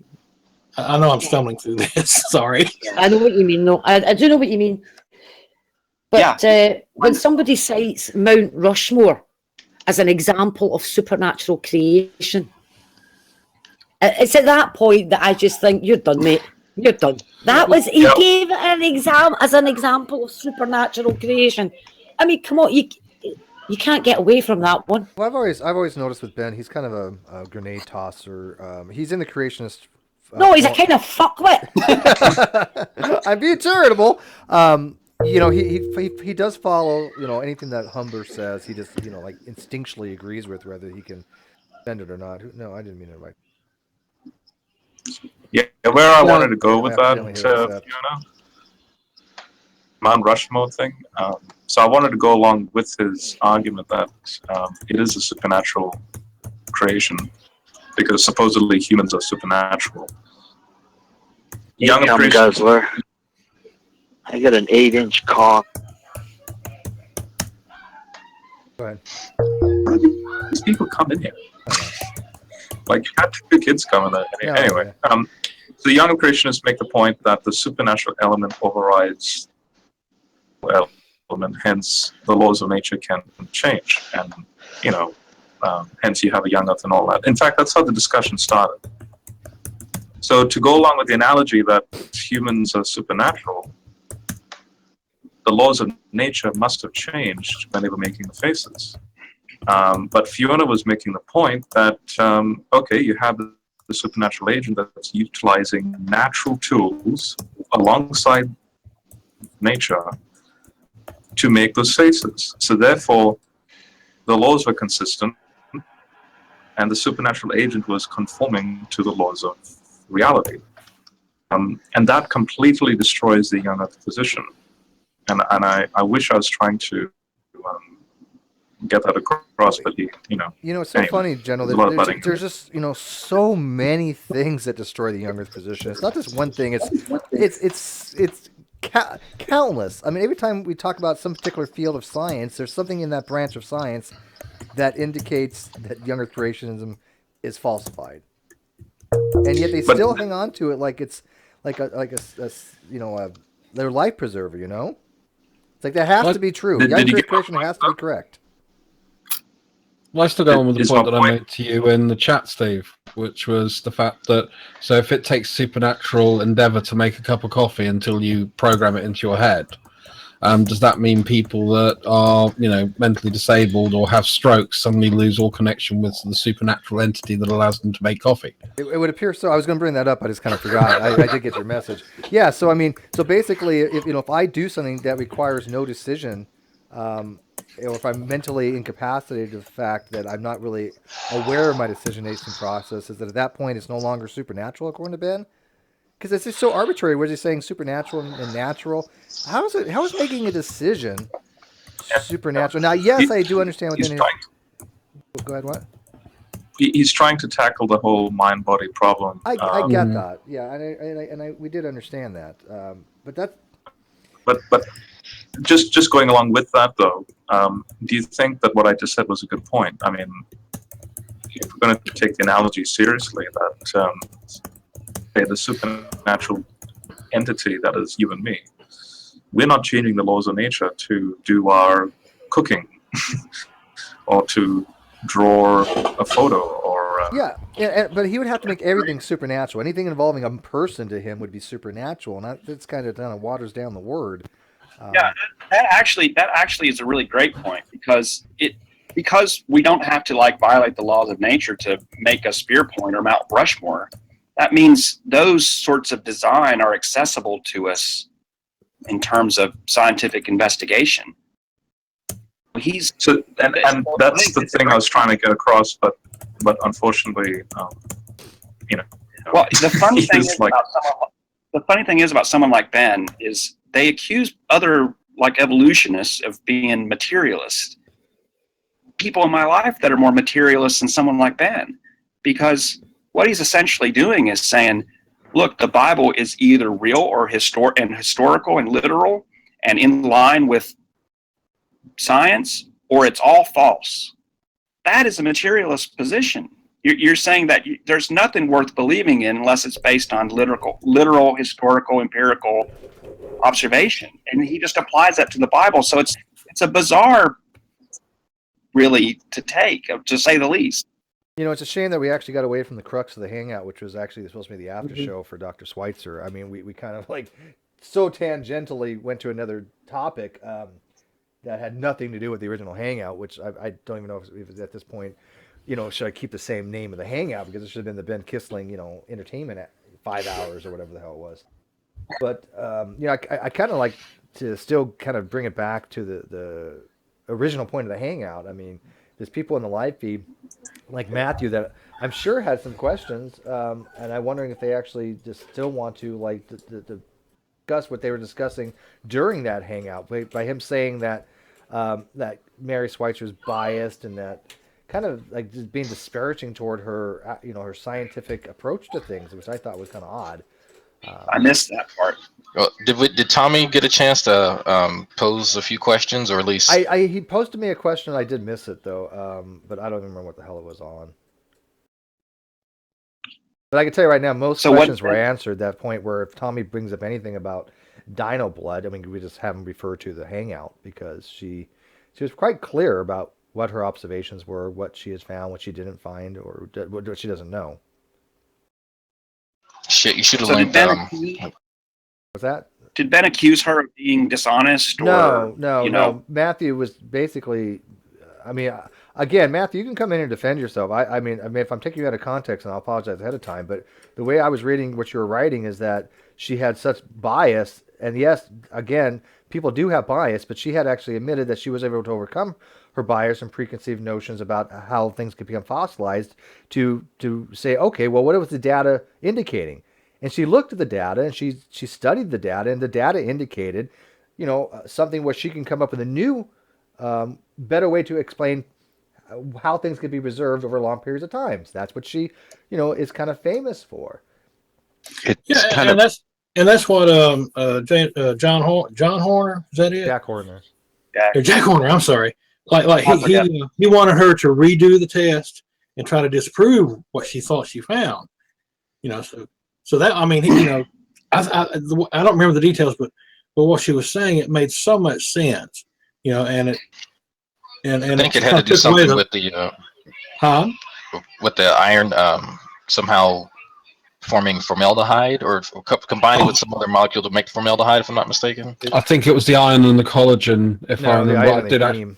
But wasn't it something to do with the collagen preservation and the iron in the blood reacting to form? I did read the paper on it a while ago, but it's not really my area. Steve, the takeaway. Steve, the thing that Tommy had the question, but I missed it too, or I wouldn't have said what I had been as mad about him not participating as I was. It had to do with, did she send any of the bone anywhere to get C14 dating? That was his question. Yes, she did. That was talked about off air, however. But she did.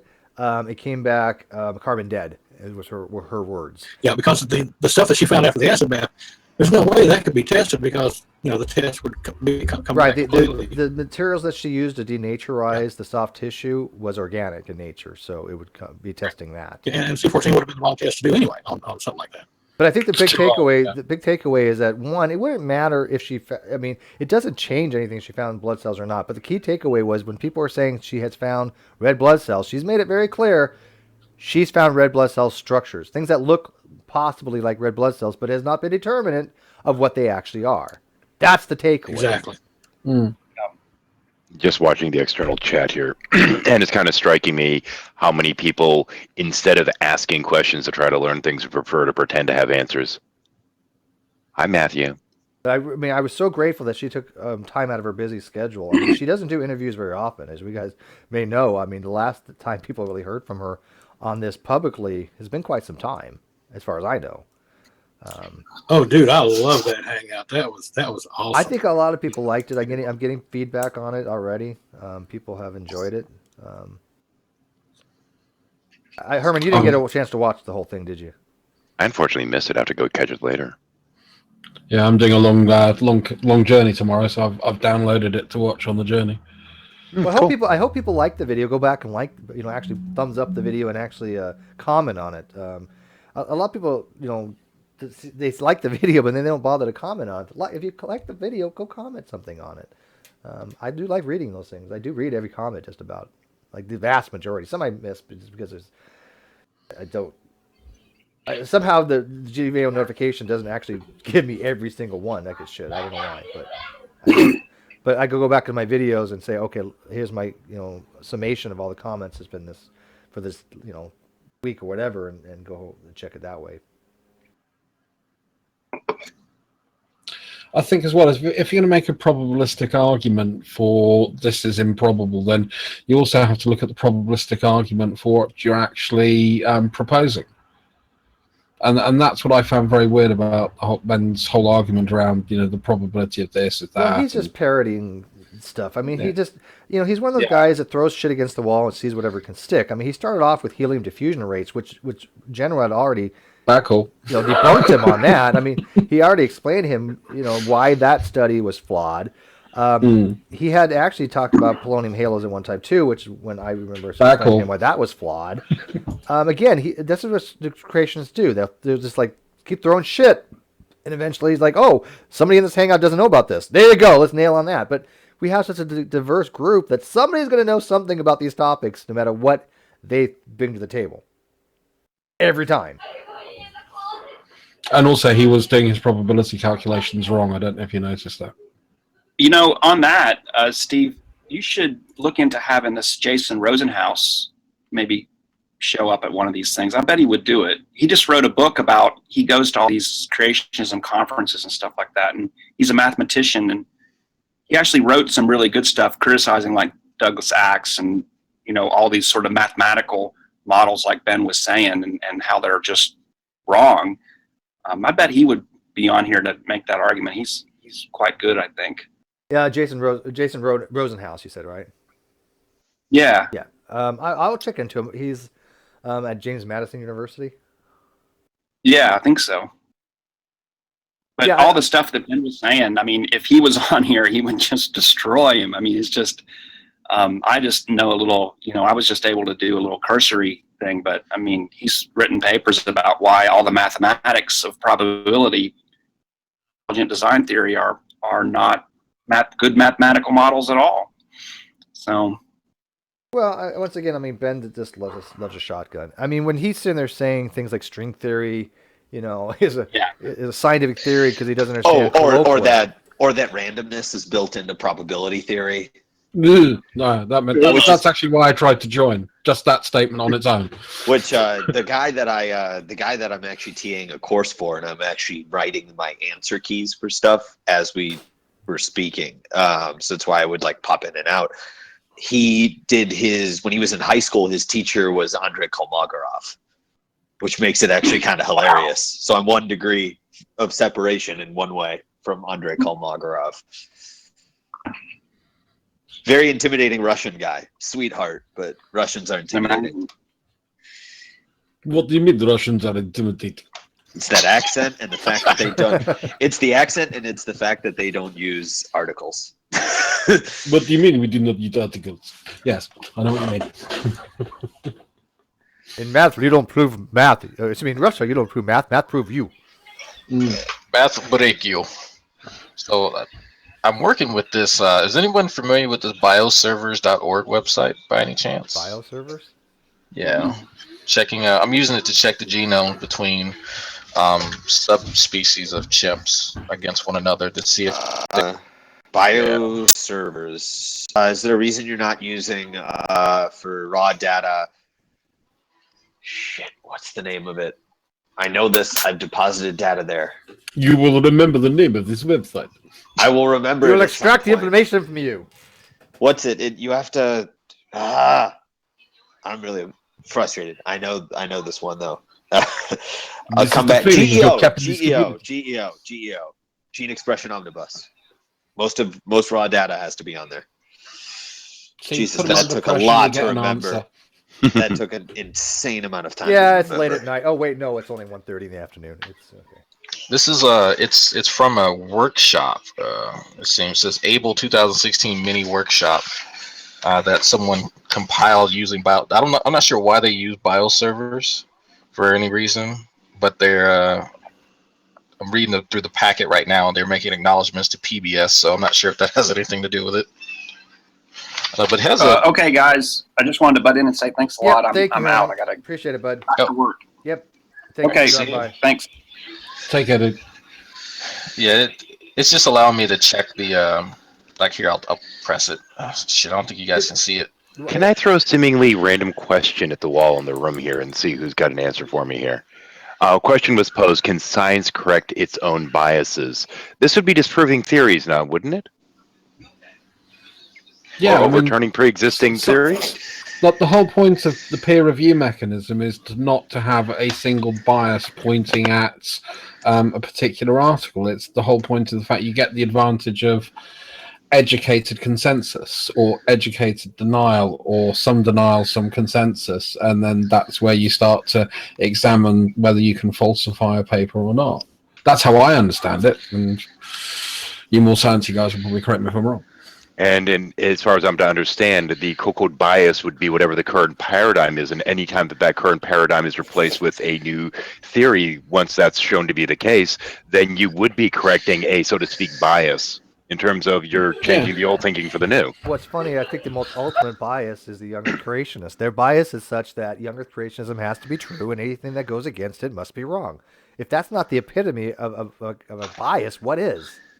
At least scientists will correct themselves if the data is warranting correction. I mean, that's why we keep, research journals and shit. Like there's a reason why everything is on paper, or at least I can say on paper, at least accessible to other people to check to see. That's why you don't work in a in a cubicle alone.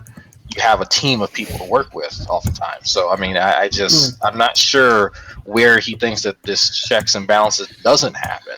Maybe and if you look at most of the most memorable events in science, it is where the current paradigm has been debunked and replaced by something more refined. And I just want to say that I am trying to get some more prestigious young Earth creationists in here. Dr. Tompkins actually had written to me and actually said he'd be willing to come on and had free time this month. And then he turned it over to his quote unquote coordinator. And she sent me the same chain form letter that she sent to Hogtie saying that her scientists are too busy on their own projects, which I thought was kind of odd because he just said he was free this month. I want people to know that are people that are saying to me, "Oh, well, why don't you get Tompkins or Humphreys or Austin or any of these guys to come in?" We've tried a lot. I keep hearing someone breathing. It's Sam, I think. But I mean, I Almost want they break out into tune Young Earth creationists sometimes. to recognize this. That we have people like Hugh Ross and Fuzz Rana and Mary Schweitzer who are more than willing to come in and put their science and their faith on the line too. I mean, they all talked about theology as well as their science when they came in here. I can't get a PhD young Earth creationist to do so. I've solicited Georgina Putnam. I've just Jason Lyle. Jeffrey Tompkins, Kevin Anderson. I've solicited quite a few of them, and I think it's really telling that really none of them want to go on any program unless they can control the media. For example, like Ian Juby, they'll go on his show. But if they go on something like this, where they're going to be openly criticized and critiqued of what they have said and what they have written on Answers in Genesis and ICR, they don't want to do it. So I pose this to any young Earth creationist that ever watches this video. You try to solicit one of them to come on here, because it is not as easy as it sounds, and we have definitely tried. So when people say, "Hey, why you messing with these small fish? Why don't you get some of the big wigs?" Well, we've got like Eric and Ken Hovind. We've discussed things with them, but they don't have degrees. They don't have PhDs. I want a PhD young Earth creationist to come here and have the panel be able to have a discussion with them to try to suss out what their arguments actually are. So I implore anybody, please, get them in here. We're not running away from them by any means. We look forward to this. We want this to happen, but in some ways it's kind of a callback to a lecture that Sci 10 gave ages ago as to why you shouldn't give evidence-based or science-based arguments for the existence of God, because you'll eventually end up talking to somebody that's either more knowledgeable than you are or actually knows the science. And I don't even, it's not even so much an argument for God. I'm just curious about the arguments they've made for science. I mean, how long have we tried to get Tompkins in here to have him have a little one-on-one with Sam?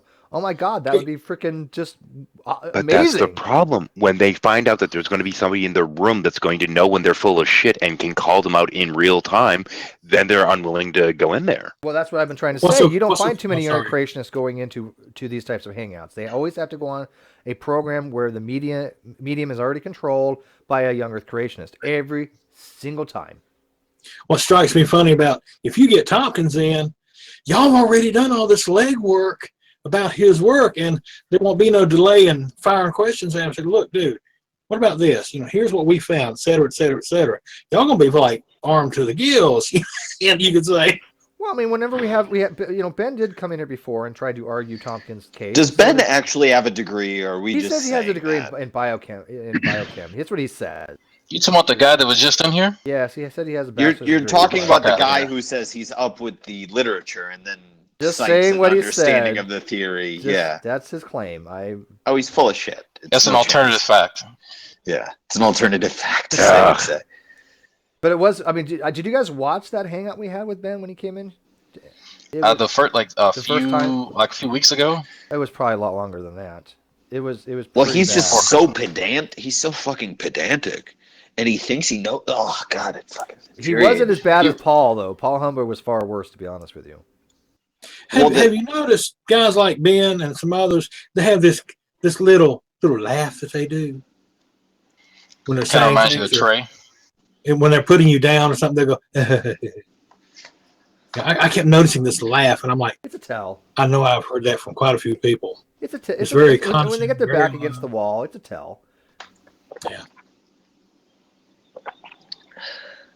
But I mean, when Humber came in, all he did was just read off, from AIG. I'm like, that's not explaining anything. That's just reading off, something we all can go read. Explain it. Oh, and I still got explaining shit's hard. Explain, yes, yeah. We are trying to work on Ken Miller, by the way. That's work in progress. Oh, dude, that would be Cool magnificent. if we got Ken Miller. Get Ken Ham. Ken Ham would never go on anywhere where he's not going to control. Come on, let's be realistic. He is a pure profiteer. That's all he cares about. He is one of the most duplicitous of the young Earth creationists of all of them. Because I mean, I read his tweets. This guy doesn't give shit about anything. He is full on con man. But Kirk Cameron, come on. No, I think Kirk Cameron actually believes his own bullshit. I don't think Ken Ham believes. I mean, he probably does to some degree, but yeah, he's just full on absurd. I don't know. I heard the big debate of sorts that they had on the Atheist Experience years ago with Ray Comfort, and there were a couple times there that Comfort sounded like he was on the verge of tears. I think he's so desperate to hold on to his beliefs that he will deny any reality he has to along the road. That's the case with young Earth creationists, right? I mean, they really do have to jump through hoops. I mean, and that's when I first said to Ben to kind of send him off, is that we were saying that to be a young Earth creationist, you've got to deny a lot of science. Matter of fact, pretty much all of it. And he kept on saying, no, you don't. I'm like, yes, you do. But, I mean, here's the thing, though. Here's the question, though. I mean, is that really dishonesty or just desperation? Could be a defense mechanism. It seems to be. And sometimes I think it's desperation. Somebody asked Steve, is there any PhD younger creationists you wouldn't allow on your channel? Well, not that I can aware of. I mean, I don't allow anybody in here except for one person, and we all know why. We all know who that one person is, and we all know why. Anybody know? Remember? Offhand, no. Oh, come on. There's one person I can't allow in here. Who? Just with a G. Ends in man. Well, but you were talking about PhDs, and he's anything but. Oh, yeah, anything but. I mean, I don't even know what you're asking me on this all one. but PhD, all but thesis is anything but thesis, yeah. No, I don't think there would be anybody I wouldn't allow to come in here. I don't think he could spell PhD, honestly. Yeah, I mean, I have a friend who has a PhD in English, but he's not a young Earth creationist. He's allowed in here, but he just debate community, but he's But yeah, I wouldn't care if they just want to talk about anything that relating to young Earth creationism, but it's just so difficult to find. I'm talking to this one guy right now who's a lawyer who said he'd be willing to come on and talk a little bit about genetics, I guess. Is this the same guy that was on Facebook? Yes. Well, yeah, I told you about him the other day, which was kind of funny because he's just like, you know what? I'm gonna have to pull up what he said. I don't want to It was just, I was kind of taken aback. He's like, yeah, I'll come on, and then he started being very accusatory, and I'm like, wait a minute here, what are you being accusatory of? I don't have any alternative motive except to have you come on and explain your evidence, because he's like, well, as a lawyer, we go by evidence. I'm like, okay, show me the evidence of the young Earth. Well, it's overwhelming. What do I need to meet for? Well, you're positing it. It's pretty bad, actually. It's just. This is the kind of young Earth creationist nonsense I get. None of them actually want to give evidence, and when they do, it's so flawed that I don't even know where to go with it. If I run across any in my travels, I'll definitely direct them to your channel. Hopefully, because if I do run into them, it'll probably be in the tutoring shit that I'll be doing again this semester. He says, quote, so you're afraid of debating expert to expert for your expert, so your weak scientific positions can't be exposed. Is that what you're saying? And yet I've been telling him I want to get, a PhD young Earth creationist experts in here. They won't come in here. And honestly, Steve, I'm going to give you a little bit of a hard time. Some of the experts that you've had in here that are from the other side of the campus driven me absolutely fucking insane because you don't hold their nuts to the fire. Well, you're actually strangely nice to them, more so than I think you should be at times. Well, what am I supposed to hold their nuts to? I mean, give me an example. I mean, we're not talking about theology. We're talking about the science. Last time I had Dr. Ryan and Dr. Ross in here, they wanted to kind of change it to theology, and that's not what the topic of the hangout was supposed to be about. It was supposed to be about intelligent design. Yeah, but you didn't really rein them in either. You let them just kind of run with it a little bit more. I have a lot of respect for these people. I mean, and that's what I'm pointing out. What I'm saying is you seem to show more respect to these people than I think they sometimes do, which is both a criticism and a compliment. Take it either way you'd like. But if you're too aggressive, with them, it may run them out. And well, there goes the conversation. Dr. Rana has shown me nothing but respect. He has actually even sent me a book free of charge. I have no reason to be aggressive with these people. We can have civil conversations with them. We don't need to be aggressive like we would with somebody like Ben, who's just so over the top, dishonest in my opinion sometimes. We don't need to be that way with certain guests, especially well-established guests who are not going out of their way to deliberately, I think, mislead people. Like I see from the Younger Creationist camp. I think a lot of those people do go out of their way to just mislead people. Yeah, I think there's another point just to. I actually think that Fuzz goes out of his. After reading a lot of what's on his website, I actually do think he goes out of his way to mislead people, which is unfortunate. He's a nice guy. I don't think. In my opinion, he does mislead people. But I think that there's another point. I'm just going to sort of chip in for Steve on this one, which is when he invites people on to these events. You know, he's supposed to be there being neutral arbitration. It's not his job to hold their nuts to the fire. It's the people who are opposing their points of view.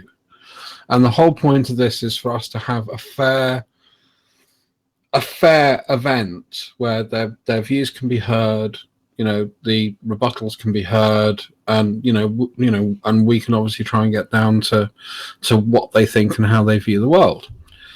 And the thing is this: if you're antagonistic and you bully people, then you're never going to get anybody to come on to something like this. And I want to I want to say specifically in regards to that Mary Schweitzer had watched my interview with Dr. Ross, the first one, and if we were going too hard on, if we were just like, as you say, holding their feet to the fire to the point where we're ball busting, she would have never have granted to join us today. Yeah, because you have a bad rep. It's Right. You don't want to go in there, dude. Right. And so when I have a respectful guest, yes, I am going to maintain a higher degree of decorum. So it's just the way it is. I mean, some people agree, some people don't. I what can I tell you? I didn't like the direction the last one was going. Even had Dr. Ross was saying this is not really the topic. If you want to have one of theology, we could probably do that. But yeah, I mean, there's no sense of antagonizing people because we have differing opinions on certain things, right? That's not the point of these hangouts with them. Yeah, the point of the hangouts is to at least get an understanding of each other's position. That's Right. what, in my view, that's what I try and get out of this stuff. Right. I mean, I don't agree with Dr. Ross and Rand on a few things, right? Obviously, I mean, they don't accept, they're bandits. They don't accept bird evolution. But, I mean, they're still, well respected. As Sam said, Fuzz is a nice guy. There's just no reason to be ball busting on them. I mean, I'm going to treat them with respect. But on the other hand, right, we don't hold. I don't think that they're often held to the same level of rigor. Maybe true. You might be right. Because I read his article on was there a literal Adam and Eve, and it was just it was full of so many holes, and the reasoning was so tortured. Well, I think you find that with a lot of theistic things. I mean, if there's any sound theistic things, then more people would probably be theists. But well, I mean, I think that's a cop out, though. No, I mean, again, I try to keep the theology and the science a little bit separated. I mean, if you have like problems with this science, other than obviously the bird thing, that's more interest to me than differences in his theological arguments, because I don't think a lot of people. Well, it's not a theological argument. He actually uses scientific citations improperly in that article to support his position.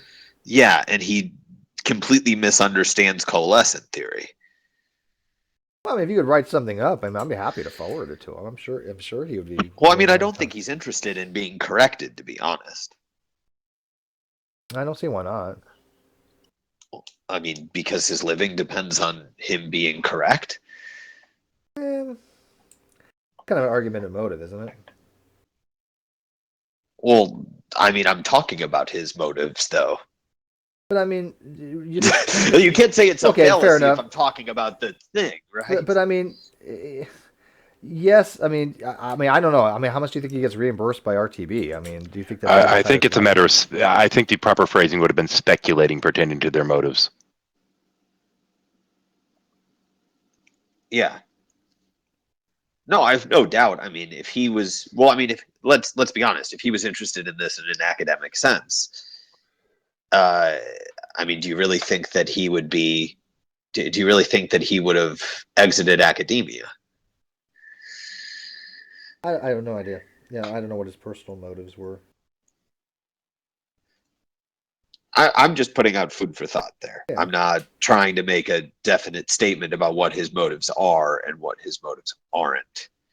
I mean, like General makes a lot of the similar arguments in some of his concordance approach. You don't think General has like an alternative hidden motive? I don't pay attention to what he does because I find it kind of boring, to be honest. I find theology to be insanely boring. Yeah, well, I'm kind of in the same boat with you on that. That's my whole point. Is I'm not a big fan of theological discussions. I'll listen to them and I'll engage a little bit, but Fuzz makes direct scientific claims that are either very unjustified or just misinterpretations. Like I'll grant him this. He is clever in the sense that he avoids making definite claims. That is something that he does very well. So you think it's more of along the lines of he's a little loose with his. Well, he's as ignorant as he needs to be about the topic. Like, I'm sure that if I highlighted like the flaws with that article, he wouldn't argue with me. He'd go, well, this is just my interpretation. Which sounds like a hand wave. Yeah, I don't.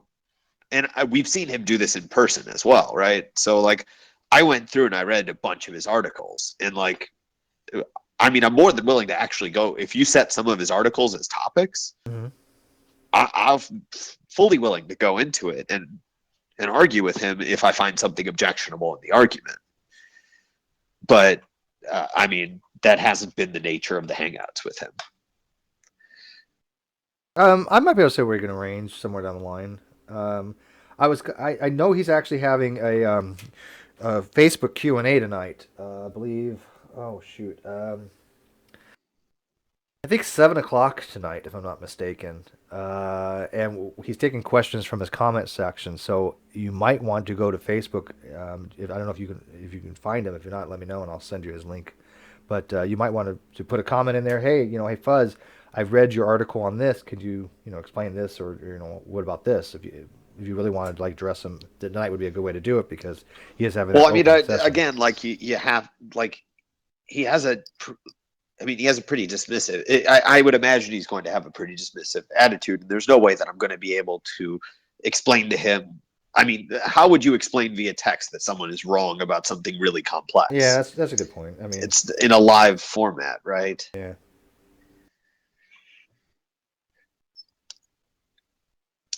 Anyways, I think we're dying out here, and I think this is a good probably time to bring it to a close. You guys think? Although because I got hijacked from Ben, but I mean, it was entertaining. But anyways, guys, thank you for joining. Again, if you guys have some follow-up questions, let me know. Just mail it to me. I plan to keep in contact with Dr. Schweitzer. I mean, obviously I don't want to bug her too much, but she definitely enjoyed herself. I think I got a good vibe. So anyways, I'm gonna end this hangout and call it a night. All right. Night.